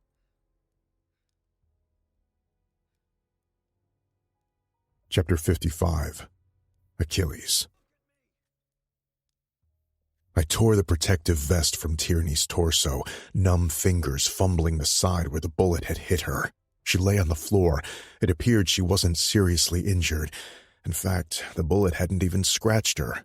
Coppola lay next to us, convulsing and foaming at the mouth. His heart would give out soon, but he still had a few excruciating minutes to suffer through. You hurt? I cupped her face, my fingers trembling. Nope. The vest did its job. She shook her head, smiling dazedly at me. I took out 3 of his soldiers. I could have taken more. You're insane, I snarled, bending down to kiss the shit out of her. She looped her still-tied arms around my neck, arching and meeting me halfway, and I groaned into her mouth in approval. My cock throbbed through my pants, pressed against her sweet cunt, and I pried my bowie knife from my boot and sliced open the fabric of her flimsy top. Her tits sprang out, small and perky and perfect. I reached down and flicked one nipple with the tip of my tongue. She shuddered beneath me, trying to reach me before realizing she was still tied. Coppola was still coughing out his last breaths, watching us through glassy eyes. Let him watch and choke on it. Technically, I won the bet. I got back in one piece. I blew air on her nipple and watched it pebble. Time to cash in my prize. She threw her head back and moaned. Well, a bet is a bet. We have an audience, though. I switched to her other nipple, wetting it enough to make the cold air tighten it into a hard diamond. Her gaze skidded to the trembling figure beside us. Who cares? Release me. Nah, I think I'll teach you a lesson. The tip of my knife trailed the skin of her belly, rolling south, smooth, save for a jagged scar I now knew was from the loss of her uterus. We both knew I'd never seriously hurt her. The shudder of anticipation and desire it sent through her made me even harder. Stefano, you have no idea what you're missing. She's so sweet. I tugged at the waistband of her pants. She kicked them down dutifully, revealing no panties. So, I dipped my head between her legs and took a leisured lick. Fucking. My mouth fastened around her clit. Sweet. I gave it a good suck. She cried out, thrashing as she tried to guide my head deeper between her legs with her hands, fumbling because they were still tied. Please. Tierney bucked. Please what? Please fuck me. Coppola blinked once, and I knew he was registering everything, that this was the last thing he'd see before he died. Hear that? I locked my eyes on his tauntingly. She is begging for it. You could have never given her what she wants. Fuck me until it hurts. She was a complete psychopath, and I was so in love. Let's give him a show, piccola fiamma, huh? A nice farewell. I winked in Coppola's direction. I flipped her to her stomach, but when she tried rising onto all fours in preparation for me, I pressed my knee on her lower back, restraining her flat against the floor. I want him to watch my dick coming in and out of you. I unfastened my belt. My cock was ramrod straight and ready to plow into her, the tip glistening with the first drop of my cum. Watch, I instructed Coppola, propping Tierney by the hip bone so her ass was slightly in the air and guiding myself into her 1 inch at a time. A shudder rocked through her body. I relished every second of sweet torture I handed her, knowing full well this wasn't even the tip of what I'd been feeling for years, day in and day out, pining for her. I leaned down and bracketed her with one hand on either side of her shoulders, then captured the back of her neck in a bite. Watch how I hit her G-spot and fuck your little bride until she blacks out, Sangue Blue. She gasped when I lost the remainder of my self-control and started plowing into her like an animal in heat. I couldn't see straight as I rode her fast and deep, feeling her walls milking the orgasm out of me. It had been too long since the night at my parents' pool. I'd teetered on the edge of insanity the entire time, waiting for another hit of my favorite drug. My bite on the back of her neck tightened, and I felt the warm pressure of my climax gripping the base of my spine. I needed her to come soon, or I'd embarrass the both of us. Forever my guardian angel, Tierney's gasps grew faster and more breathless. I'm coming. Don't stop. Bite me harder. I did, stopping just short of drawing blood. I couldn't fucking do it. I could never hurt this woman, even if the future of the entire world depended on it. Her insides quaked around my dick, squeezing my pleasure. We rode our orgasms together, and I was seeing goddamn stars. It felt so good. When I threw a glance at Coppola again, he was dead. His lips began to pale around the edges, and the look of horror in his eyes hardened into something lifeless. I pulled out of Tierney slowly, smearing the side of my cock on her ass to clean it of our juices, and stood up. She stayed lying down, her hands still tied. Up, I ordered. She rolled to her back and pushed up. I grabbed my knife and cut the zip ties. Something inside me iced to a frightening degree. Now that the pleasure of the orgasm had faded, it reminded me that we hadn't actually made love yet. All we ever did was fuck. We'd had no connection beyond the physical, nothing to cement those words I'd told her before I boarded the plane, words I doubted she could ever say back. What did you think you were doing? I untucked my dark shirt, zipping up my pants. Saving you? She massaged her wrists with a wince. I didn't need saving. Everyone needs saving every once in a while. She circled her arms around my neck and nipped at the lobe of my ear. And I'm glad I took a bullet for you. Because now you know that this is a two-way street, that I care for you just as much as you care for me. Categorically impossible, but I wasn't going to burst her little bubble. Care or love? She blinked in response, taken off guard. They're one and the same. If that's the case, you wouldn't mind telling me that you love me back, because I, Tierney, love the shit out of you. Have been in love with you since the first fucking day I laid eyes on you. She physically recoiled, trying to step away from my embrace. I snatched her wrist, tired that we'd fucked instead of making love, tiptoed around her feelings instead of forcing her to feel them. Say it. Truth. She swallowed, stared at me like prey caught in a predator's clutches. She had nowhere to go. She had to face this. Us. I love you. Barely an audible rumble, really.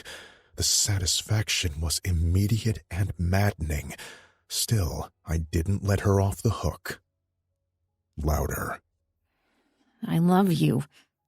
She grumbled between clenched teeth. Can't hear you. I love you, you bastard! She pushed at my chest, heaving with anger. Finally, fucking finally, I was able to draw an emotion out of her. Like you needed to hear it to know it to be true. It's always been you. There was never anyone else. You completely dismantled my life, and still the brightest moments of each of my days were knowing you were there, lurking, watching, yearning. I stepped into her face. You liked driving me insane? Yes. She pushed me harder. It was the only indication I had that you still cared. Of course I cared. I bared my teeth. Every moment you weren't mine felt like trying to survive underwater. I love you. I love you too, asshole. Are you ever going to listen to a simple instruction? I clutched her waist. She melted into me immediately. I loved that she did that now. Let herself be vulnerable. Or simply not as tough all the time. Probably not. At least she had the decency to make an apologetic face. It's ingrained in me. The need to rebel burns through me. I don't think I'll ever get rid of it. I dipped my head to kiss her. I don't know what I did to deserve falling in love with a woman so maddening. She sighed. Well, you did kill a bunch of people, traffic drugs, meddle in... I pressed a finger to her mouth. Shh. It was a rhetorical question. She grinned up at me, and I kissed her again. I couldn't stop. She was too delicious, too sweet, and too temporary unless I found a way to lock this shit down.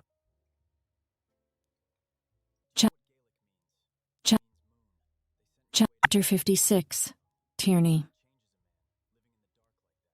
The next day, I came home from therapy, and a feral need to do something nice for Achilles slammed into me. I didn't know where it came from or how to stop it. It was like a volcano erupting out of nowhere.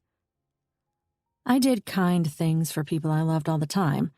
I had nurtured Leela, my sister-in-law, back to health when she was starving herself during those first few months of her marriage. I had held Tiernan's hand day in and day out when he was feeling suicidal, watching his chest move every night to make sure he was still breathing. But I never made a big deal out of it and never considered it a show of my loyalty and affection. I took care of people around me not because I wanted to be nice or kind, but because I loved them so much I couldn't bear the idea they were hurting or suffering. This was different. I wanted Achilles to know I was making an effort. I wanted to show him that all of his hard work and efforts weren't for nothing, that I was cracking, melting, warming to the idea of being domesticated, after years of acting like my only chance at freedom was to be as feral and combative as possible. Since I was hardly traditional wife material, I was short of ideas.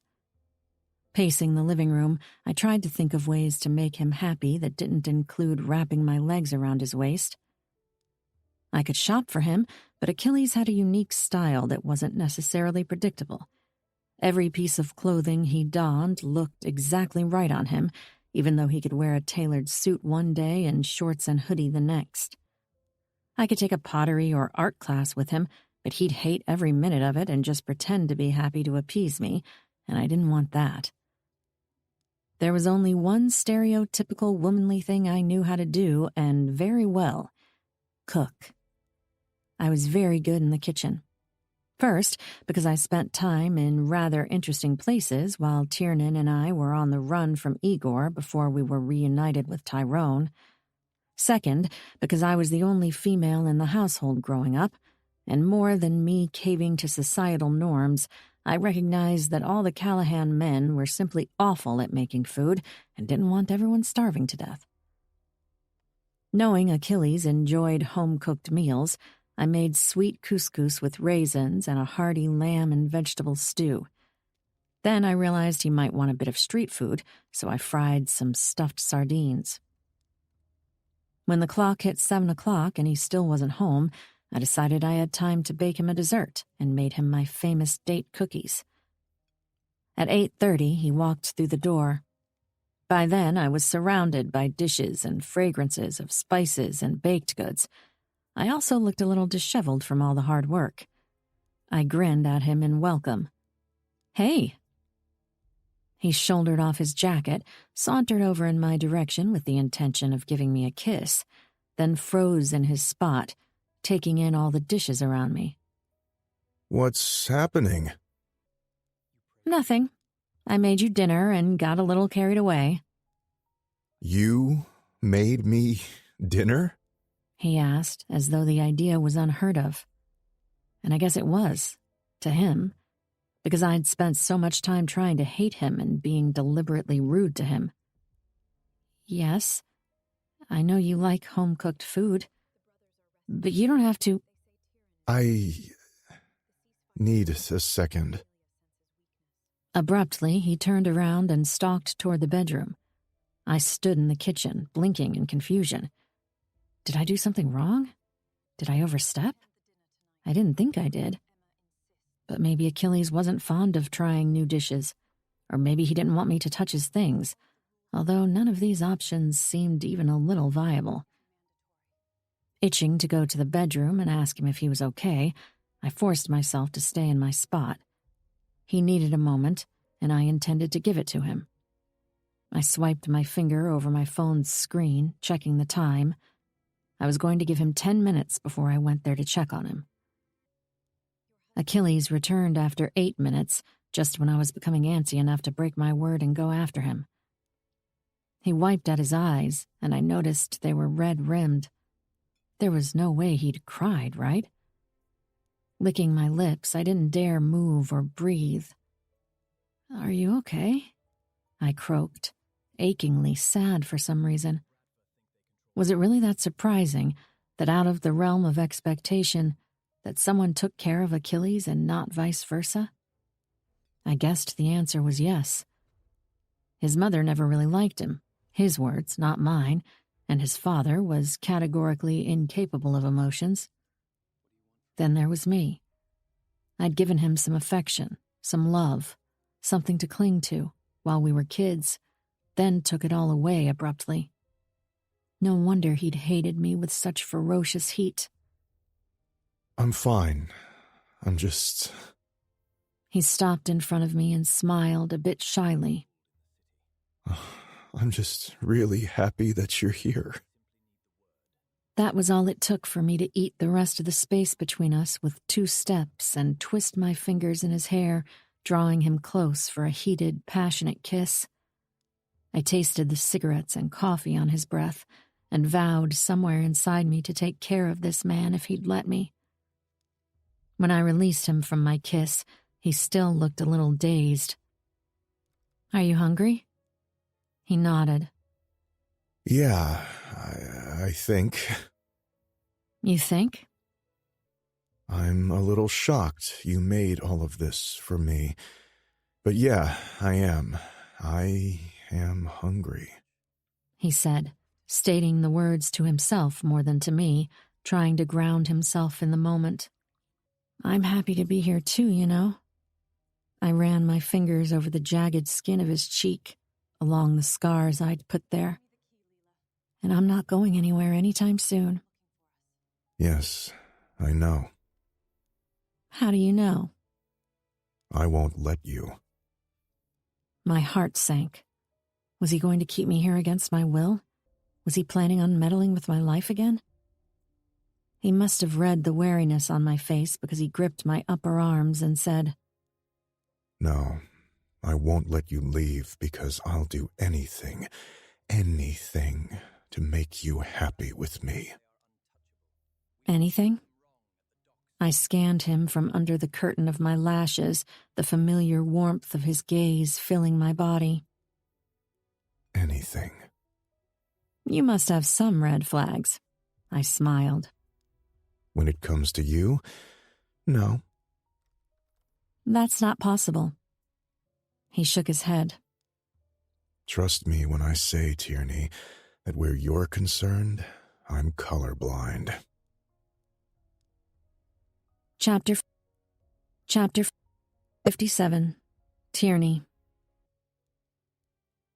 It's so good to finally hang out again. Leela picked a grape from the charcuterie board and popped it into her mouth with a content sigh. It's been ages. I feel like I haven't seen you in forever. Because you haven't. I chugged half a glass of champagne, chasing it with a piece of cheese. I was busy running away from your brother, screwing him, getting shot in front of him, and then moving in with him. I left out the other juicy parts, like our showdown with Stefano last week. No need to add screwing her brother in front of a dying mobster to my list of never-ending adventures. Sophia nodded, her eyes big as saucers. You've certainly been busy. I'm just glad you're okay. Doing something normal after weeks of living life in the fast lane was a relief. When Sophia picked up the phone and called to ask if I'd considered joining her and Leela for lunch, I did not hesitate. I appreciated her seeking out my company and including me, especially when I knew she had a lot on her plate right now. So, tell me why you forgave him. Leela urged, reaching forward to pat my knee. She was glowing and looking so much happier than when I first saw her. She and Tiernan brought out the best in each other. He was extremely persistent, and you were extremely overbearing. It was the perfect storm. I wasn't overbearing. I was looking after you. She swatted my knee, turning to Sophia. Tell her I'm not overbearing, Soph. Sophia squirmed in her seat, turning red. She was painfully shy and sweet. It was hard to imagine her with a man like Luca, not to mention a man like Jeremy. You can be a bit much, but it's coming from a good place. Totally, I agreed. You do look good together. Sophia beamed up at me, taking a sip of her herbal tea. Her pregnant stomach was starting to show. I didn't want to ask her anything about it because it was clear her marriage was a shit show, and I wondered if the new baby, or Ciro, were even the fruit of a consensual relationship.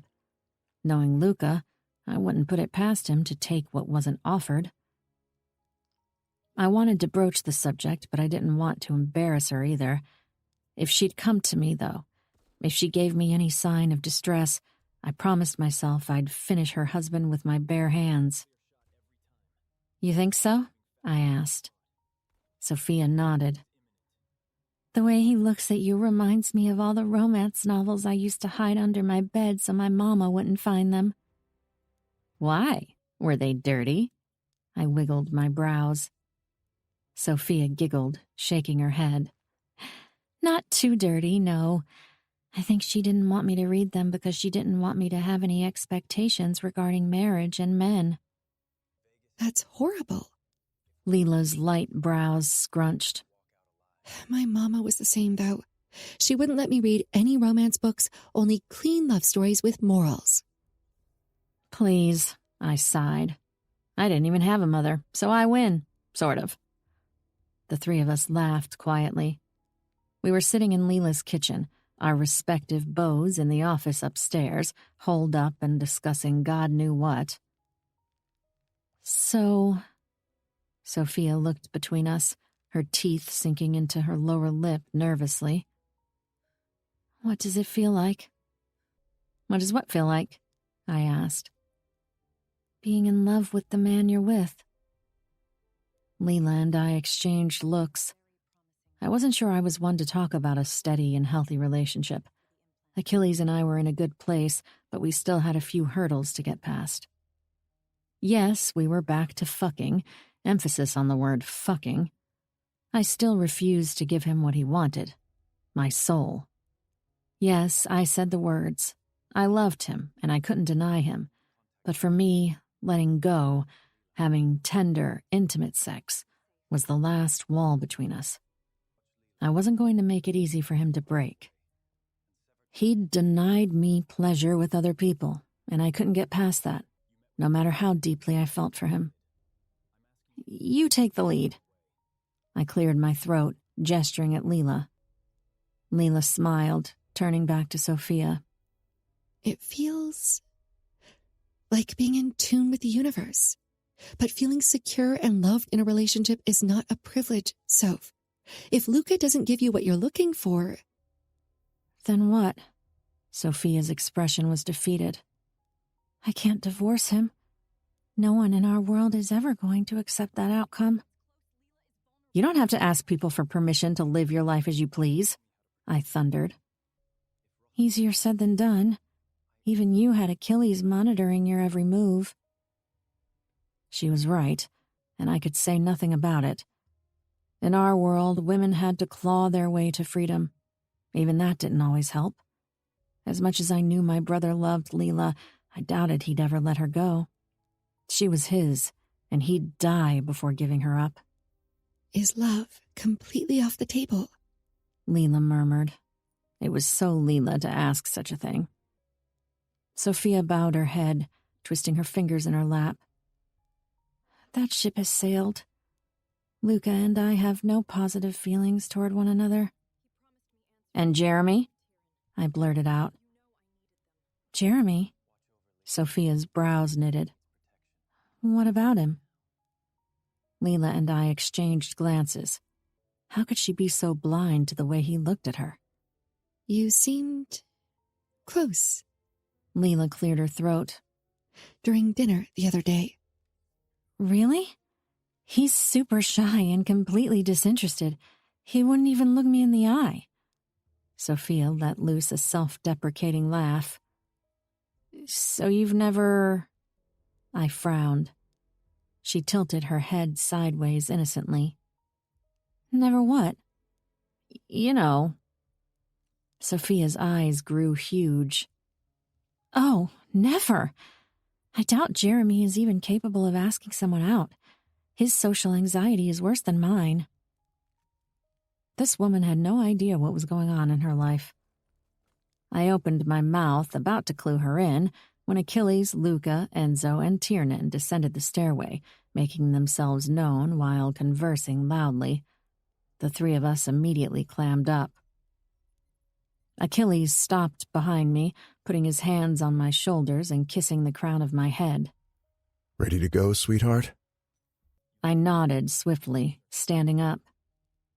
Tiernan rounded the table, placed his index finger under Leela's chin, and raised her face to kiss her. The entire table watched as my brother took his sweet time, showing his wife just how much he'd missed her over the last hour. Only Luca stood a few feet away from his wife, glancing at his watch in boredom.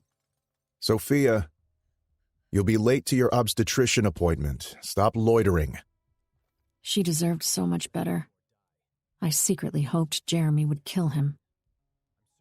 Sophia stood, a blush flooding her cheeks as she straightened her sensible dress. It's been such a pleasure spending time with you girls. She offered Leela and me quick kisses on the cheeks. Let's do this again soon, okay? Text us as soon as you finish your appointment. Leela squeezed her hand in solidarity.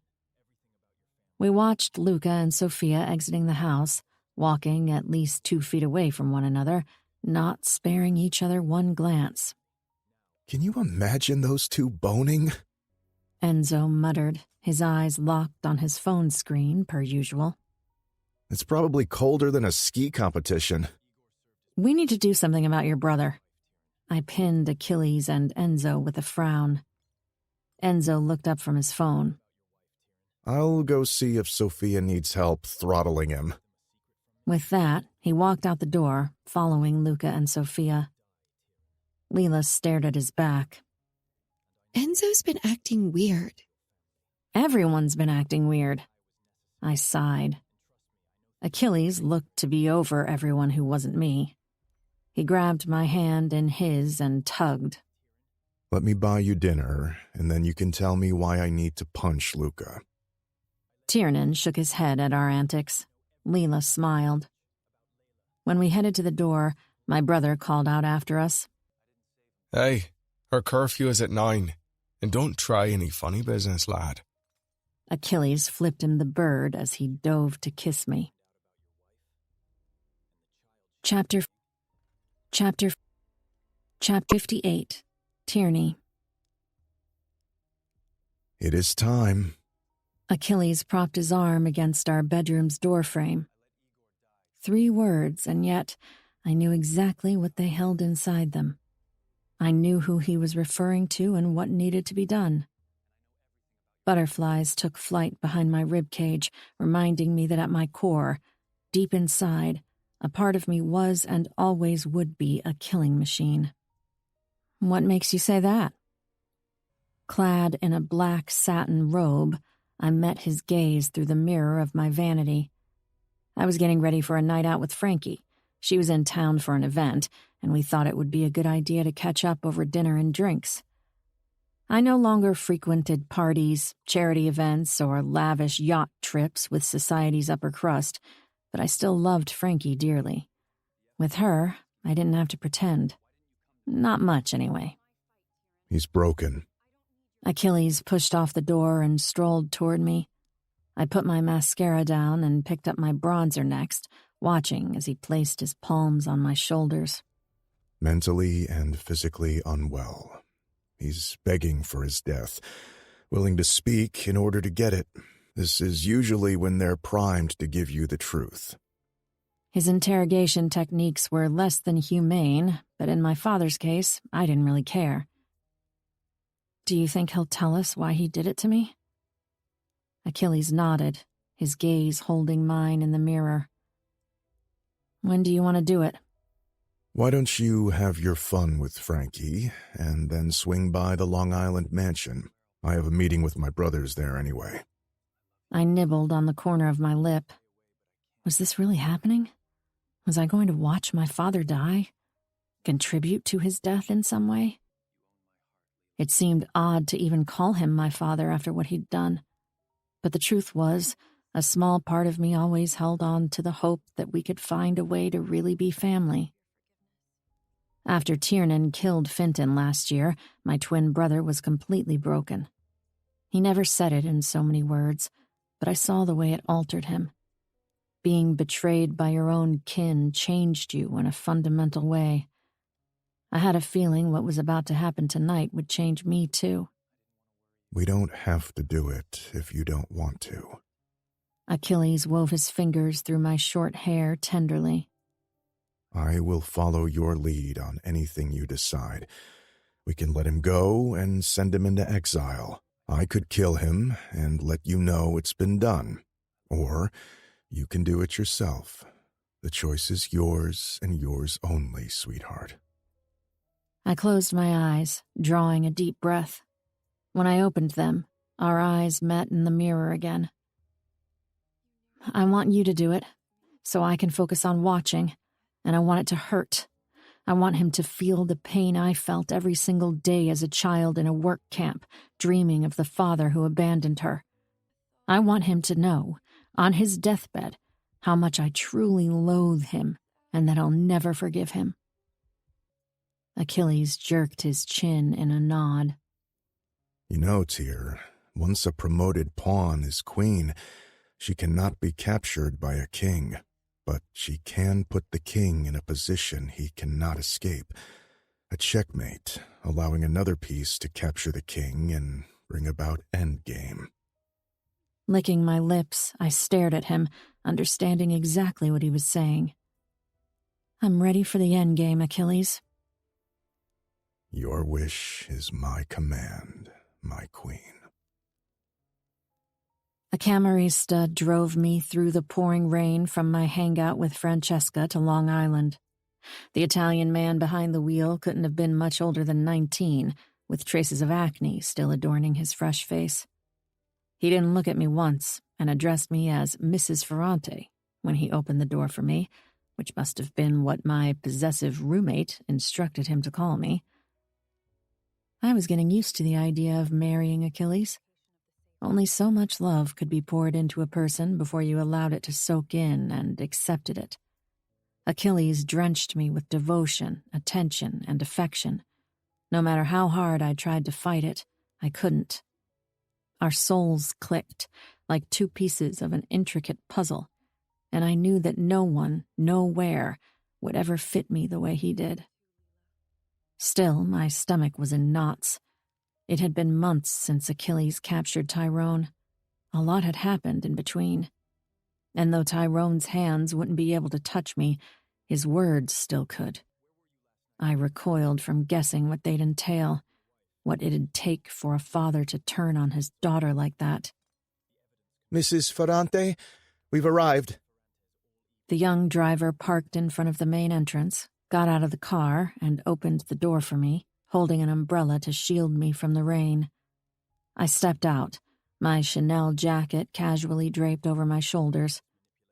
I walked toward the doors, which swung open as I approached on the CCTV. Guess you could take the stalker out of the game, but you couldn't take the game out of the stalker. Enzo and Luca emerged from the house wearing designer peacoats with popped collars and sporting immaculately styled hair. Luca breezed right past me, ignoring my existence. Enzo stopped to kiss my cheek. Good luck tonight. He knows. I gave his arm a quick rub. Thank you. All right, that's enough affection for a lifetime between you two. Achilles grumbled from the doorway. Tierney, come. When I entered, he peeled the jacket from my shoulders to hang it and kissed the side of my neck. Had a good time with the First Lady? It was nice to catch up. Why is your errand boy calling me Mrs. Ferrante? Because he doesn't have a death wish. He answered in a deadpan. We're not even engaged yet. We've been engaged since we were 17. I'll have you recall you promised to accept my proposal. The wild fluttering in my chest increased tenfold. You haven't given me a ring. Do you want one? I did, and that frightened me. I strutted deeper into the house. It was the first time I felt fully welcome in it. All the other times before, I was an extension of Leela and Tiernan, something the Ferrantes had to endure. Which way to the basement of horrors? Achilles tilted his head to the left. Follow me. I did, walking past the cream columns and golden accents to a guest room on the far side of the mansion. Inside, he led me into a walk-in closet. Then he opened another door, which was padded on the inside. As we stepped down the steep, cobbled stairway, a shiver of terror ran up my spine. We descended into the bowels of the house, entering a massive basement that seemed as large as the entire first floor. The dark space was filled with devices of torture. A sinister smell clung to my nostrils, a mix of bleach, smoke, sweat, and blood. A glass tank sat on a long wooden table in the center of the room. When I reached the end of the stairway, I spotted a cage the size of a bathroom stall. Inside it was my father. Or what was left of him, at least. Tyrone was shirtless, wearing what looked like pajama bottoms. His once salt and pepper hair was now completely white and in disarray. He looked gaunt, and streaks of filth adorned his cheeks and torso. When he saw us enter the basement, he rushed to his feet, tossing himself over the corroded bars, clutching them desperately. "Oh, Tierney, my sweet pumpkin, my little girl." I stopped a good 10 feet away from him, staring him down. "Pumpkin, I can explain." His upper lip curled over his gums like he'd lost his front teeth, and his speech was off. "Everything. Trust me. This is all a big misunderstanding. Tell him to let me go." I flicked my gaze to Achilles. He said nothing. He was letting me lead the way. I crossed my arms over my chest. "Sure, I'll hear you out." Tyrone licked his cracked lips, his eyes clinging to my face. He was calculating his next words, like they could make a difference. "Are you going to deny collecting intel on the Irish and your own family and selling it to Velo? Because we've got receipts." Velo himself blew Tyrone's cover the day I met with Tom Rothwell, so there was no way he could deny it. "Well, no, but—" "Are you suggesting, then, that Velo fabricated my meeting with Agent Rothwell on the same day I actually met him?" Whatever little color he had in his face was gone now. "I'm not saying that. "What are you saying, then?" I'm saying I never thought this would blow back on you this way." He rattled the bars of his cage desperately, tears streaming down his dirty cheeks. I thought Tiernan would take care of it. He always does. The lad knows what he's doing." "You sold me to the Camorra, and the rest of your people, too. Why did you do that? Money? You've got enough of it." The Irish's business was booming. The Callahan clan was never as prolific as the Camorra, not in size and not in contracts, but Tiernan was doing very well for himself. He made sure to pay Tyrone a monthly cut. He lived in a lavish mansion and had luxury cars. I thought I was helping everyone. I swear it. I thought if the Camorra knew they had an insider from the Irish operation, they would be less suspicious of us and do more business with us. All I ever wanted was to help." I tipped my head back and laughed, a laugh that felt bitter in my throat. "How stupid do you think I am, Dad?" "I swear—" "All right, that's enough. Achilles cut in, taking a step forward. Tyrone, any minute you're not giving us the truth is a minute I'm not spending inside your delectable daughter, and I'm afraid I'm running out of patience. You have one more shot before I start cutting organs." He flipped his knife open and angled it in my father's direction. "I'm going to go slow and make sure you feel every single minute of it. Help me help you. Talk and get it over with." You can't let him kill me. Tyrone's head snapped to me. I'm your father. Sperm donor. I took you in when you were broken. Tiernan and I arrived at your doorstep after going through hell in Russia. You didn't even look for us. I tried, but... And when we arrived on your doorstep, tied up with a fucking bow, you knew exactly what you were looking at. 2 well-trained killing machines who could work for you. You made us your soldiers. I loved you from day one. He shook his head. Both of you. I wanted to find you. Was desperate to do it, but I was grieving my wife. It was hard. At least you got to know her. Now tell me why. Why did you betray me? Us. Because you took her away from me. It was his turn to roar in my face. The confession was filled with venom. He broke into tears, sliding down the bars to his knees. You took Deirdre from me. If it wasn't for you, she wouldn't have been alone in that house in Dublin when Igor got to her. She didn't want to leave. I begged her to. I knew the Russians were closing in on us, but she wanted to raise you two in Ireland, next to your family. You came first, and it killed me that she sacrificed herself and her happiness for you. I burst out in tears. It felt strangely good to be validated. I always had a feeling Tyrone and Fintan did not really love us. Now I knew. You wanted to destroy me. Not initially. He scratched his overgrown, greasy beard, using his shackled hands. But with time, I decided I'd kill both of you. A cruel smile painted his lips, his eyes bloodshot and wet. At least your brother is a good mobster, a good son. He was a great investment. But you were always too broken, too traumatized. No one could reach you. I guess when Tiernan took Fintan's life, I realized it was time to make you both pay. That is when I went to Velo and offered to be his spy.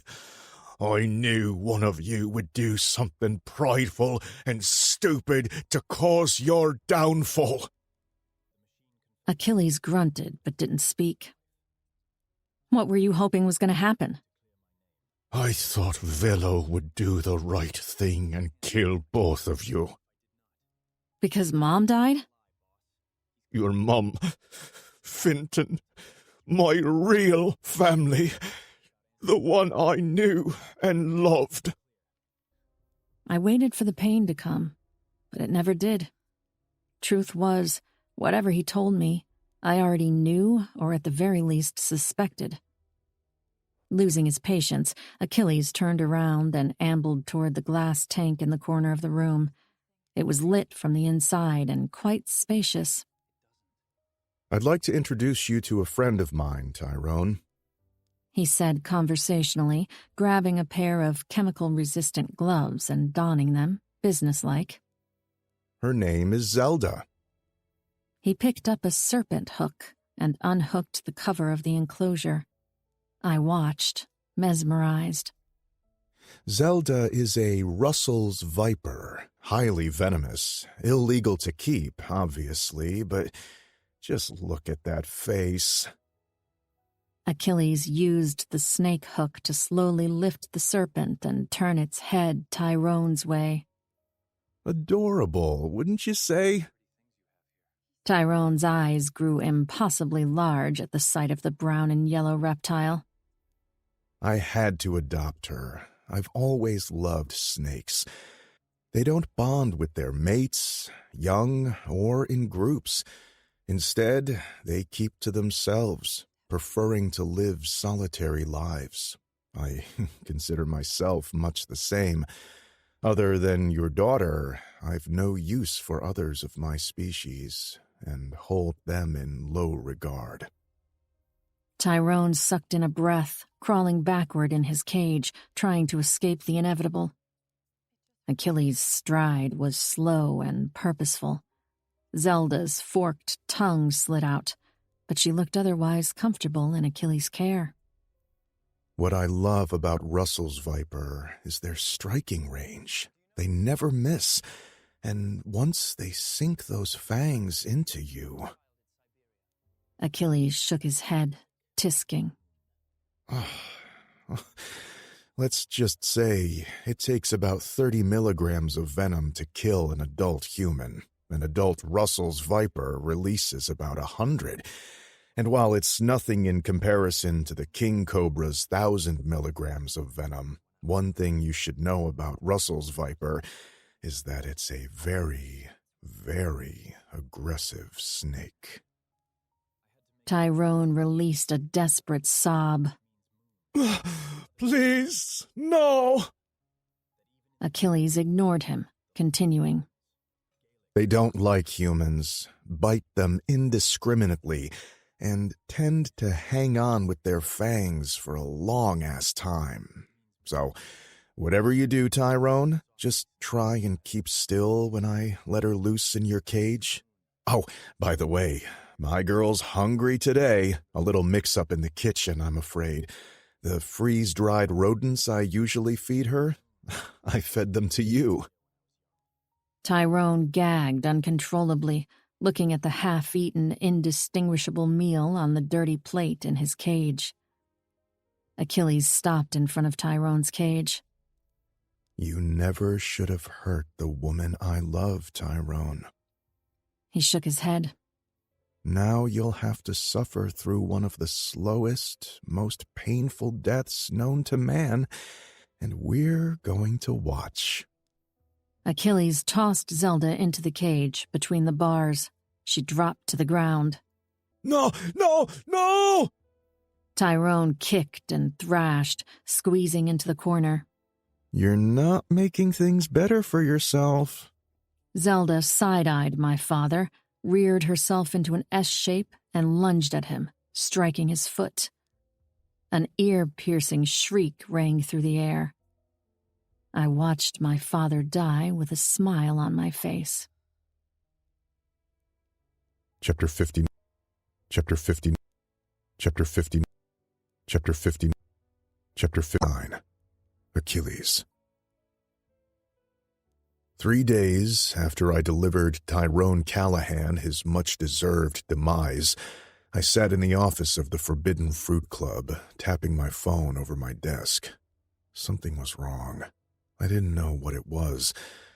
Fine. Yes, I did know. What was wrong was the fact that I hadn't given Tierney much say in the decision to be with me.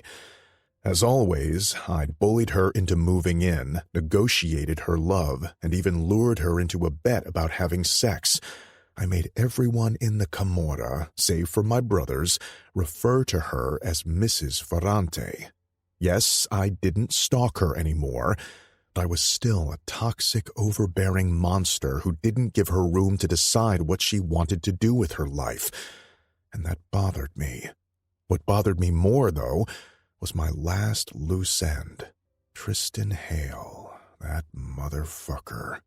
I needed to find a way to get him back on American soil so I could finish him off, or at the very least threaten him a little to ensure he knew never to mess with Tierney again, which meant I was now dialing the Pecan's number. It was still 7 a.m. in Vegas, but if I had any fucks to give, they weren't in my immediate vicinity. Someone had better be dead, Leosha greeted. Not at present, but I'm working on it. That's why I'm calling. I need a favor. I already did you 10 this month alone. Were the territory and weapons not enough? I was sure the deal he and Jeremy had agreed upon put a dent in their relationship, to say the least. This has nothing to do with that deal. What do you need? Tristan Hale. I need you to lure him to New York. Why? My silence told him what my mouth wouldn't. Hale wasn't going to survive his next trip to the Big Apple. And what makes you think I hold that kind of power over him? You've worked with him before. Hale only offered his services to people he deemed acceptable to work with, not vice versa. And what do I get in return for that favor? What do you want? That Porsche looked nice. Is it custom made? You think I fucking go to the dealership and take what they have in stock, like some kind of peasant? Alex snorted. I'll have it then. It'll look good in my collection. The man had at least 25 sports cars. How small was that dick of his? Have at it. And a month's supply of drugs, free of charge, delivered straight to one of my compounds. We don't have a contract with you. I said, balking, but only so he'd think he managed to negotiate a decent deal. And that'd take a dozen trucks. Alex mulled it over. Sounds like a you problem. Fuck. Whatever. When and where? Forbidden fruit, next Thursday. I'll be in touch. I killed the call.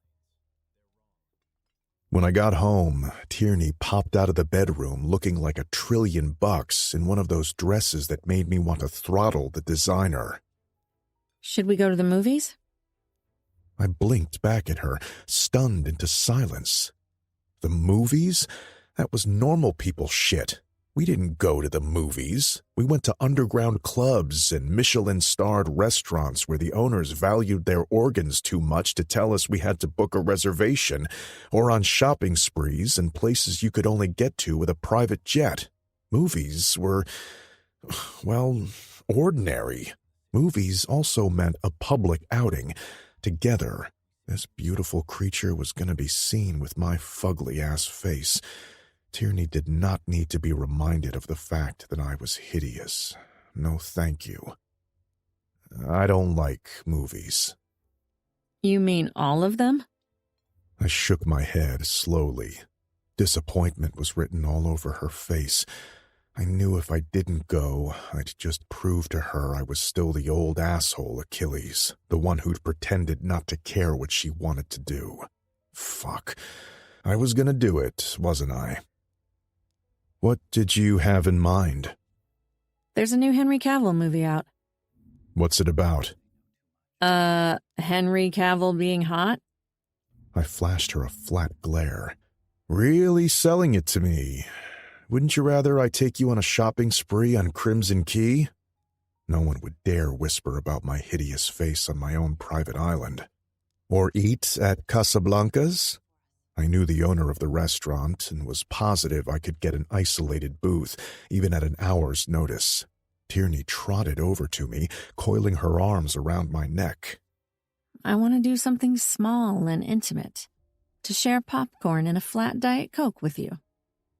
I stared her down, confused. Why? Because we never got to do it when we were teenagers.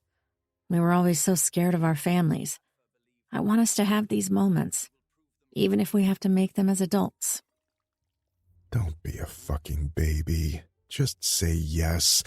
Look how much she wants it. So what if a few people stare?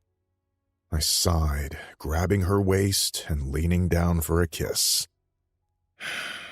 Sure, we'll go see your hot guy movie. Let me just hop into the shower. She grinned up at me, looking genuinely happy for the first time in forever. Her hair was becoming redder, more hers, and even though it was still very short, she moosed it in a spiky, trendy way that made it look like a fashion statement. This is... She struggled for words, her voice catching, and I knew it meant more to her than it did to my mother that I braved getting out there, taking a stab at normalcy. Tierney shook her head, chuckling to herself in wonder. Thank you. Thank you so much for healing with me. I never thought of it this way, but I guessed it was true. In helping her, I was helping myself get over our shared past. Her eyes pinked, and I knew she was close to crying. Hey, are you sure you're okay? I squeezed her waist. She nodded. I feel better than okay. Liberated, actually. Tyrone deserved to die. It took him 3 days to kick the bucket. The kidney failure and internal bleeding occurred after 24 hours, just on track, but he battled it out, struggling for his last breath before he finally gave in. The minute he was dead, I called Tiernan to remove his corpse from my parents' basement. Tiernan collected his enemies' skulls, and he had been saving a special spot for his traitorous father's cranium after what he'd done to his sister. I'm sorry it had to come to this. I thumbed her cheek.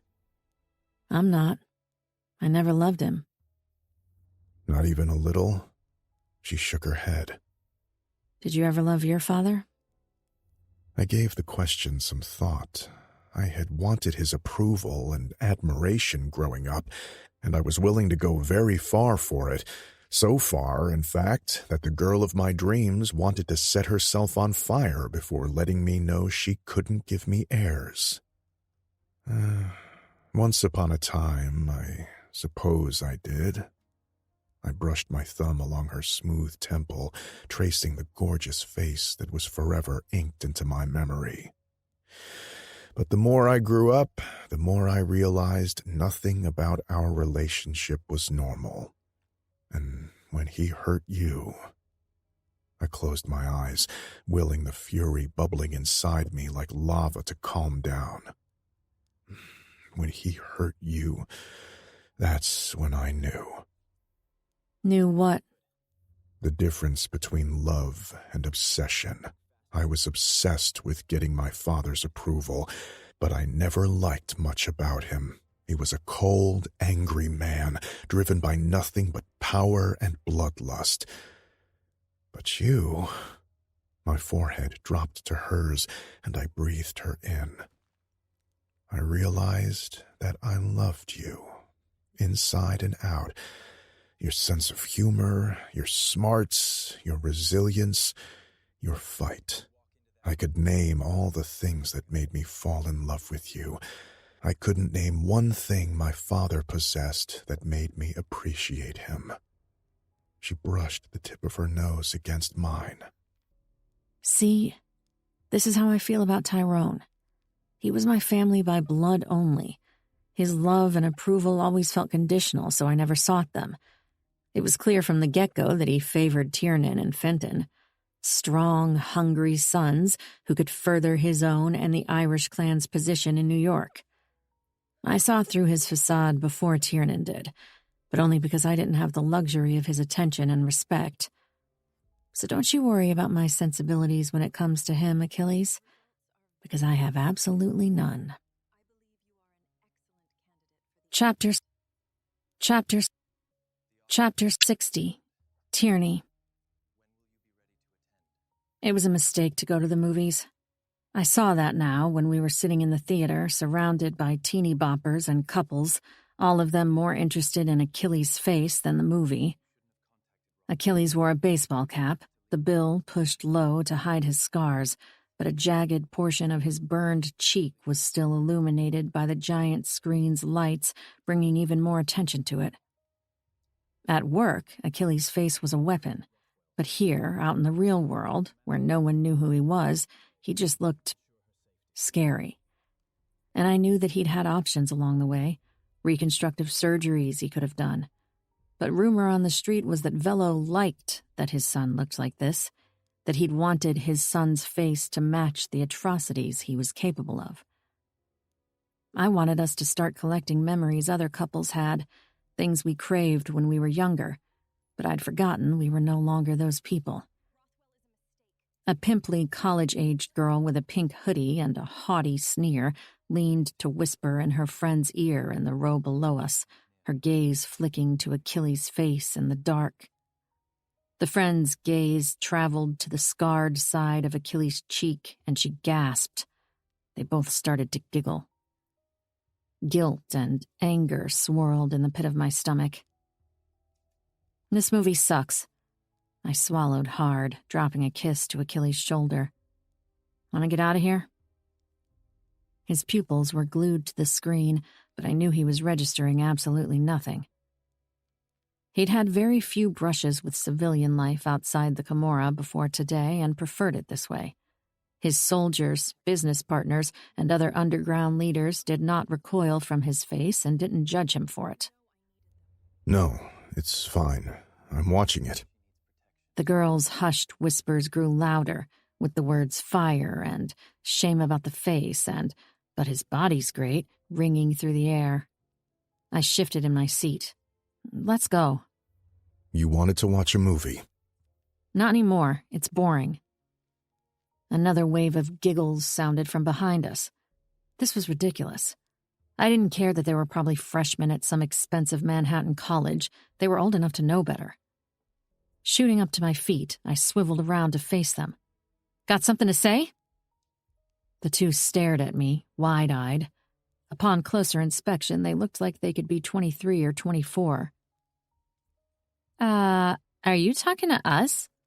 The one with the perpetual sneer stubbed her chest with a pink, pointy fingernail. Yeah, I'm talking to you. You've been whispering about my fiancé for half the movie. He's taken, by the way. The girl's mouth hung open. Achilles sighed. Tierney, leave it. No, I want to hear what they have to say. What was so funny? I want to laugh, too. And it had to be good because instead of ogling Henry, they were staring at my man. That made the brunette one, without the pimples, burst out in a laugh. Trust me, girl, you can have him. I wasn't asking permission. You really don't want to see what I'm capable of if you look his way one more time. Is that a threat? Pimply Girl stood up. The shushing theater-goers were now silent, and everybody was looking at us. Nah, it's a promise. I smiled. Okay, we're done here. Achilles stood and scooped me by the waist and tossed me over his shoulder. You clearly aren't watching the movie after all. Let me down. I want to fight them. I kicked my feet in the air while he sauntered to the stairs leading out of the theater. Why? Because they were rude to us. No, they were rude to me, and I don't give a fuck. But We're finishing this discussion later. I had just enough time to look up and flip the two girls the bird before Achilles took us outside and placed me down on the sidewalk. It was chilly, but all I could feel was ire and heat for how they'd treated him. From now on, we'll only do Camorra and Irish functions. I'm so sorry I brought you here. I bit down on my lip. I'm not. He pinched a cigarette between his fingers, grinning boyishly. You're not? When we were teenagers, I dreamt about a scenario where you were the jealous one. This was as close as we've ever gotten to one. He took a long drag of his cigarette. I snorted, shaking my head. My heart rate slowed enough for me to take a breath and notice our surroundings. We were on a busy street. I grabbed his hand in mine and squeezed, heading toward an ice cream shop. Is this normal? What, people whispering and snickering when they see my face? He puffed a cloud of smoke, looking unaffected. Pretty much. I'm used to it. My throat was thick with tears. How do I make it up to you?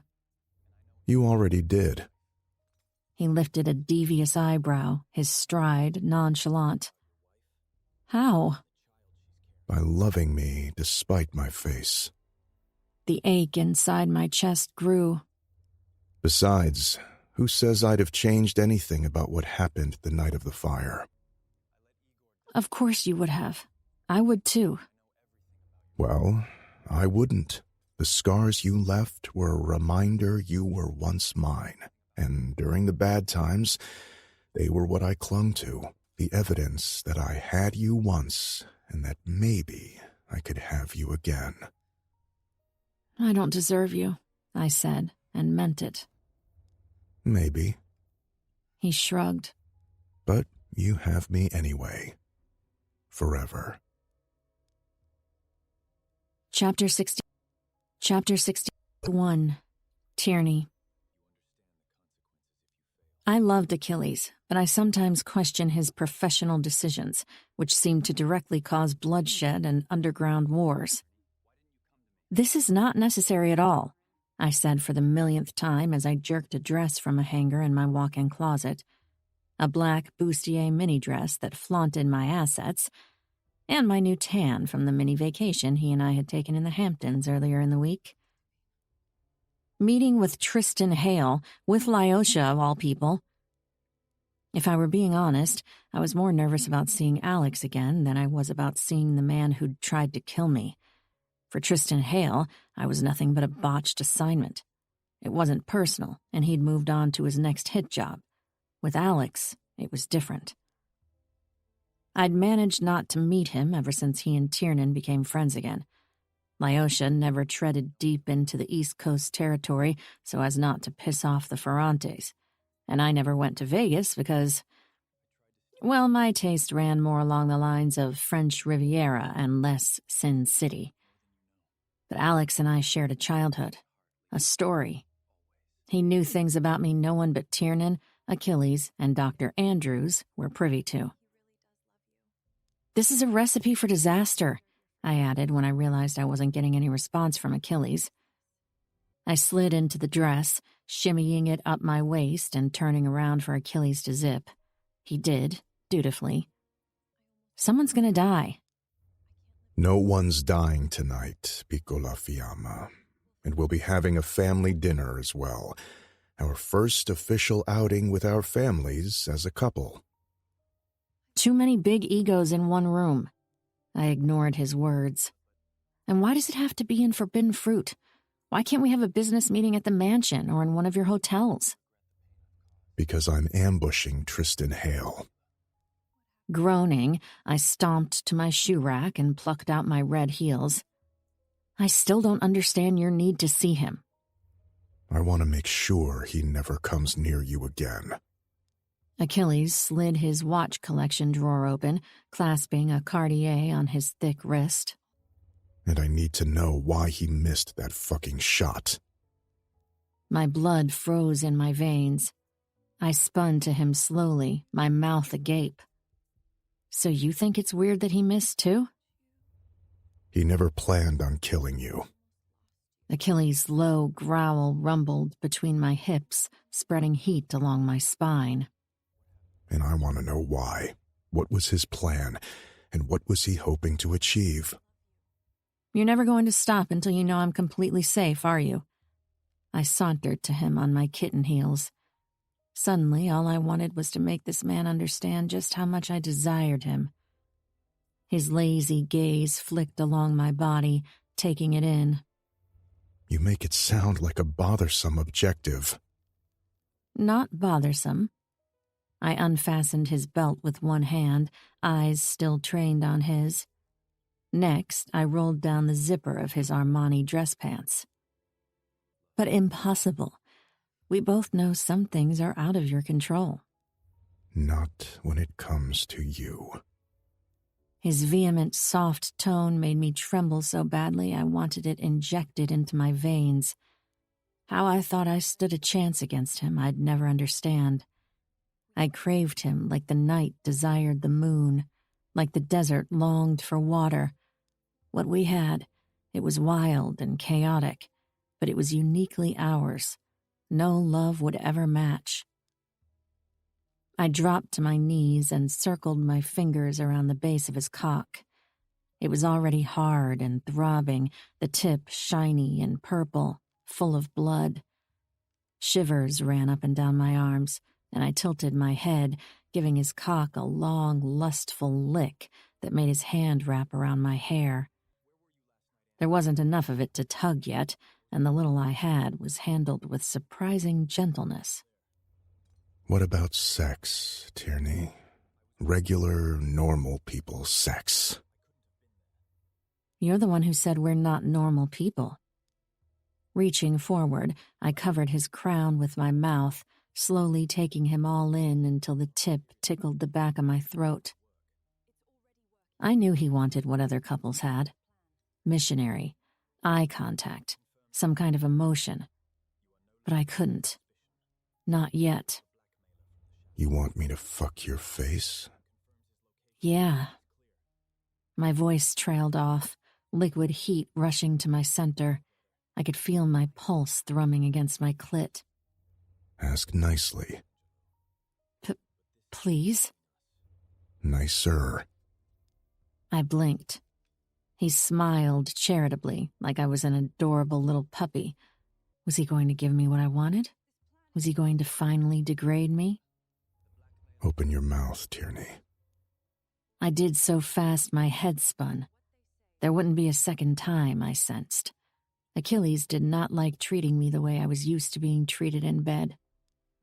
He grabbed my jaw, peered inside with those dead, icy eyes and spat into it. Swallow. A rush of warmth shot to my core, and my muscles squeezed against nothing. It felt so alarmingly good I thought I was going to implode. What we were doing was so sick, but nobody knew how to touch me like he did. I tried closing my mouth to swallow, but his grip on my jaw tightened. Nah, with your mouth open. You need to work those throat muscles anyway.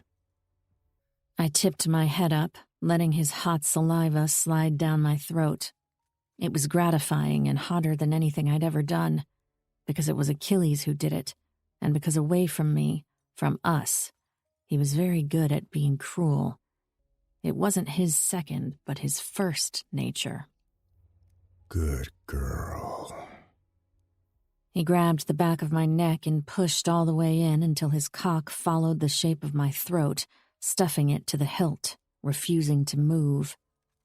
He pulled out of my mouth only to thrust back in one violent movement. I choked, coughing as tears prickled my eyes. Oh, you're so pretty when you cry. He didn't stop, only picked up his pace, fucking my face, humming to the sound of my gagging as I tried to keep my lunch down. Fuck. Fuck. He thumped his head against the wall behind him repeatedly. I'm coming in your throat, and I want to go so deep you're not even gonna taste it. All I could do was nod. I felt the hot, thick liquid coating the back of my throat, and I had to breathe through my nose. After he finished, he let out a ragged breath and let go of my neck. I collapsed at his feet, giggling to myself. What's so funny? He tucked himself in and fastened his belt before offering me a hand to stand up. I took it. It had only been 3 seconds, and he already looked as unruffled and clean-cut as though I didn't just suck his cock in the middle of our walk-in closet. I was just thinking about Enzo. Enzo? His murderous glare silently informed me he was about to kill his own brother if I didn't explain myself. Enzo, I repeated, trailing a fingernail along the collar of his shirt. I thought about how he's always so worried about his protein intake when 80% of mine comes in the form of your cum. That did make Achilles bark out a laugh. He wrapped his arm around my neck and jerked me to him, kissing me hard. Nice one, funny girl. His lips moved over mine. Think about someone else ever again when we're together, and I'll chop off his cock. Forbidden Fruit was the most exclusive underground club in Manhattan, arguably in the entire world. No close second existed to the amenities and entertainment it offered. With security and discretion guaranteed, it attracted some of the world's most prominent billionaires and royals. What started out a few years ago as a brothel during the day and a club during the night quickly expanded into a gentleman's club with a $450,000 a year membership fee and an invite-only operation. Currently, it offered 3 gambling rooms, 2 restaurants, a bar, 3 lounges, a billiards room, and a high-end brothel. There was also a fully equipped state-of-the-art gym, a sauna, an indoor Olympic pool, and 2 tennis courts. I'd never actually been there before. Achilles had made sure to ban me from any establishment that his family owned, so I was a little giddy. Of course, I was also frightened about coming face-to-face with Tristan Hale and nauseous about reuniting with Alex. Smoke on the job one more time and I'll shove the cigarette all the way down your throat. Achilles reprimanded the valet boy who rushed toward the Porsche, tossing his keys in his hands. Sorry, sir. The kid wiped his mouth quickly, cringing in fear. We walked into the club, which was painted black from floor to ceiling, with golden accents on the grand chandelier and crown moldings. A sleek bar with golden arches and a waterfall greeted us. A waiter in full attire glided toward us with a tray, putting in our hands Achilles' favorite whiskey and my drink of choice, a French 75. I took a big sip, feeling the champagne tickling the back of my throat. Okay, I do like this place. Wait until you see the back rooms. Achilles placed a possessive hand on the small of my back, guiding me past lounge chairs filled with businessmen and their much younger dates. We took a flight of curved stairs up to the next level and walked through double doors leading to the gambling room. I immediately spotted my brother and his wife standing by a blackjack table. Leela was wearing a tight bubblegum pink mini dress, and Tiernan was staring at her like she'd just saved the world from exploding. She was playing her hand, and he was watching. I ambled toward them, Achilles at my heels. "Hey." Hi. Leela jumped on me with a hug, kissing both my cheeks. You look so good. I'm so glad we're finally doing this. Dinner is supposed to start in about 20 minutes. "How's the game going?" I gestured to the cards. Really good. I'm winning. She's always winning. My brother wrapped his arm around her waist, kissing her temple. The secret is in learning how to count cards. Leela grinned from ear to ear, turning her attention back to the table. Oh, I wanted to ask you something. Yeah? Soph and I are going up to the mountains for a weekend, to recharge. Want to come? My knee-jerk reaction was to tell her I'd have to find a way to sneak behind Achilles' back and whoever was tasked with being my chaperone this week. But then I remembered I no longer needed to ask Achilles for permission, or to dodge any unwanted security. Swallowing hard, I said, "I'd love to." I hung back to watch her play, and sure enough, by the end of the game, she won and scooped $50,000 into her fund. Leela and I jumped and cheered together. I was so happy for her. She had been deprived of human interaction for so long growing up, and I couldn't blame her for playing catch-up and enjoying her dances, gambling rooms, and parties. We'll see you at dinner, Achilles said to Tiernan and Leela, snatching my hand and leading me out of the gambling room. I was still giddy about Leela's win. "Isn't that fantastic?" I took another sip of my champagne. "Leela's gotten so good at blackjack. She told me the other day she hasn't lost one game in 3 months." Achilles looked at me like I was an adorable, dumb puppy. "What?"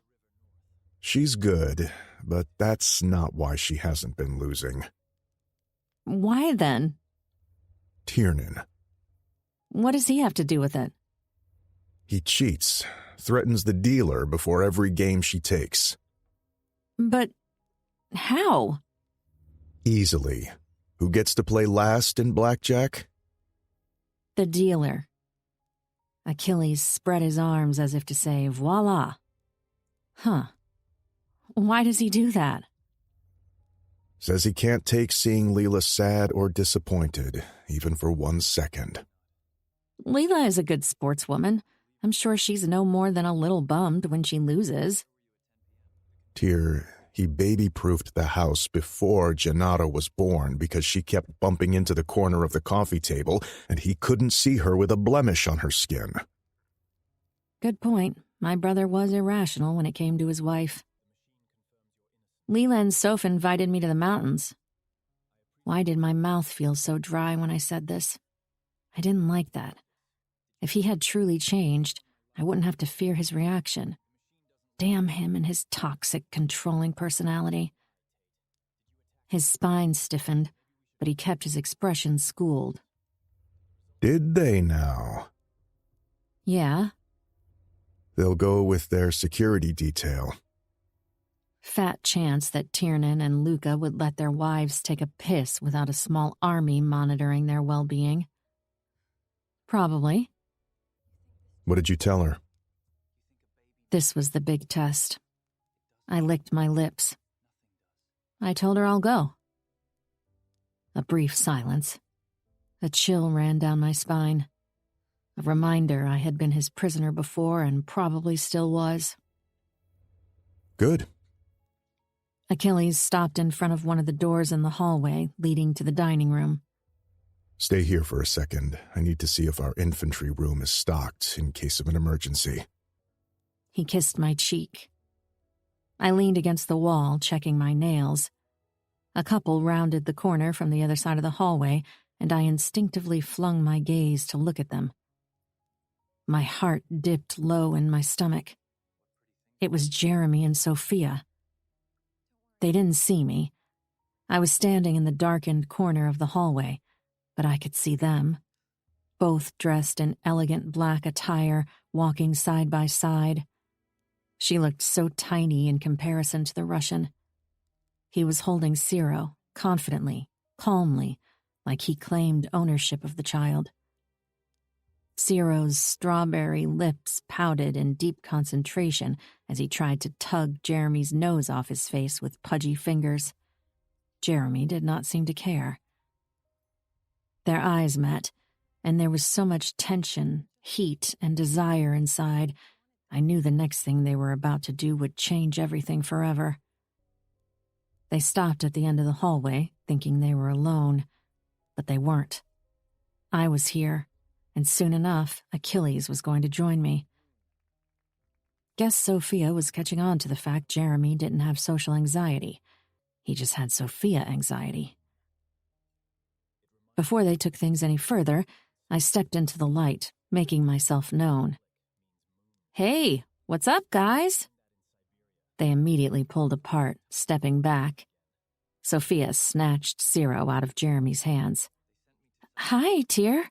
Sorry, I didn't see you." Her face flushed, but when I looked up to watch Jeremy, his eyes were threatening to kill me.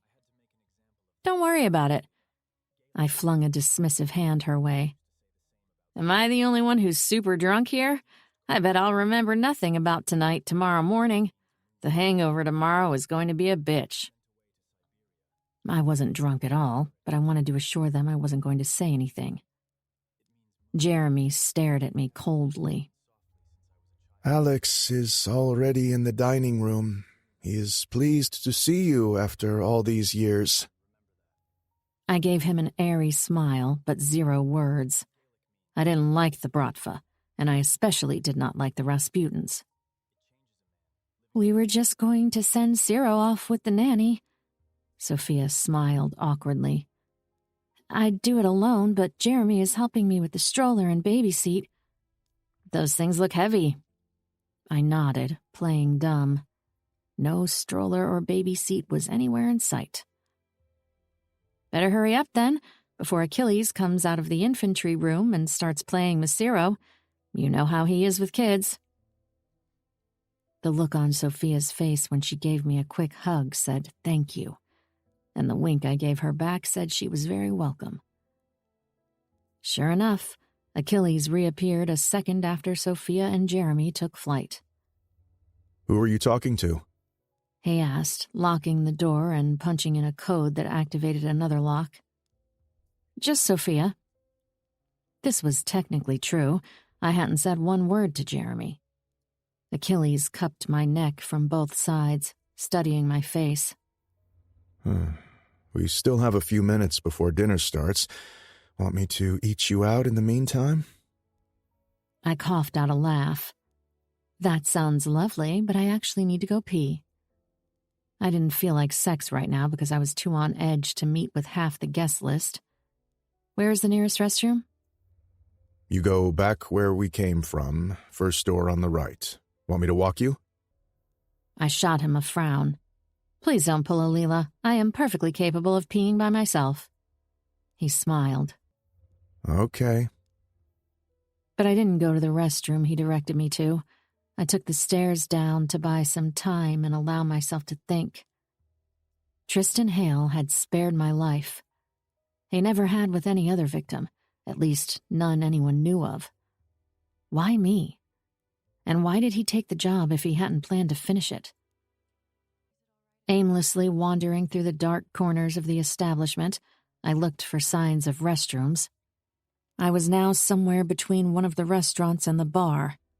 The place was buzzing, with dozens of well-dressed people, mostly men. The silver sign for a bathroom finally twinkled from the other side of the venue. I headed in its direction into a narrow alcove, slowing my steps when I detected a large, muscular form standing by the door. Squinting, I tilted my head to study the vaguely familiar face. Relax, it's not him. It can't be. There wasn't a chance in hell the Ferrante brothers would let this person walk into their establishment without a warrant. Besides, my luck wasn't that shitty. Alex and Tristan Hale in one evening was more than enough without meeting this asshat. But the closer I got to him, the more I was convinced it was Agent Tom Rothwell, his arm propped against the wall, waiting for someone to leave the restroom. I stopped, shrinking behind a wall, and watched him.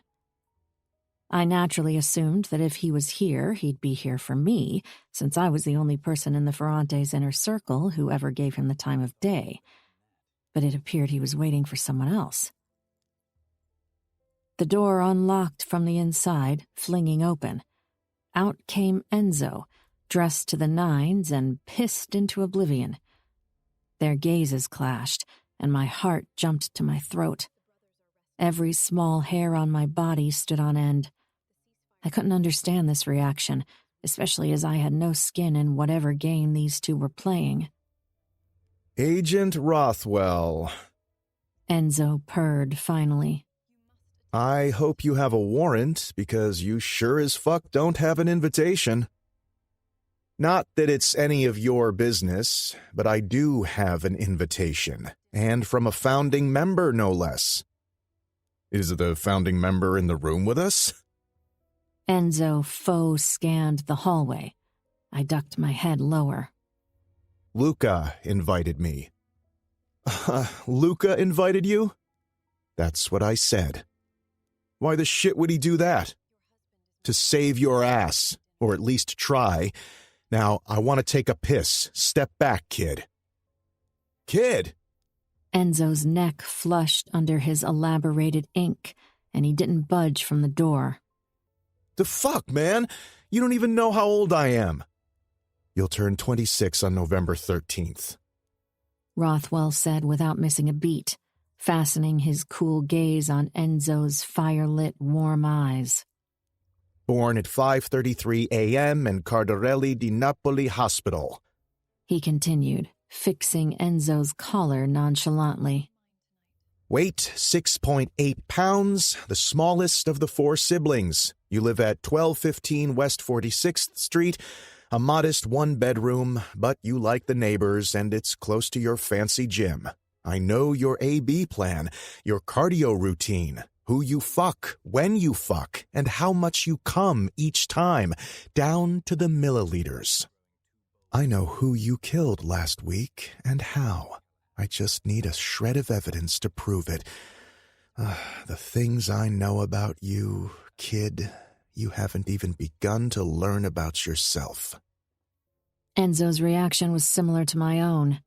His jaw was on the floor.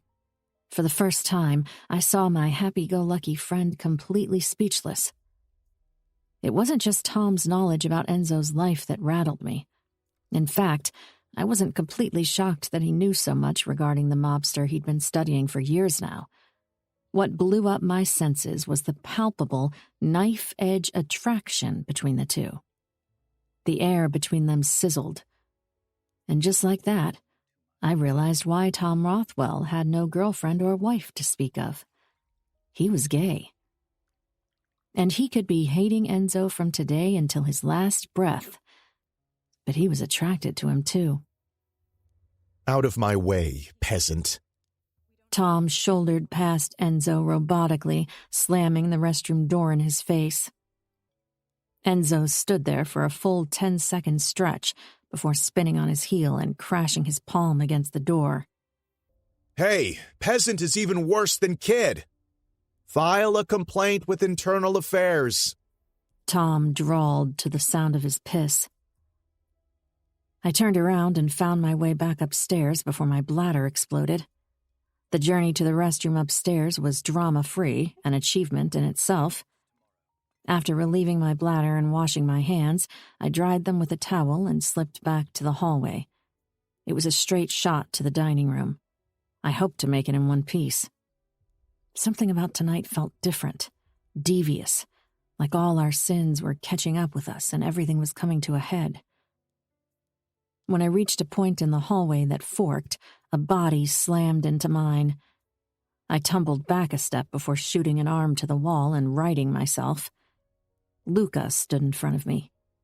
Our eyes met. It was the first time I was alone with him since Achilles found out what he'd done all those years ago. Watch where you're going, asshole. Call me asshole one more time under my roof. He dared quietly, blocking my way. Asshole? Now what? He took a step in my direction, his eyes shooting fire, and for a fraction of a moment I saw it. The humanity behind them. It was dimmed, but it existed, and I wondered who'd put it in there, because it couldn't have been Sophia. Sophia didn't even try.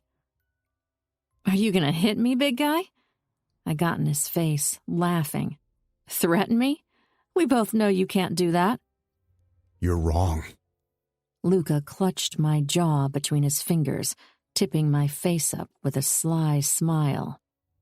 Being with Achilles doesn't make you immune from me. Nothing does. When I want to kill, I kill. It's what I do. You're a bad influence on my brother. Always were, and eliminating a mere pawn from the chessboard is not something I'd hesitate to do. His eyes told me he wasn't bluffing. His body language was languid, relaxed. I believed him. You'll have to kill him if you kill me. He didn't blink. The Camorra comes first, family after. Even Ciro? His eyes narrowed. Don't talk about my son. Who put the light in your eyes? I tilted my head. His tight jaw twitched with surprise. Who made you feel, made you smile, made your cheeks flush? I've never seen you this alive. Is she here? I elevated an eyebrow. Does Sophia know about her? Luca's nostrils flared at the sound of his wife's name. You have no idea what you're talking about. His jaw locked again. There's no one, and if you... I'm a socialite, Luca. I drummed my manicured fingers over his collar. He had good form. Very lean, very muscular. Shame about the shitty personality. I have my ways to extract information from anyone. I will find out your secret and use it against you. It is the least I could do after what you've done to Achilles and me, I promised with a sweet smile on my face. Luca grabbed my throat and pinned me against the wall, snarling in my face. I have no idea what the fuck you're talking about, but I'm only going to say this once. Snoop around me, and you'll regret the miserable day you were born. I'm not Tiernan or Achilles, sweetheart. I do not have a heart with strings you can tug on or compassion to spare. I will ruin you.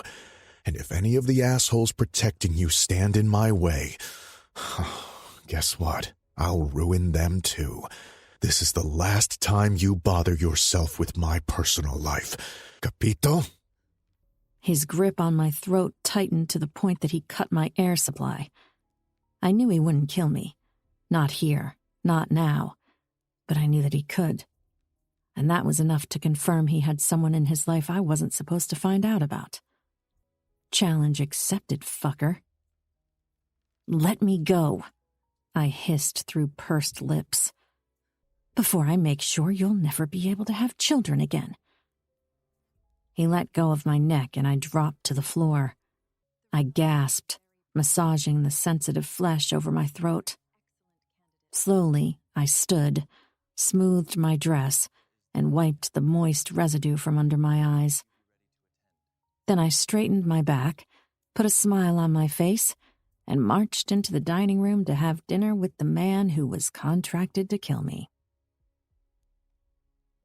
Chapter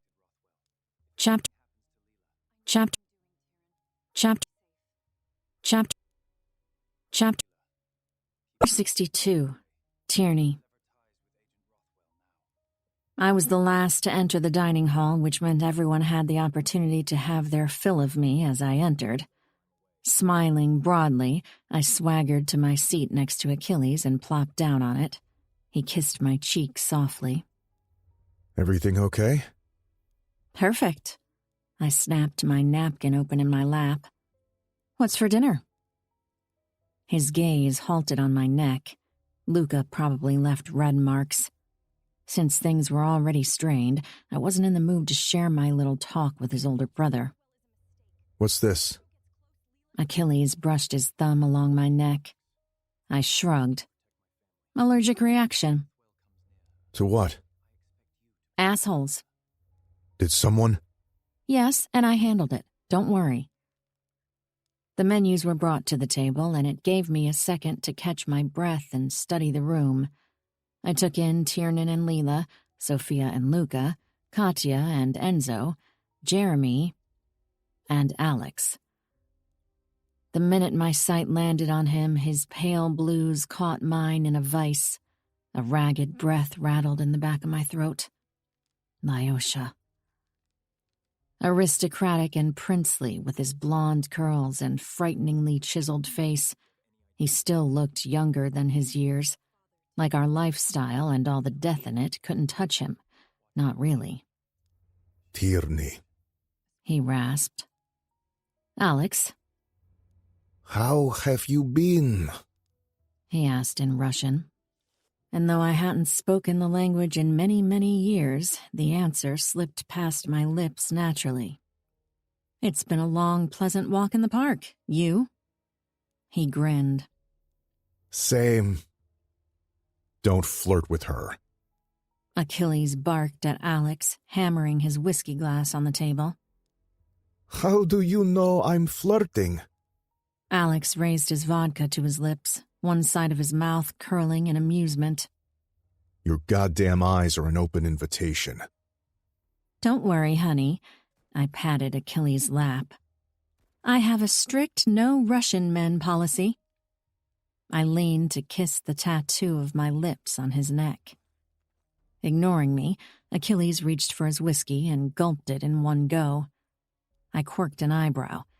It was unlike him not to pace himself, but I guessed everyone was on edge today. Where's that fucker Hale? Achilles turned his attention back to Alex. Running late. Alex flicked his wrist to frown at his Cartier. But he'll be here for the after-dinner drinks. With his mask off? Achilles poured himself a second glass of whiskey. Alex smiled leniently. I suggest you put that whiskey down. You're not Russian, Achilles. You lack the capacity to hold such a drink. And I suggest you stick to your business. That's a nice face you've got there. I'd hate to ruin it. What the fuck is Rothwell doing in the club? Enzo turned to look at Luca, breaking the tension between the other two men. He said you invited him? I'm trying to recruit him. Luca handed his menu back to the waiter. And you think he'll bite? Achilles snapped his head to his brother. I think we can't afford not to try. Luca cocked an eyebrow. With Dad out of the picture, we need a new wave of dirty feds to do our bidding. The rest of the dinner was relatively pleasant, or at least pain-free. The food was delicious, bourbon-glazed salmon and truffled salads, and the alcohol was great. Conversation flowed, and I actually managed to relax. Dessert came and went, and still no sign of Hale. Achilles did hit the whiskey bottle harder than I'd ever seen him before, but I couldn't fault him for it. When everyone retired to the bar, Achilles squeezed my thigh and leaned to whisper into my ear. I'm gonna check the security footage, see if Hale is planning a surprise. I nodded and joined Leela and Sophia on their way to the bar. The entire length of the way, I felt Alex's gaze heating my skin from behind. I threw a glance behind my shoulder. He was walking with Luca, Enzo, and Jeremy. At some point, He broke away from them and joined us women. Tierney, may I have a word? His English was crisp and lightly accented with Russian. You may have a few, but I doubt any of them would interest me. I yawned into the back of my hand. Sophia and Leela giggled and headed to the bar, leaving us standing at the threshold. Traitors. He wore a navy suit, the first buttons of his shirt undone, revealing smooth, bronze skin and sculpted pecs. He looked like a movie star, always had, and never made a big deal out of it. When I left Siberia at 14, he was already a big hit with the girls, and even though I'd been too busy surviving to pay him my full attention, even I wasn't immune to his charms. He was still not my type, though. I didn't trust men who were prettier than me. What's going on? I parked my hands on my waist. I didn't want Achilles to see us together. He'd made it quite clear he was jealous. Don't you think we should catch up? No, there's no reason to. Well, Alex shifted his weight from one foot to the other. I still feel the need to apologize for what my father did to you. Why? I asked, genuinely perplexed. I don't feel the need to apologize for what my father did to your mother. Tyrone, accidentally or not, killed Lyosha's mother before Tiernan and I were born. This was why we were kidnapped to Russia in the first place. Many of the things you went through happened right in front of me. He didn't let my hostility affect him one way or the other. And I want you to know that after a sufficient mourning time when you and your brother escaped, I eventually rooted for you, and I'm glad to see you happy and settled. Finally, a twisted smile curled my lips in distaste. Is that what you think I am? Happy and settled? I turned to him fully, narrowing my eyes.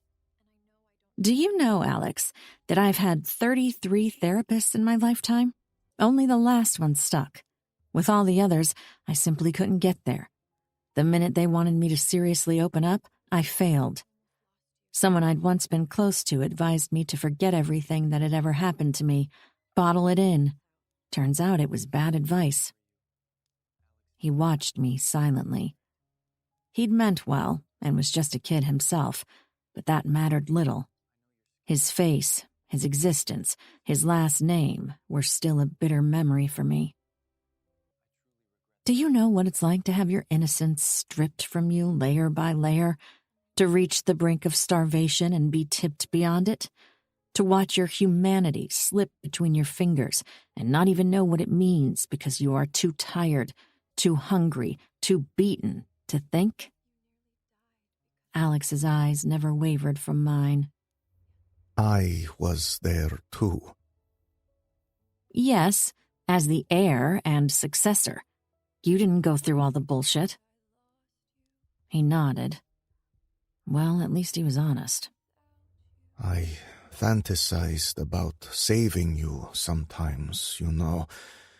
When you were going through those things, I was desperate for your approval. With Tiernan, I had it from the get-go. We were always thick as thieves. But you never gave anyone your trust, your sympathy, only to Tiernan.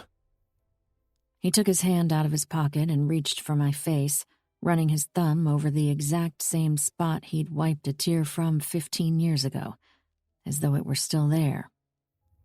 I wanted your affection, wanted to be seen by you. But every time I tried to come to your aid, I pushed you away. Yes, I know. You were a boy. I didn't like boys. Boys hurt me a lot. He inclined his head. When I told you to bottle it up, I meant it as a coping mechanism. You were only a child. You don't have to explain yourself. Under any other circumstances, I think we'd have made good friends. Don't you? Sure, I smiled. And in a way, we still are, everything considered. Are we? I nodded. Last we spoke, you wanted me to kiss you. I wasn't spoken for at the time. You and I will always be unfinished business. Well, I'm here now. Let's finish this fucking business. I shook my head. I'm a taken woman. I know. Lyosha put his hand on the junction between my cheek and neck, using his thumb to angle my jaw up. Achilles offered you to me. My entire body iced over in shock. What? Achilles. Alex rasped slowly, dragging his gaze from my eyes down to my lips. His hand a necklace on my throat, loose but heavy.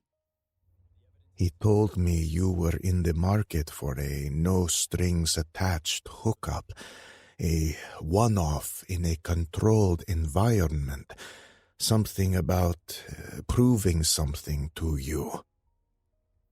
That fucking fucker, I seethed. How dare he confide in Al? He told me because I already know too much. Alex explained, reading my mind.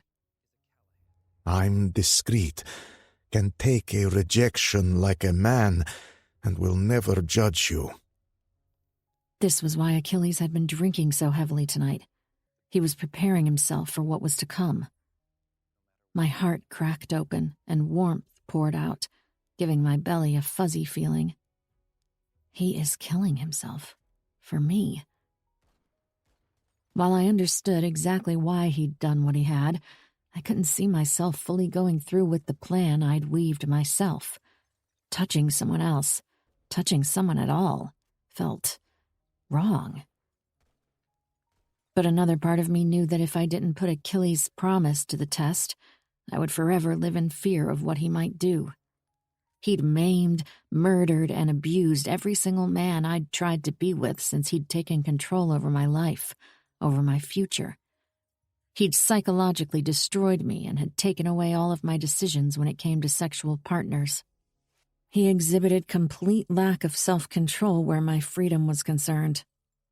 This was my emancipation. And I knew, as sick as that sounded, that Achilles needed this as much as I did. The confirmation that he had changed, that he was better. You want to fuck me? I dragged a nail along his neck up to his mouth.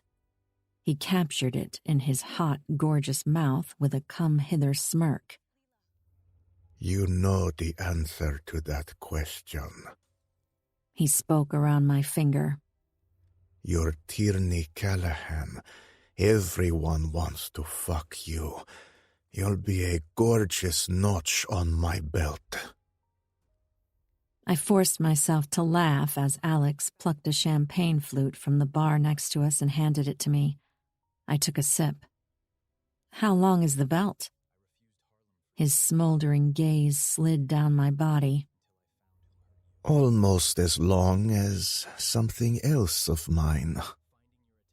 Subtle. I pushed more alcohol between my lips. I'll consider it, but only if he joins us. You think your little boyfriend wants to see his girlfriend get railed by the man who is about to take over his business? The cockiness of this man was almost as breathtaking as his appearance. I didn't say watch. I smirked coolly. I said join. A pitiless sneer touched his mouth, and he reached to caress my jaw softly. No man is ever going to fucking touch me. He'll be touching me only. Hard pass. He stepped back, eyes narrowing on my own. Temptation by new order reverberated against the walls of the bar, and I couldn't think of a more perfect song. Alex was calling my bluff, waiting for me to back down from my ultimatum, but that wasn't going to happen. Either I was including Achilles in this, or I wasn't doing it at all. I parked my elbows on the bar behind me. "Turn around and walk away, pretty boy. I'm not doing this without my fiancé." Alex did exactly that. His movement was swift and uncaring as he spun on his heel and ambled off. I watched him take 5 steps before turning around and slicing through the crowd back to me. He isn't going to touch me, he warned through clenched teeth. I grinned. "I know it might come as a shock to you, Lyosha, but not everyone wants to fuck you." I'm only agreeing to this because I know you fucking need this to move on. "Hey," I held up a hand. "I haven't even agreed to do it yet. There's one more piece we still haven't talked about." Enlighten me. He was losing patience, and I couldn't blame him. Achilles asked him for this, and while he agreed to the act, he never consented to my never-ending roasting. "Tiernan won't be happy." Tiernan's never happy. Any other objections? My smile widened. "No." Achilles chose this moment to reappear. He looked drunk as hell, eyes red-rimmed and hair in disarray. He looked beyond pissed, but as soon as he spotted us, he smoothed his expression over to something blank and businesslike. Had a nice chat? Achilles kissed the side of my neck. "An interesting one for sure." I slithered under his arm and burrowed into him. Achilles leveled his glare on Alex. Hale's not here yet. All the better. You cannot face him in your state. Achilles' nostrils flared. You better watch your mouth. "Who wants to skinny dip in the indoor pool?" I asked, smiling brightly. "I've heard all about it. It's supposed to be pitch black, right? With benches overlooking the skyline." "Oh, I want to see the pool too," Katya said excitedly, inserting herself into our conversation. Absolutely not. Alex turned a slight shade of green. "Maybe Enzo can show it to you some other time." I patted her shoulder, stifling a laugh. "We have a business meeting to conduct." Katya skulked to the far end of the bar with her tail tucked between her legs. I made a mental note to extend an olive branch to her. She hadn't actually wronged me in any way or capacity, and she was young. We women needed to stick together. Are you sure about this? Achilles turned to me. You don't have to if you don't want to. I grabbed his face and kissed him hard in front of the entire bar. When we disconnected, I whispered, "We're doing this together, and we're smashing that invisible wall that's stopping us. Now lead the way." He snatched my hand and we slinked out of the bar, Alex matching our pace. We poured into a dim hallway and toward a second set of doors leading to the recreational center. "Are you sure about this?" I whispered to Achilles. You wanted to be sure I'm a choice. This is how you'll know. We reached the gym first. It was decorated with dark tiles and blonde wood accents, then past the spas and sauna. Elevator music and eucalyptus scents entwined around my body. The temperature kept rising the farther we ventured away from the club. The heated pool's closed to the public from 10 at night until 10 in the morning. We'll have privacy here. Achilles stopped by a frosted glass door, punched in a code, and it swung back automatically, revealing a dark pallet pool with a floor-to-ceiling window overlooking the entire city. Vapor rose from the glass-like body of water, curling up like cigarette smoke. A soft click sounded from behind me as Achilles fastened the lock on the door. You touch her wrong, you bruise her, you make her feel unsafe, and you and I both know that'll never happen. Lyosha shrugged off his navy jacket, folding it neatly over a black concrete bench which sat flat against the wall. This is why you turned to me with this particular request. He undid his cufflinks meticulously. His eyes never wavered from me as he undressed. A hunger lived in them. Some malice, too. Lyosha wasn't the worst of the mobsters I'd met, but he was still Igor's son, and he still had an unsatiable appetite for whatever didn't belong to him. That included me. Achilles lowered himself to the bench, a safe spot for him to watch, while I unzipped the back of my dress. "Don't bother. You'll be joining us." I let the dress pool around my feet, stepping out of it and kicking it against the door. Tierney, I want to feel you too when I feel him inside me. I unclipped my bra, then shimmied down my panties. Besides, he is game as long as you two don't touch. Achilles and Alex exchanged looks. When I turned to watch the pecan, he was already fully undressed, his magnificent bronze six-pack on full display.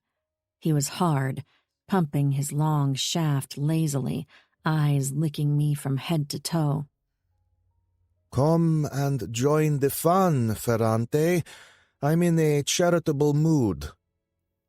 To my surprise, Achilles sprawled against the wall, spreading his muscular thighs, one hand resting on his knee, and smirked.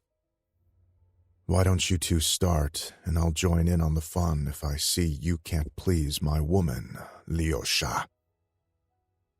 He'd never called him that before. Alex flashed him a wolfish grin. Challenge accepted. He reached to his folded trousers and produced a condom. Ambling in my direction with the confidence of an undefeated warrior, he knew he was formidable and delectable, even stark naked. His hand palmed my cheek. My breathing became hard and labored. I didn't know what turned me on more, the fact this gorgeous, powerful creature, the head of the Bratva, was touching me, or the fact that the love of my life was watching and letting it happen. Ognyanaya krasatka.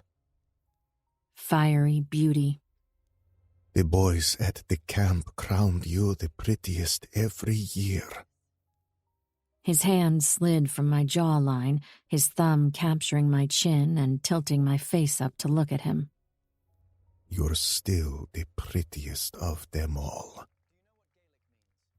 I opened my mouth to bite out something snarky, but he smashed his lips against mine. I gasped, stumbling backward. My knee-jerk reaction was to fight him off, but then the pleasant taste of vodka and desire flooded my mouth and senses, and my muscles relaxed, letting him do what he wanted. Alex deepened the kiss, his tongue flicking mine playfully, exploring the corners of my mouth as he pushed his body against mine until I could feel all of him. His thick cock pulsated against my stomach, leeching onto it hungrily. I tried to keep my pleasure restrained for Achilles' sake, but when Alex's hand traveled from my thigh up to my waist, clutching it as he crowded me onto the first step of the pool, I let out a moan. Oh, you're delicious. He bit my bottom lip, sucking away the pain before I could feel it. Now I know what all the fuss is about. My breasts felt heavy and full, and I ground them against his pecs, which were defined and smooth. I parted my legs just an inch, enough for his thigh to do the rest and slide between them. He pressed hard against my clit, my arousal for him already dripping all over his skin. I think... Alex moved his lips from my mouth to my neck, licking a warm path down to my collarbone, biting softly. I'll have no trouble satisfying your fiancée, judging by how wet she is for me. Put my condom on me. He deposited the slippery item between my fingers. I reached for his cock with shaky hands, refusing to be the one to back down from this. With your mouth. Halting, I darted my eyes to Achilles. Alex quickly captured my chin, bringing my attention back to him. Don't ask for his permission. He's been killing every single motherfucker who dared to give you pleasure. This is yours. Own it. Swallowing back a gasp, I pushed the condom between my lips and dropped to my knees, taking in Alex's huge cock. Pale, veiny, and uncircumcised, but just as monstrous as Achilles. Shifting forward on my knees, I wrapped my lips around his tip, using them to roll the condom along his shaft. I hadn't done it before, and when I pulled back to examine my work, it was only halfway done. Alex gave it a rough tug to sheathe himself completely with a satisfied groan. Up. I stood and elevated an eyebrow. What now, big guy? He gripped my ass and hoisted me up. My legs instinctively wrapped around his waist, and the ridge of his dick was now rubbing right against my clit. I threw my head back and moaned. Jesus. What were you going to say? Lyosha's fingers dug into the flesh of my ass. He descended the stairway into the heated pool, his mouth traveling across my upper body, exploring, biting, and licking. Don't talk to him like that. Such a good little girlfriend, aren't you? We were now waist deep in the pool. The water sloshed over us, nice and warm. His cock was still grinding against my clit, providing delicious friction. Defending your lover. Look what you've made him do, though. Alex gripped my jaw and forced me to look at Achilles as his head dipped down.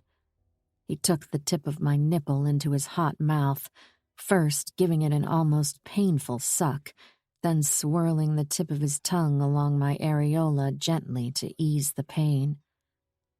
The air became humid and thick with sex. I panted hard, feeling every thread of thought in my brain, in my muscles, dissolving into nothing. I melted inside his arms, the pleasure taking over. My eyes locked with Achilles.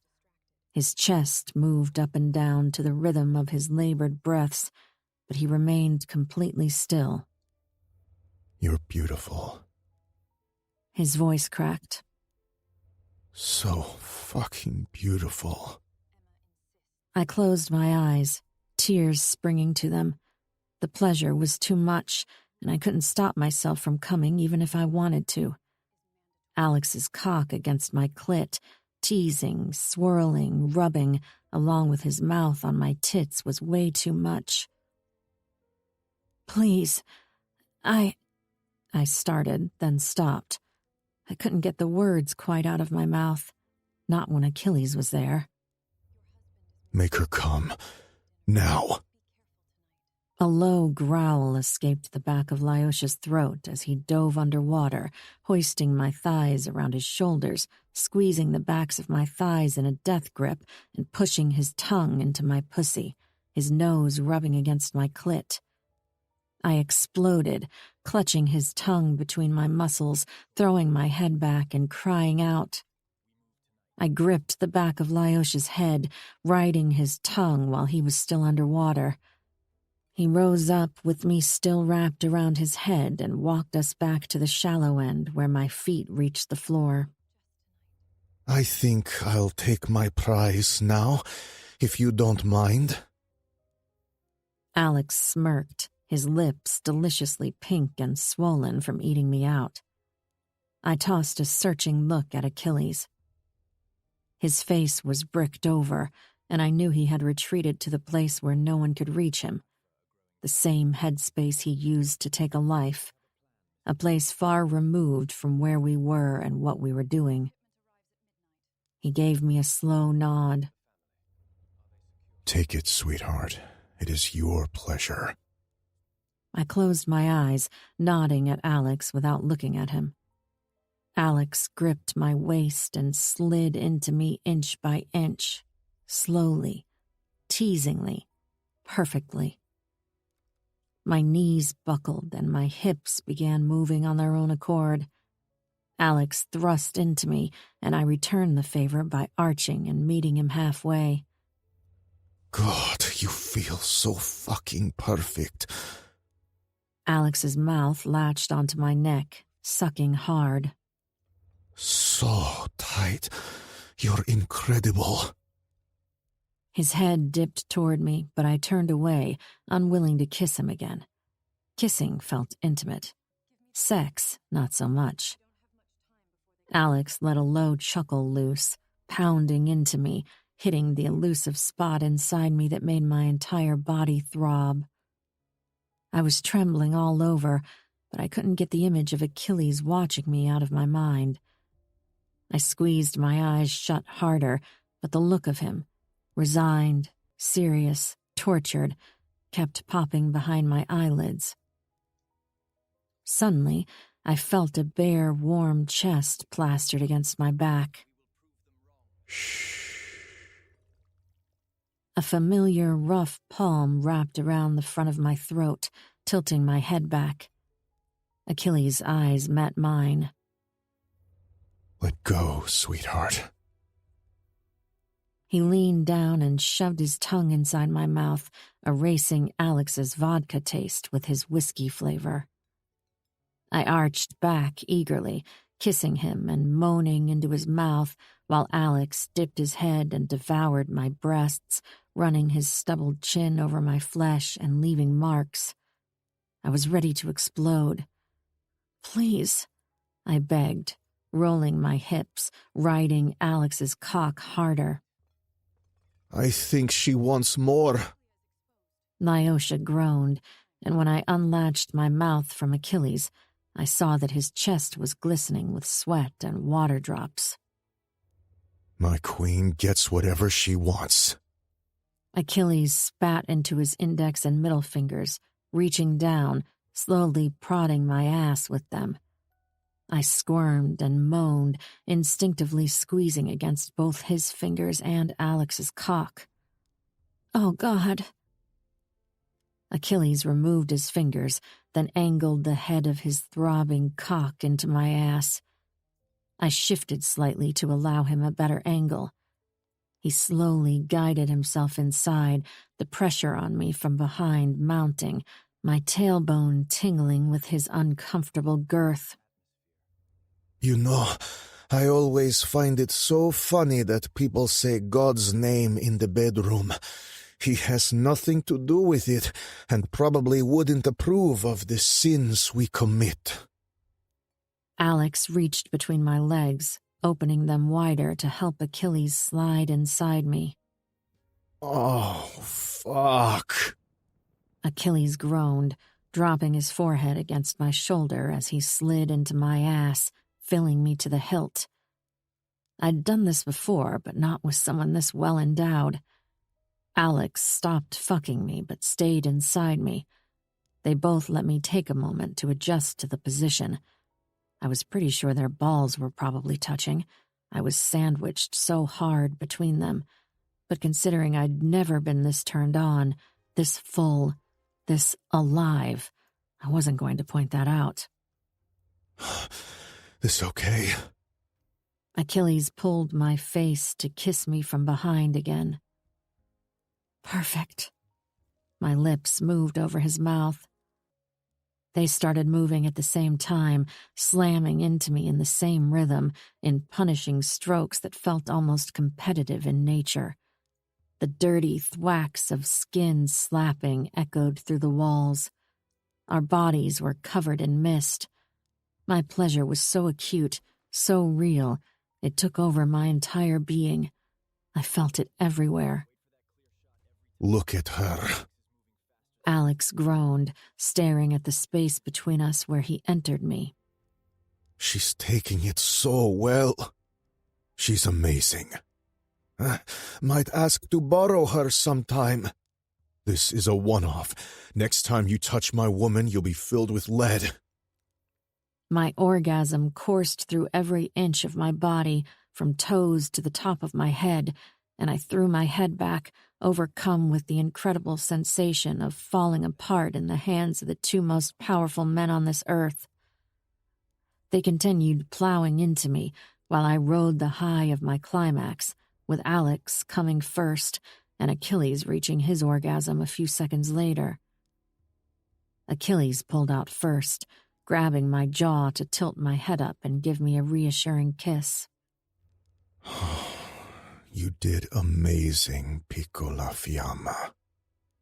Alex slid out of me slowly while Achilles propped me to sit on the first step of the pool. You good? I nodded, still trying to catch my breath. This was the best sex I'd ever had, and yet I knew I'd never do it again.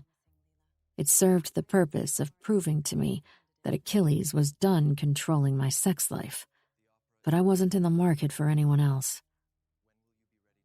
Alex reached between my thighs, prying them open and taking a good, humiliating look. I followed his line of vision. My cunt was pink and swollen from the inside. Your pain is beautiful. He kneeled between my legs, kissing my pussy. Thank you for putting your trust in me. Thanks for putting your dick in me, I retorted, giving him a playful shove with my toes. Your work here is done, Alex.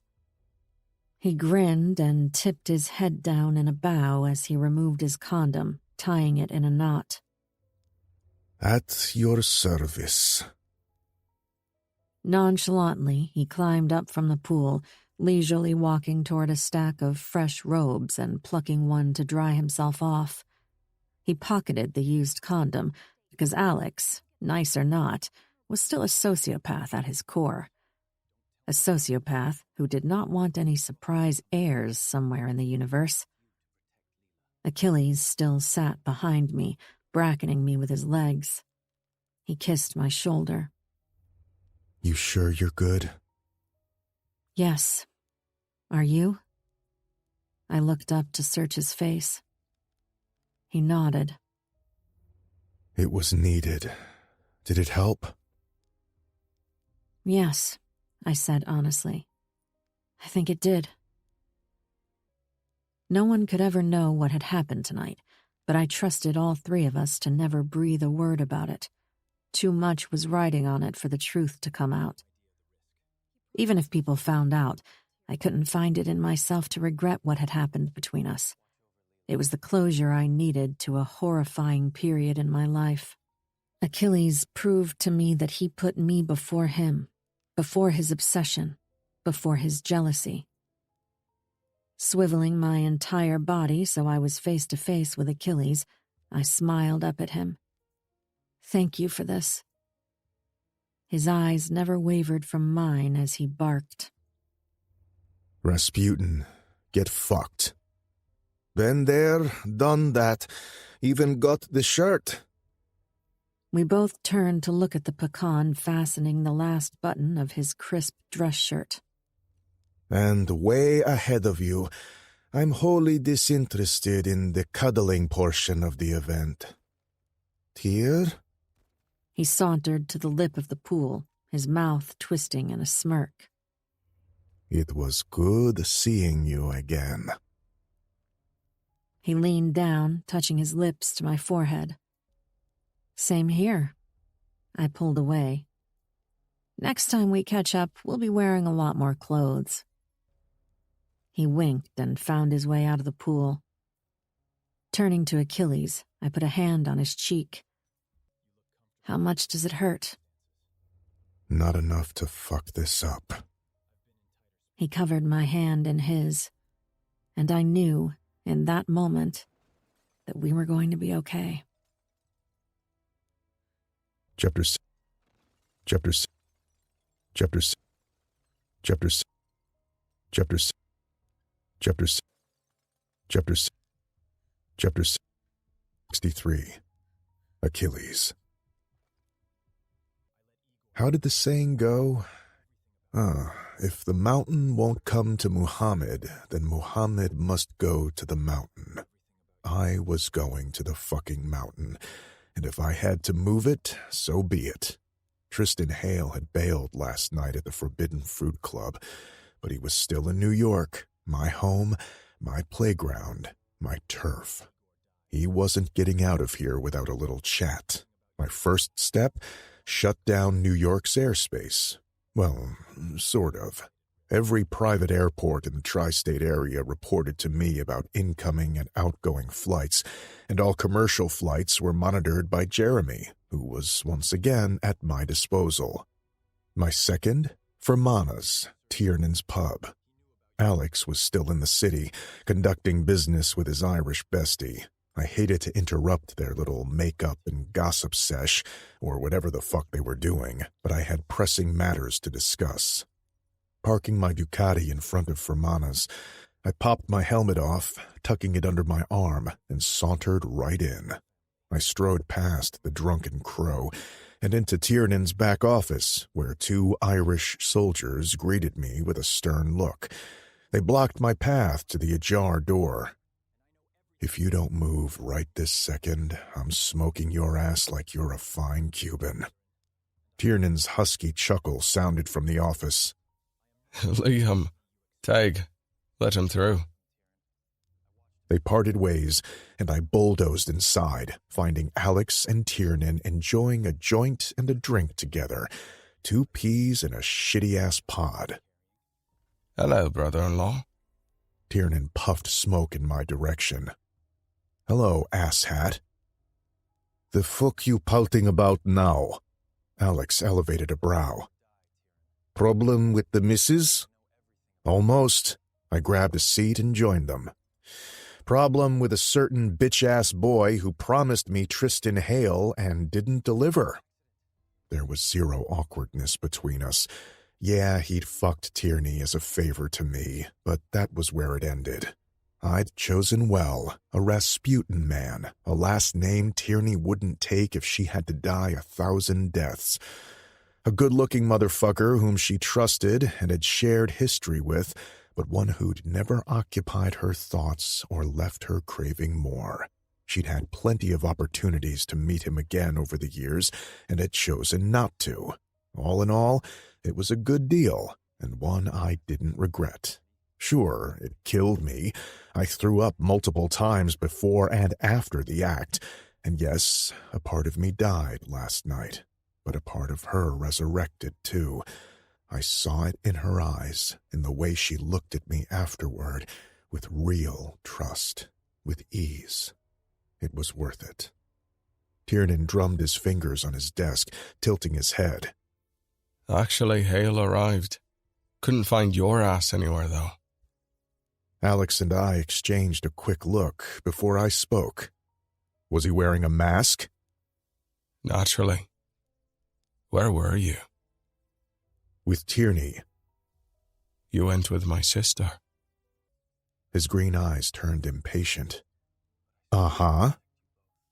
You blew off a meeting with the most elusive contract killer on planet Earth for your fiancé. Who you live with. I cocked an eyebrow. I'm sorry, am I speaking to the same motherfucker who stood in the middle of a goddamn birthday meal at my parents' house to screw his bride after she ground all over him at the dinner table? His jaw flexed in annoyance at the mention of that debacle. And you? Tiernan turned to Alex. Important phone call. Not a muscle in his face moved. He lied well and often. I'll call him now. I bet he's still around. You do that. Will I go check on Leela? Tiernan stood and grabbed his phone. Check on her? I glanced up. Is she okay? Fine, just a little nauseous. You knocked her up already? My voice tightened. Nero's not even a year old, for fuck's sake. Mind your own business, asshole. Tiernan flashed me a cheerful smile, exiting the room. Alex reached for his phone, punching in a number, then a few sequences of numbers to connect to Hale. Eyes on his screen, he asked. Tierney okay? None of your fucking business. So much for keeping my shit in check. One more look from this fucker, and I was gonna wipe Vegas off the fucking map. An indulgent smirk tipped the corner of Alex's mouth. I was glad to help yesterday. Scratch my earlier comment about shit not being awkward. It was about to get pretty damn weird when he lost all of his teeth. Aren't you in the market for a bride as well? I shot back. A single pecan is a weak pecan. Time's a-wastin'. You need an heir. He snorted. Got anyone in mind for me? What's your taste? If he answered Tierney, I was going to kill him. I didn't care that Tiernan liked him. He could find himself another pet. I'd get him a fish or something. My taste for women tends to run toward hellions with the potential to ruin my life. Sounds healthy. The line connected, and a deep voice grumbled. Hale. Tristan, this is Alex. No answer from the other line. Conceited little shit. He was waiting for more. Achilles Ferrante is ready for your meeting. Is he now? He sounded amused. Yes, he is right here with me. And where are you? Fermanas. Need the address? I got it. He sounded American, but that didn't mean jack shit. Conflicting reports had surfaced about him throughout the years. Some said he was Italian, some from Scandinavia, and some insisted he was from an undisclosed country in Africa. I'll be there in 15 minutes. He hung up. Interesting that he didn't ask for any guarantees on his life. Then again, if he couldn't keep himself alive, he was a shit assassin to begin with. Tiernan returned, looking very much like the cat who ate the canary. I didn't ask him if Leela was pregnant. I wasn't in the mood for anyone else's good news. Hale's on his way. Alex stood and collected his gun and phone. Leaving already? I thought you and Tiernan had a slumber party scheduled. No sense of humor, no looks. Alex stopped mid-stride on his way to the door to clap my shoulder. Hold on to Tierney as hard as you can, because you're punching way out of your league. I was prepared to stand up and go after him, but Tiernan stopped me when he rounded his desk and turned his screen to face me. There's something you need to see. Fermana's CCTV footage was on display. In the grainy alleyway, I spotted a tall figure donning their mask. Tristan Hale. He was getting ready, putting on elastic, fake fingernails to disguise his prints. The little shit was good. You can probably catch him if you hurry up. Which way? Take the back door from the kitchen and break right. He's locked in. The mountain of trash blocks the exit from the other side. I stood up and charged in the kitchen's direction. Cooks and waiters bustled across the small space, and I shouldered through them, the heat and scent of deep-fried bar food assaulting my nostrils. I elbowed the door open, slamming it so hard against the wall it rattled. Tristan twisted his head in the direction of the noise, but I had the element of surprise working for me. That, and my alluring personality. And by alluring personality, I mean, of course, the cocked and ready gun I pushed straight to his forehead with a smile. Thanks so much for coming. I walked him back to the opposite wall of the alleyway. Very nice of you, Mr. Hale. If he was surprised or rattled, he didn't let it show. His posture was relaxed, his breathing even. Your charitable greeting doesn't go unnoticed. But if you're looking to hire someone, you're out of luck. You can't afford me. One thing you should know about me, Hale. I gave him a pat down with my free hand, my gun still shoved to his forehead. As expected, whatever weapon he carried was well concealed. Not in his pockets, waistband, or shoulder holsters. I enjoy the killing requirement of my job. And yet here I am. I could hear the smile on his face. Why? You shot my woman. He shrugged. It wasn't personal. Your father gave me a job, and I took it. You missed. A beat of silence reigned before he spoke. So I heard. He trained his gaze on mine. He had the cynical, steely eyes of a man who had seen everything and loved nothing. Those things happen from time to time. Maybe. Not to you, though. I wanted to rip the mask off his face, but I also knew that every fiber in his body was alert and ready for this. One wrong movement, and he could break my wrist. We were both trained enough to know the risks and consequences of every move we made. Thank you for the compliment, but I assure you, why'd you miss, Tristan? It was a clear, easy shot. You wanted her to survive. What do you have with Tierney Callahan? He said nothing. I wanted to strangle him. I couldn't. Any sudden movement could be the end of both of us. I'd shoot, he'd snap my neck, and we'd both lose. One of us needed to make a mistake. That someone wasn't going to be me. I had too much riding on this. I decided to switch gears. You came to the Forbidden Fruit Club yesterday. Yes. Why, if you weren't going to take any potential job from me? He said nothing. I pushed. It's a long way from Africa, and I hear that's where you live these days. Again, he didn't answer. He was curious about the club, about our family, about the Ferrante legacy. Something drew him to us, and it wasn't money.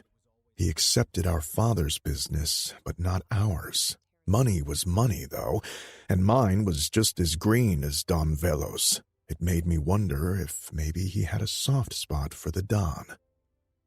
Have you heard from my father recently? He gave out a low chuckle. I do not discuss my client's business. Ask him yourself. Oh, I would. I slowly ran the gun from his forehead down his nose, all the way until I reached the base of his throat. But he is, shall we say, indisposed these days. Tristan didn't say anything, but I'd known I caught his attention. I kept twisting that screw, knowing he would snap sooner or later. I always managed to find people's pressure points. He's on his deathbed currently. Sad, really. That's so. His voice was scratchy. Bingo. I nodded. I did it to him myself. Well, Tiernan Callahan and me, for sending you to kill her. We were less than impressed with both of you. If I needed to guess, I'd say he was licking his lips behind this mask. What's the damage? He's not lucid anymore, eats through a straw, shits into tubes. Mercy killing is the humane option. Too bad he's surrounded by cold-hearted bastards. And you kept this mum all this time? I don't believe you. Anger. This was good. He was close to snapping. Told the organization he's abroad for medical treatment, but for all intents and purposes, he's dead, and we've taken over. With what authority? Our own. Tristan pounced on me, but I sensed it seconds before he'd even moved. He was acting out of pure rage. I had the time to step sideways and watch him tumble through his own momentum, and that was when I pushed him to the floor and straddled him, leaning my entire weight against his arms, which were pinned between our bodies. Making sure he was neutralized, I snapped my elbow against his collarbone, fracturing it for good measure. A soft groan sounded from behind the mask. You're a big boy. You'll manage. The level of sympathy in my voice was minus 1,000. I ripped the mask from his face, not knowing what I expected to see. Whatever it wasn't this. He was about Luca's age, perhaps a little older, around 32 or 33, with dark brown hair, shaggy and unkempt, and baby blue eyes. A handsome, ordinary-looking man, for all intents and fucking purposes. One with a chiseled jaw and bedroom eyes. All he needed was a pair of goddamn Calvin Klein briefs and a horse. He had olive skin, but his features were European. I couldn't place him anywhere on the map. I shook my head, grabbing him by the head and jaw, ready to snap his spine. It didn't really matter why he'd spared Tierney. If he wasn't going to talk, I wasn't taking any chances. "You don't want to do this," he croaked, voice flat and even, as though we were discussing the weather. Danger crackled in the air. I could feel it, taste it even. We were both on the edge of chaos. "Oh yeah? Why not?" "Because I'm your blood. Your brother." A taunting snarl found his lips. "I'm Velo's il prediletto." Chapter 64. Chapter 64. Chapter 64. Chapter 64. Achilles. "You're my secret half-brother?" I pushed off him, up on my feet in a flash. He stood and picked up his mask, then shoved it into the back pocket of his jeans. He threaded his fingers into his shaggy heap of hair, tugging. He looked like a lot of things. Angry, annoyed, in pain from his swelling fucking collarbone. What he didn't look like was my half-brother. Other than our skin tone, mine a few shades darker than his, we looked nothing alike. "Yeah," he said around thickness in his throat. "That's me." Not another word. I held up a finger. "I'm calling my brothers." I wasn't in the mood to recite all this bullshit to Luca and Enzo. We needed to sort out this mess together. Luca and Enzo arrived at Fermana's 20 minutes later. I thought about chaining Hale to something before realizing there was no need to. He wasn't going anywhere. He'd kept his identity secret until now because it served a purpose. With Velo practically dead, that purpose was gone. "All right," Enzo rubbed his hands together. "I'm ready for my Jerry Springer moment. Who's announcing the DNA results? Tiernan?" "Sit down and shut up." Lucas smacked the back of our baby brother's neck. My older brother took one look at Tristan, and I immediately saw the displeasure on his features. Tristan was simply more competition. "How old are you?" Luca demanded. 33. "A year younger than Luca." Enzo poured himself a whiskey with a groan. Good to know. Dad was in his dipping his dick in whatever moved era." "Who's your mother?" "Name's Rita." Hale looked calm and composed. Tiernan slid a glass of water in his direction, and he reached to take a sip. Suddenly, he looked unbearably young. I once again was reminded that the allure of the faceless and unknown often hid something painfully ordinary. "She was a hooker from Philly." "How did it happen?" Luca demanded.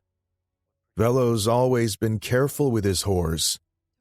"He enjoyed this one just a bit too much, and by the time I was born, it was too late. Rita died of an overdose a few years later, and I was sent to be raised in a village in Georgia, with Velo checking in a few times a year." "Georgia as in the state?" Enzo asked. "Georgia is in the Caucasus region of the Black Sea." The three of us exchanged looks. That sounded exactly like something Velo would do. "And your accent?" Luca asked. "Fake. Just like my Italian, Russian, Spanish, and Romanian. I can adapt almost every accent if need be." He said all of this in perfect Neapolitan accented Italian. Lucas scratched his jaw, one hand on his waist. What's your real name? First, tell me what you intend to do with me. Bold of you to assume what's happening here are negotiations. You're safe, Enzo cut in, giving Luca a chiding glare. You're a Ferrante. We take care of our own. I saw how you took care of our father. His voice caught again. Jesus, did he really love Velo in a way the three of us never could? Velo overstepped, I said slowly. As long as you do not betray us, you're safe. Girkin. He pressed his lips together, staring at the floor. Girkin Ferrante. Why'd you come yesterday? I boomeranged a pack of cigarettes his way. I felt bad for the boy. He was obviously mourning our father, something none of my brothers, me included, was capable of. He didn't touch the cigarettes, but his scowl cleared somewhat.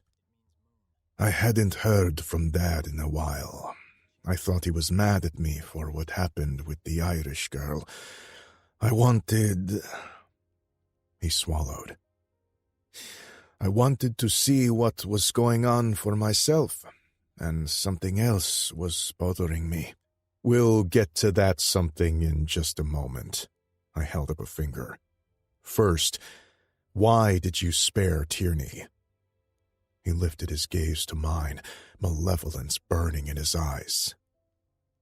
Isn't it obvious? He smirked. She's your Achilles' heel, your weakness.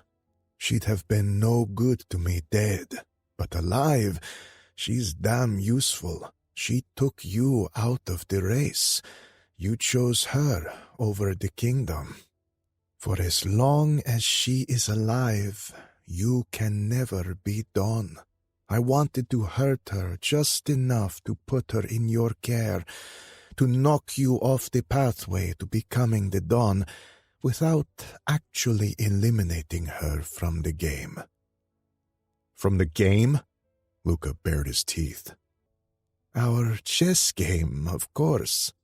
Our half-brother sprawled back in his seat. I'm sure you've seen it on our father's desk. He'd been sending me a picture with his weekly progress since I was in diapers. It is a telltale sign of who he sees as his successor. We did. We just didn't know who he'd assigned to what piece. We'd had our speculations, of course. We'd watched him move the pieces along the years as he played against himself. We deduced Enzo might be a rook and Luca a king.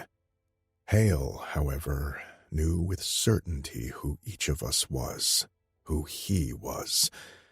None of us had the stomach to ask him. Fine. Luca extinguished his cigarette in an ashtray, smoke skulking out of his mouth as he spoke. You're here, and you're Velo's son. What the fuck do you want now? What I've been promised. Tristan opened his arms wide. The throne. The throne, Luca repeated dully. That's what Velo had in store for me. He did call me his golden boy.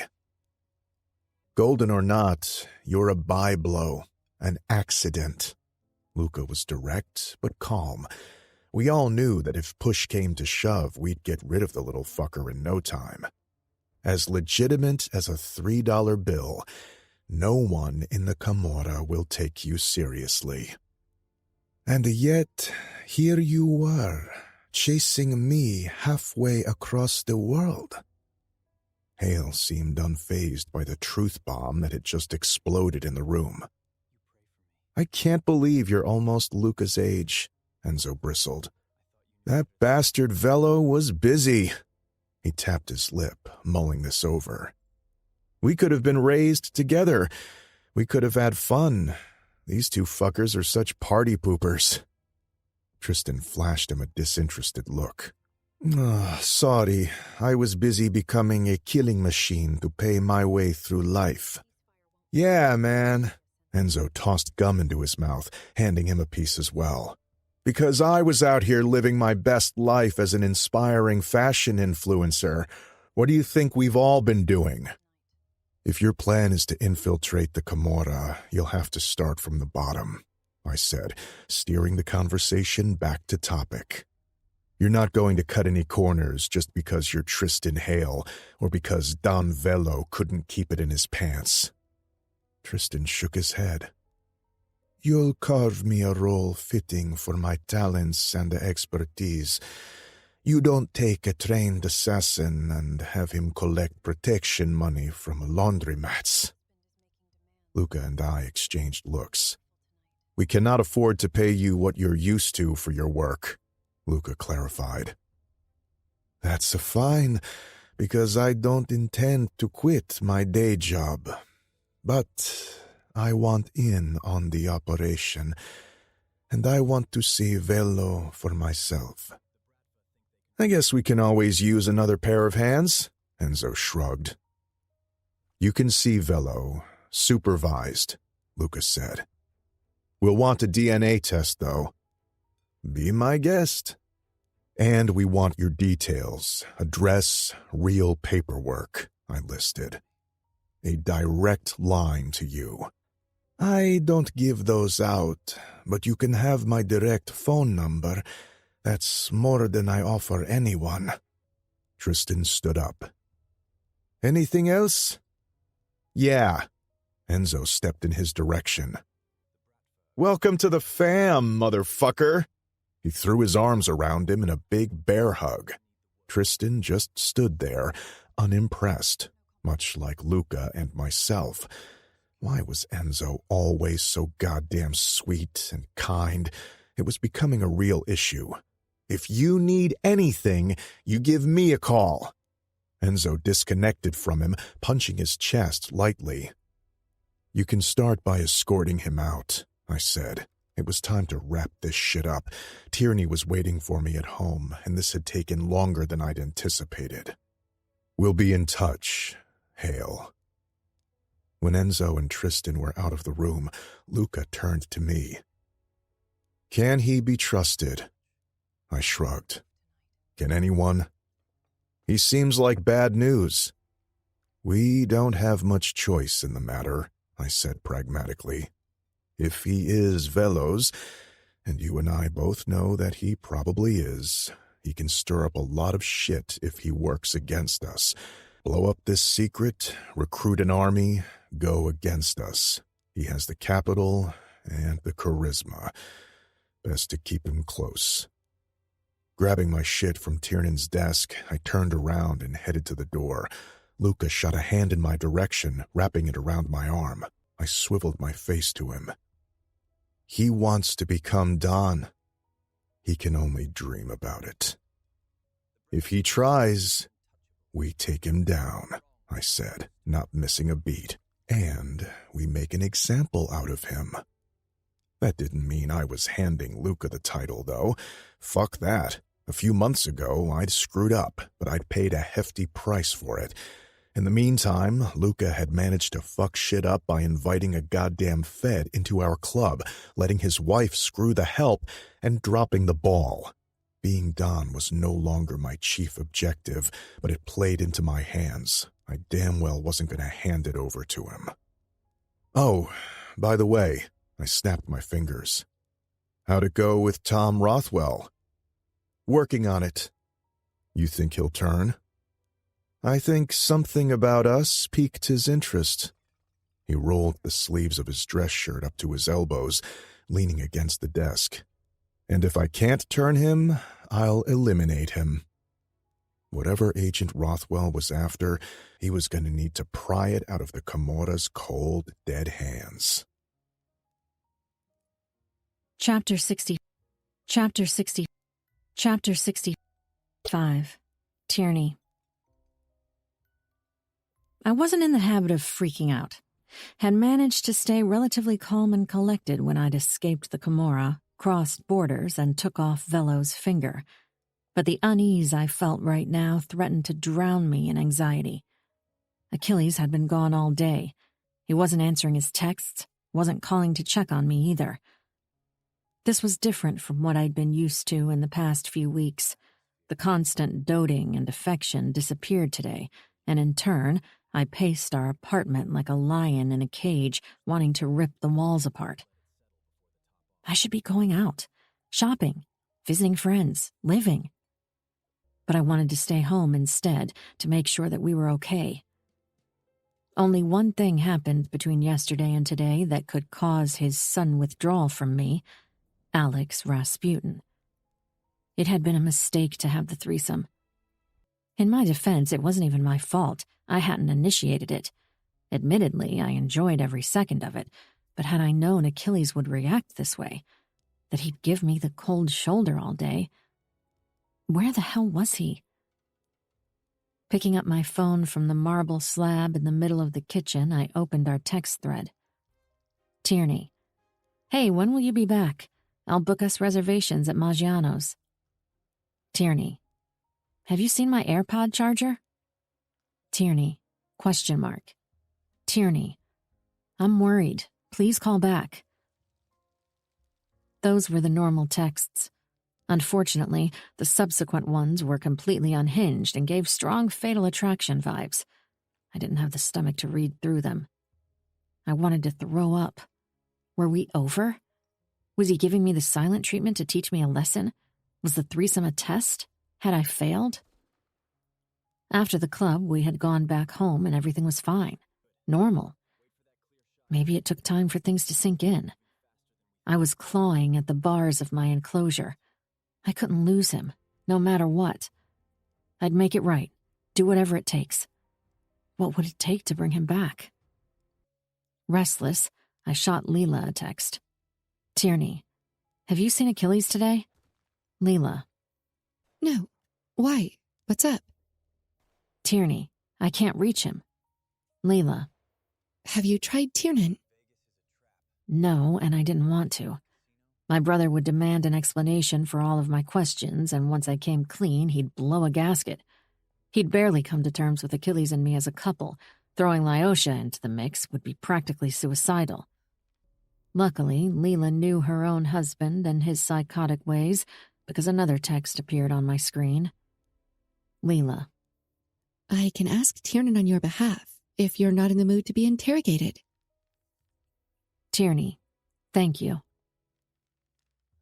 Putting the phone down, I walked over to the closet for the millionth time. All of his things were still there. At the very least, he was coming back to take them. I didn't recognize myself in this desperation, but I couldn't help it. I loved him. I loved him, I loved him, I loved him.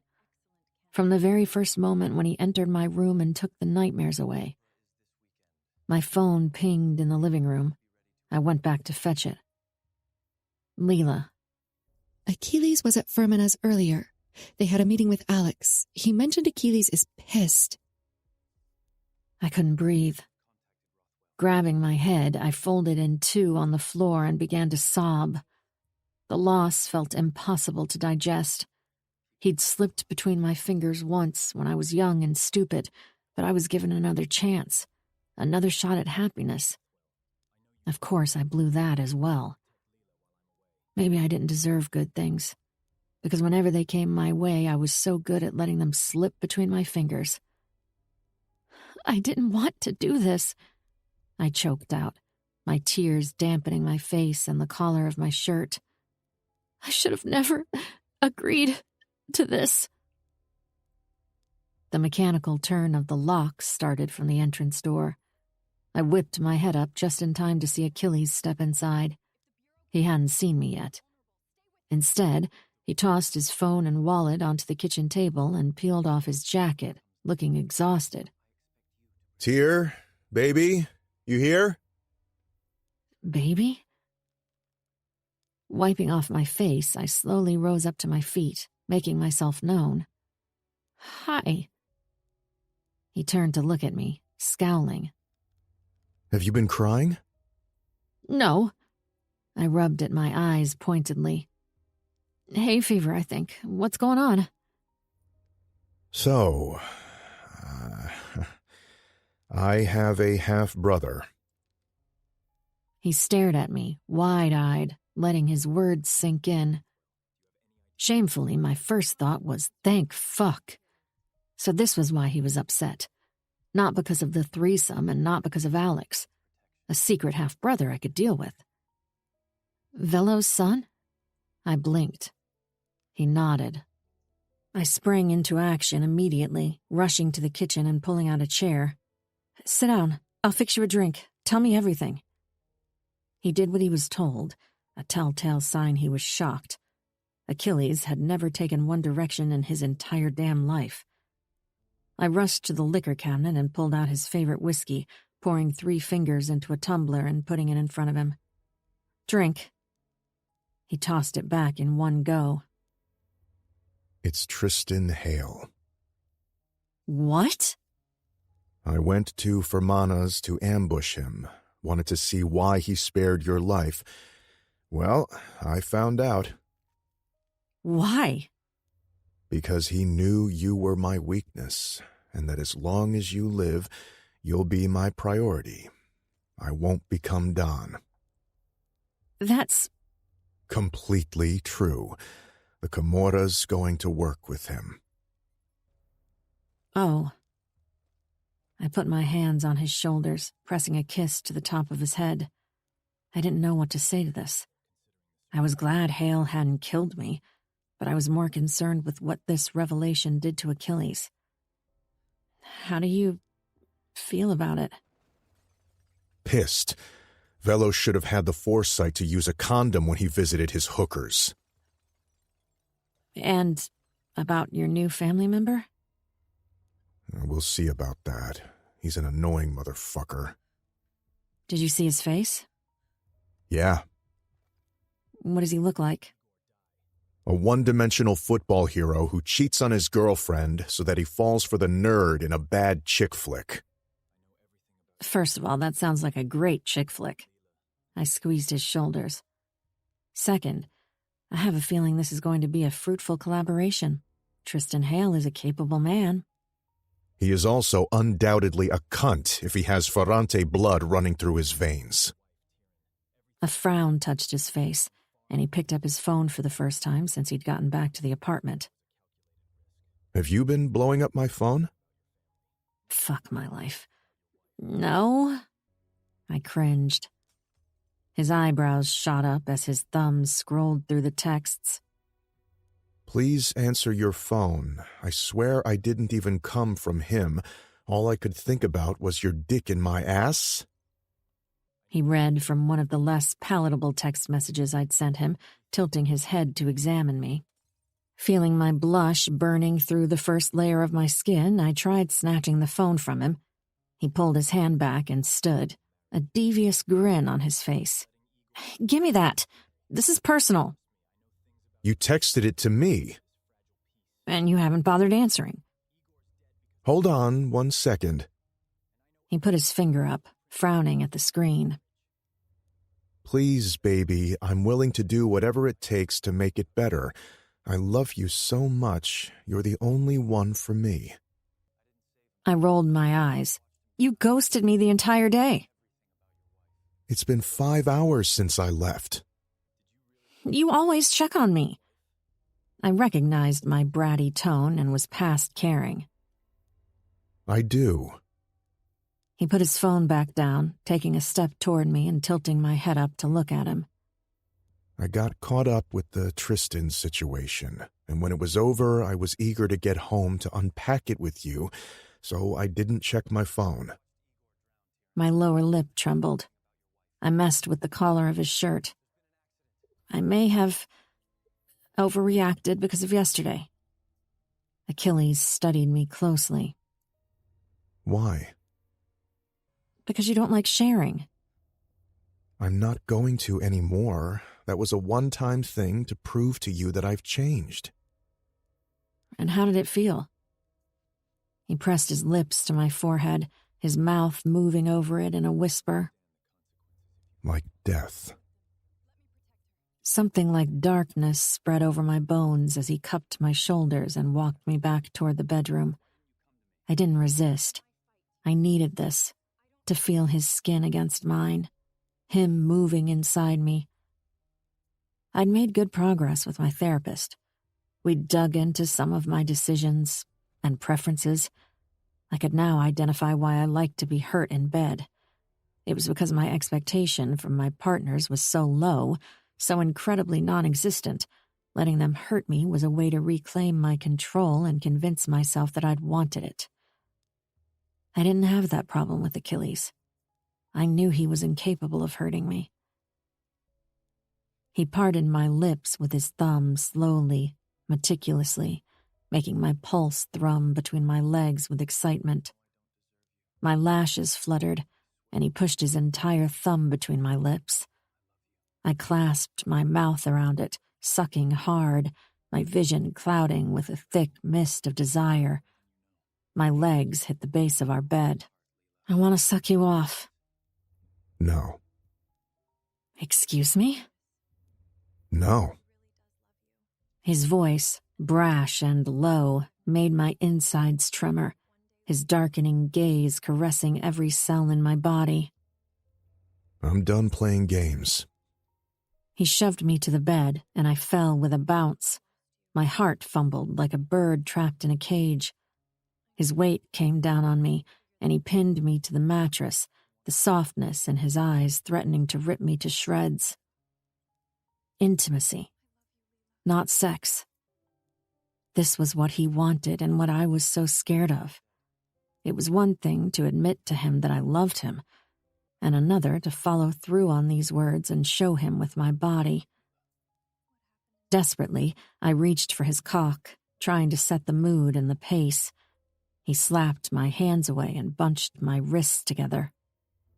No. I thrashed and kicked, trying to release myself from his grip. My pointy fingernails slashed at every exposed sliver of inked flesh. I drew blood and kept going, hoping to hit bone. Achilles slammed my wrists above my head, covering my entire body with his.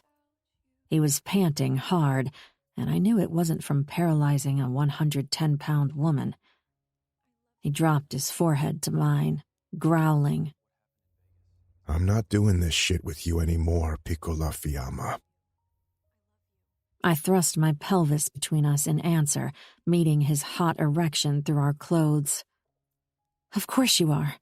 That's what we do. We hate fuck. No more hate fucks. No.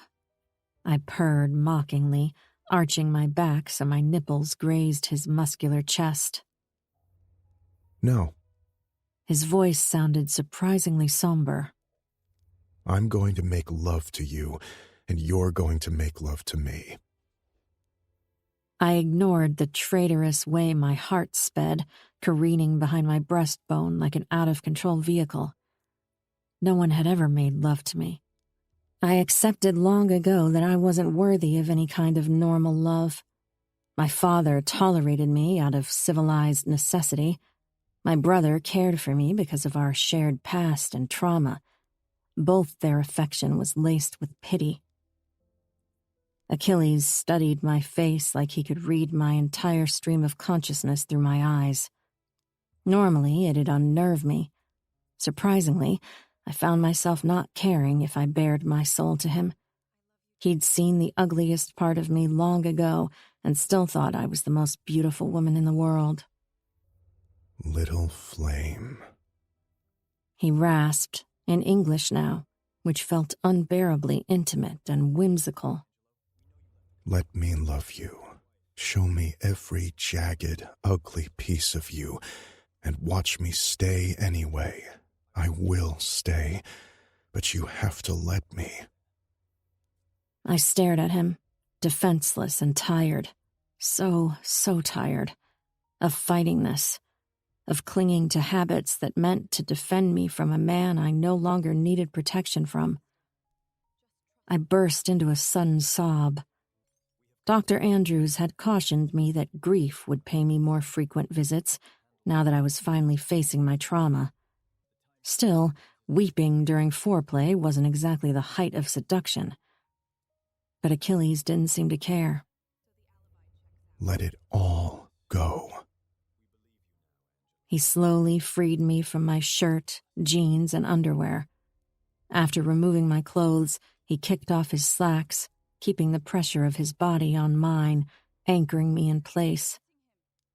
I shook beneath him, my body wrecked like a ship caught in a storm in the middle of the ocean. He let go of my wrists, cradling the back of my head with one hand and wiping my tears with the other. He caught one tear between his index and thumb, rubbing it together into evaporation. Look at you. He rasped, kissing the column of my neck so tenderly it robbed me of the last of my self-preservation. Człowiek. He fed me back the word I gifted him all those years ago, and just like it brought him back to life, it revived me too. Human after all. Flesh, blood, the full range of emotions. They didn't break you, baby. Nothing could. You went through it. You remembered, you faced it, and you came back. Our eyes met as he moved over me, and for the first time in my life, I didn't want to run, to lose myself in carnal desires. I wanted to be present, to see this moment through. He slid into me, a hiss of pleasure rumbling from his chest. I forced myself to loosen my muscles, to stop my body from going into fight-or-flight mode, where I was ready to slit his throat at any moment. His movements were slow, leisured, tender strokes. I felt like I was falling into a dream. He touched and caressed me everywhere, taking great care of every curve and part of my body, kissed my tears, my mouth, my eyes, each time he entered me. And though I felt his touch, what made this time different from all the others was how I felt his soul. Our souls clicked together, fusing into a whole. We needed this so badly. For him to break the final wall between us and make me submit fully to this relationship. I clung to him desperately, like a child seeking comfort in the arms of a safe grown-up, and he never let me go, not even when we shifted and changed positions. Is this okay? His lips moved over mine. Yes. I can feel you in a way I never have before. The rush of dopamine to my veins made me tremble like a leaf. I feel like you're injecting your DNA into my system or something. He pulled slightly back and stared at me, his expression wondrous. My words had hit him somewhere deep. Because this was what he always wanted, to engrave himself in me the way I was seated in him. The pleasure of my orgasm started with a tingle at the base of my spine, spreading all over my body quickly. Achilles let out a grunt, coming at the same time.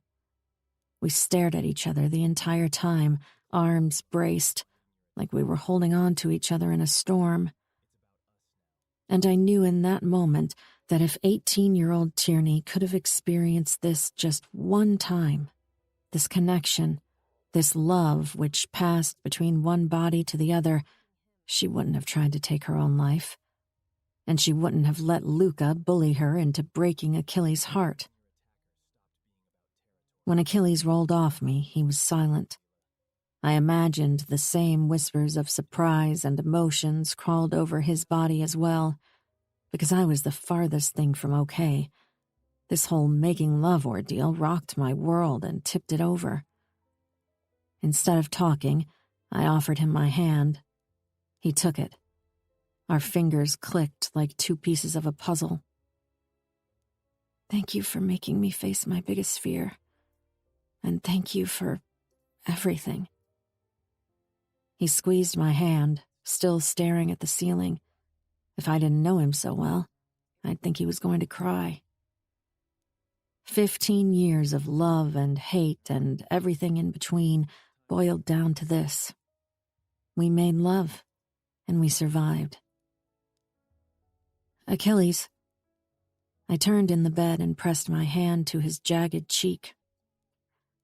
I want you to know that from now on, I am going to try to be the best wife that I can be. I will devote my life to you.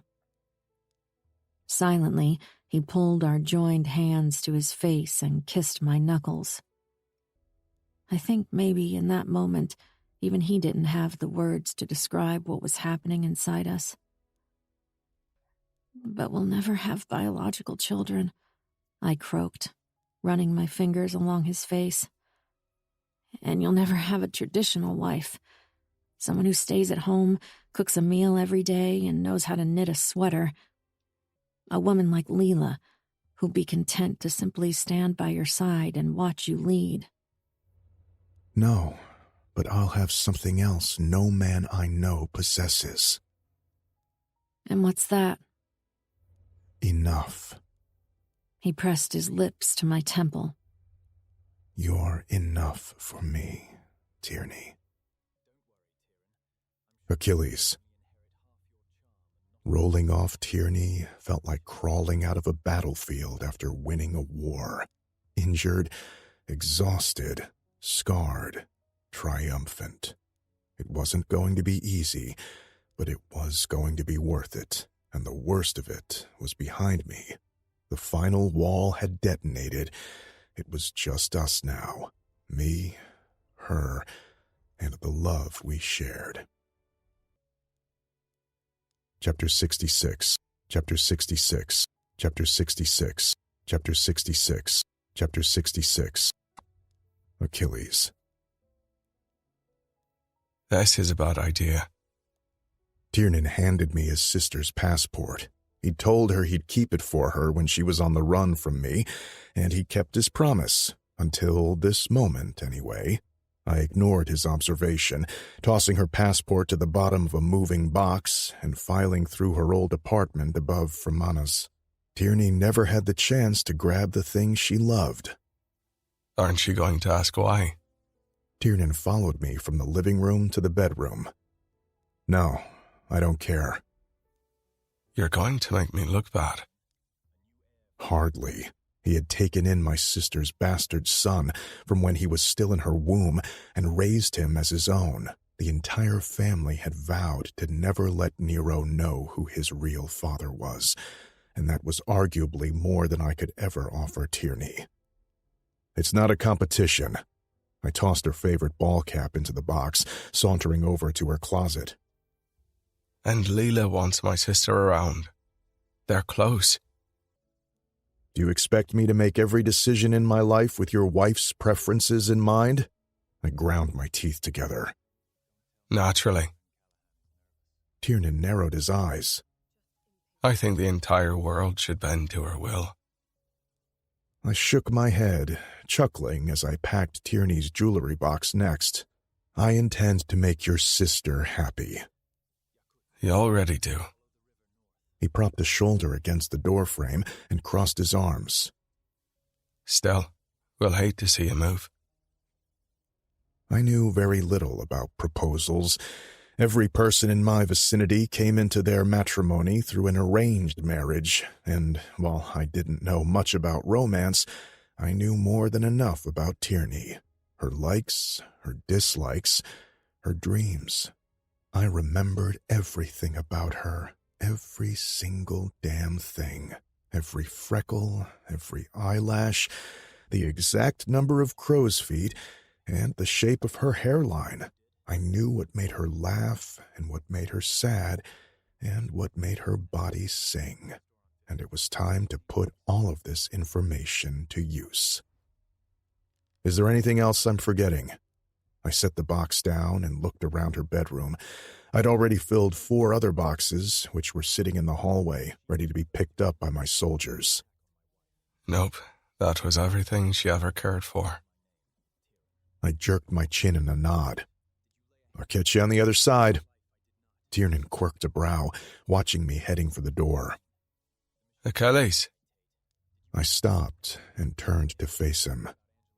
What if she says no? She won't. How do you know? How did you know Leela loved you? When she almost took a bullet for me. He answered, unblinking. I thought about 18-year-old Tierney trying to take her own life just to clear a way for someone else who might be able to pop out babies for me so I could be Don. Tierney did much more for me. That's how I know. Chapter 67. Tierney. This is honestly exasperating. I sighed my frustration, itching to pull off the blindfold Achilles had wrapped around my eyes. For one thing, it was ruining my mascara. For another, I didn't like surprises. My life had enough twists and turns to last a millennium. I was perfectly content being informed what was about to happen in the next day, week, month, and decade from now until my demise. Why do I need to be blindfolded? Because I said so. Achilles' flat answer emerged from my right. My short hair swirled in the wind, dancing in every direction. The humming sound of a plane's engine filled my ears. Everything told me we were boarding a jet, but I didn't know where to or when we'd be back. Hurry up. I can't see where I'm going. The solution to that predicament, apparently, was lifting me up honeymoon style and carrying me at the speed of light up a short flight of stairs. I heard the metal under his feet and knew for certain we were on the jet. Next, he buckled me up like I was a toddler and popped my AirPods into my ears. What do you want to listen to? An explanation as to where we are. Music or audiobook? I really wanted to strangle him.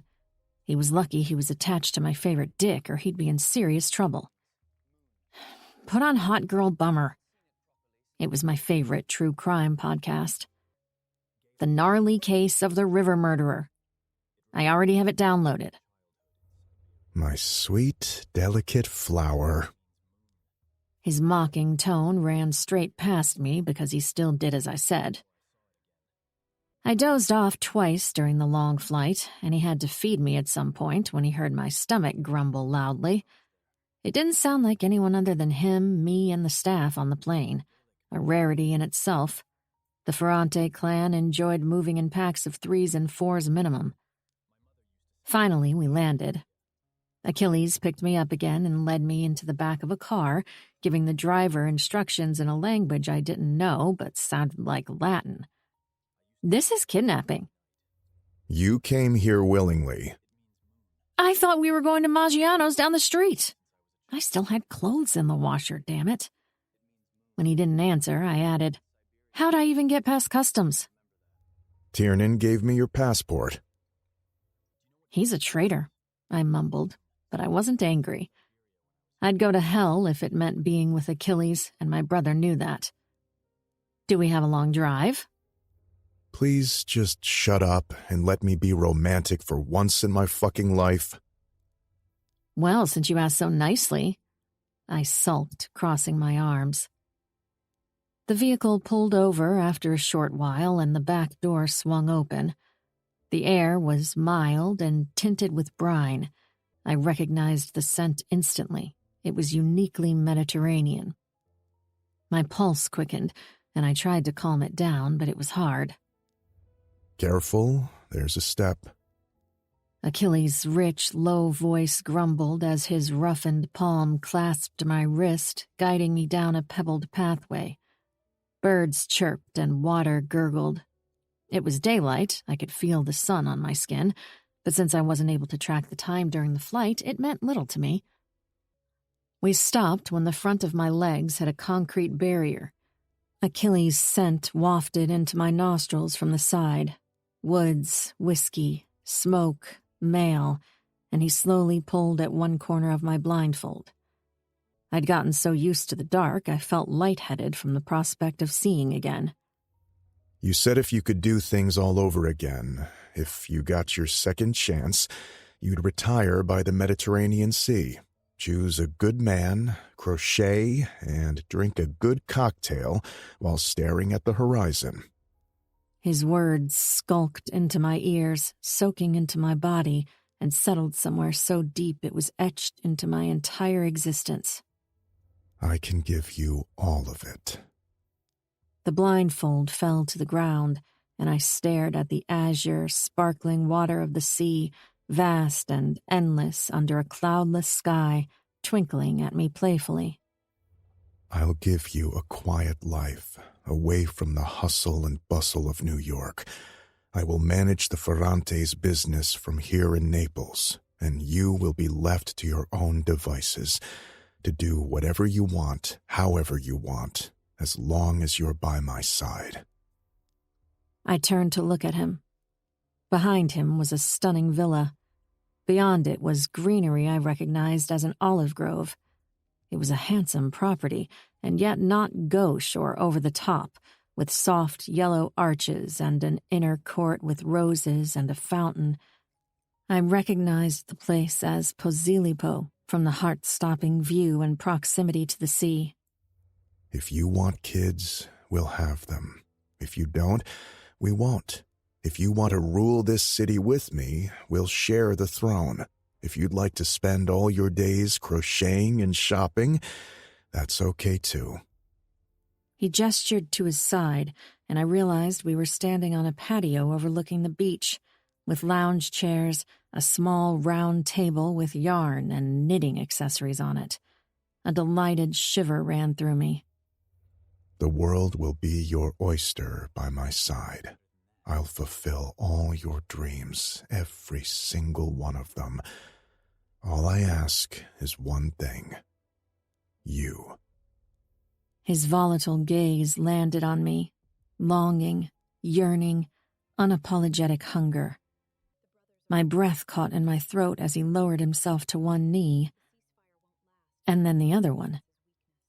He was on both knees now, staring at me, steadfast, with a gaze that promised fighting my every war, winning my every battle, never wavering from my side.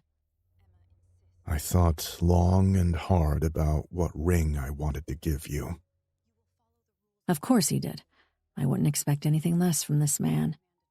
I wanted to throw a smart-ass remark his way, to ask if the diamond was as big as my head, but I couldn't find it in me. Not sarcasm and not empty flirtation. I was speechless and completely anchored in the moment with him. So I licked my lips instead and said, "Whatever you chose." Legacy. Huh? Money doesn't impress you. It never did. You like legacy, history. You said you wanted a home, roots, something that meant something. His black eyes shone as he produced something from his pocket, a small black velvet box. He popped it open. This ring has all of it. It was an antique signet ring, made from gold, the intricate design on it no doubt used as a stamp at some point in its long history. It had an agate cameo depicting a skull and a snake. It wasn't lavish or pretty. It was bold and magnificent, and I loved it even more for it. Any rich man can buy his wife an expensive ring. I don't think there's much to it, really. But to find this ring, I had to visit every reputable antique shop in southern Italy. This ring dates back to the early 19th century. I wanted it specifically because it belonged to Queen Maria Carolina of Austria. She was the wife of King Ferdinand IV and one of the baddest bitches in the history of Naples. This earned him a little nervous giggle from me. Maria Carolina had spice and defiance. She called Napoleon a wicked bastard and meddled in her husband's business relentlessly, not giving half a shit what everyone around her and in their kingdom thought. At some point, she became the de facto ruler of her husband's two kingdoms. She was an absolutist, and she was unstoppable. He took a breath. And she still didn't hold a candle to you. "You're insane," I whispered, giving his shoulder a small shove. He didn't budge. "You got me a queen's ring?" The queen is the most important piece in chess.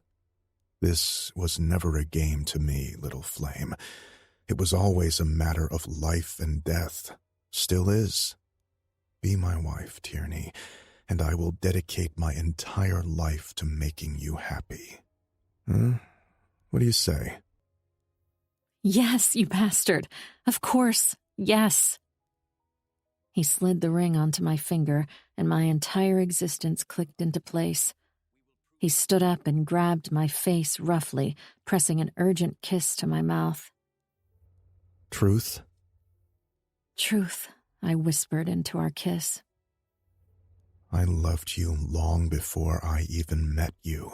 You came to me in a dream when I wasn't even 10 yet, with your red hair and bright eyes and indomitable spirit. And you bewitched me. When I entered your room all those years ago, when I saw your hair, your face, I immediately recognized you. He ran his thumb along my cheek. And I knew. Knew what? That somehow, some way, someday, we'd end up here, exactly like this. Epilogue. Epilogue. Epilogue. Achilles. 2 weeks later. The water glimmered like diamonds under the weak October sun. Fucking beautiful. Almost like the woman next to me. We married a week and a half ago in Naples' City Hall. A small ceremony consisting of our families and a few friends. We didn't want to wait any longer than we already had. We'd wasted an entire decade pretending to hate each other. The bride wore red and a badass smirk. The honeymoon was scheduled for next month. We were renting a vintage car and touring the French Riviera for a month. Phones off, just her and me. My current role as the leader of the Ferrante clan in Naples allowed it. The position was a slower pace, for sure, but I didn't mind that shit all that much. If she wanted quiet, I'd give her that. And if she ever decided she wanted to go back to New York, I could provide that as well. I'd already resigned myself to the fact I was going to spend the rest of my life making sure this woman was happy and could think of no better role I wanted for myself. Your coffee's ready, honey. My wife swaggered from the depths of our home to the patio, where I was sprawled naked on a lounge chair, holding a steaming cup and placing it on the round table next to me. The scent of freshly ground coffee hit my senses, releasing orgasmic quantities of dopamine. This, every morning, Tierney making me coffee, nuzzling into me. Bliss.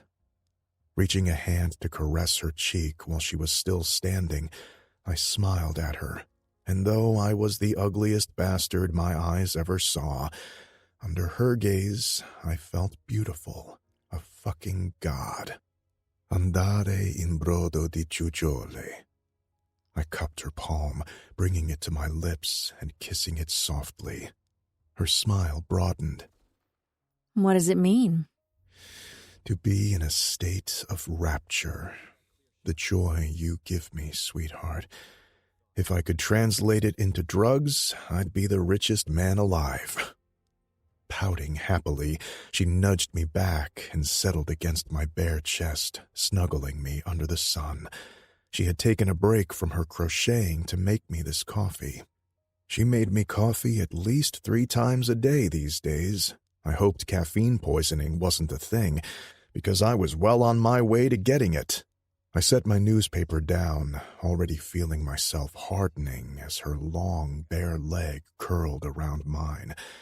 Our days consisted of very little work, mainly me checking on our operations and conducting business in lobbies of hotels, and her reading books, crocheting, and walking along the shore. Healing. She still saw Dr. Andrews twice a week via virtual call. A visible light danced in her eyes now, something I'd never seen before. This is nice, she murmured into my skin. Do you want to go out and grab a bite later? She kissed my neck. Maybe catch a street performance? I want to fuck you right here, right now, in plain view, even though there are dozens of joggers and tourists under our balcony. Whatever you want, baby. I want to try that place down the street, and maybe we could take a long walk afterward. Her hand trailed down my abs and cupped my cock. The weather's so nice. Sounds perfect. I ran a hand down her back and grabbed her ass. Let's work up your appetite in the meantime. She rolled on top of me, lips fusing with mine. A rush of heat coursed through me. I could never have enough of this woman. Never. And though children were an option, I hoped she didn't want them soon. I wasn't nearly done having her to myself, not even close. My phone buzzed with an incoming call on the small table next to us. I let it go to voicemail. It rang again immediately. This time, I scowled at it. Who is it? Her mouth feathered across my six-pack. She was kissing a path down my body, going south to the place that begged for her attention. Enzo. Answer him. Nah. I spread my legs open to give her more room to settle right where I wanted her. He can wait. She sat back on her knees and laughed. It's your brother. It might be important. The only pressing matter in my life right now is getting you out of this ridiculous bikini and into my bed. I hooked my index finger into the string of her red bikini top, pulling, then releasing it teasingly to brush against her skin. My wife shot me a chiding look. Achilles. What? Answer your poor brother. I made a show of sliding my finger over the screen of my still ringing phone. I pushed the speaker button. Anything Enzo had to say could be said in front of my wife. The fuck do you want? Hey. Enzo's voice sounded strained and hoarse, like it suffered from many cigarettes and not enough sleep, not his usual perky self. I sat up on the sunbed, alert. He always greeted me with a stupid, frat-boyish, yo. What's going on? Are you sitting down? Do I look like the fainting kind? Enzo didn't laugh. Shit. Enzo always laughed. That couldn't be good. It's Dad. What about him? He's dead. I said nothing. He was found unresponsive this morning in his bed. I said nothing. The clans know. They're sniffing around to find out who the new Don is. Still, nothing. There were too many suspects to count, too many people to gain from Velo's death. As for me, I felt nothing but mild relief. He was a shit father, and he'd cost me valuable years with my wife. The only part of me that mourned him was the part that wanted to resurrect him so I could kill him again. You need to come home. We're crowning Luca. He's taking over. The new king of the underworld. No answer. Are you listening? He'll be there. We wouldn't miss his funeral for the world. We shared a private grin, a grin that said no amount of therapy could heal the fuckery that went on inside our heads. I hung up and kissed her forehead. Pack red for the funeral. Red? She reared her head back to study me. Why? It'll stain less than any other color, and we're walking into a bloodbath.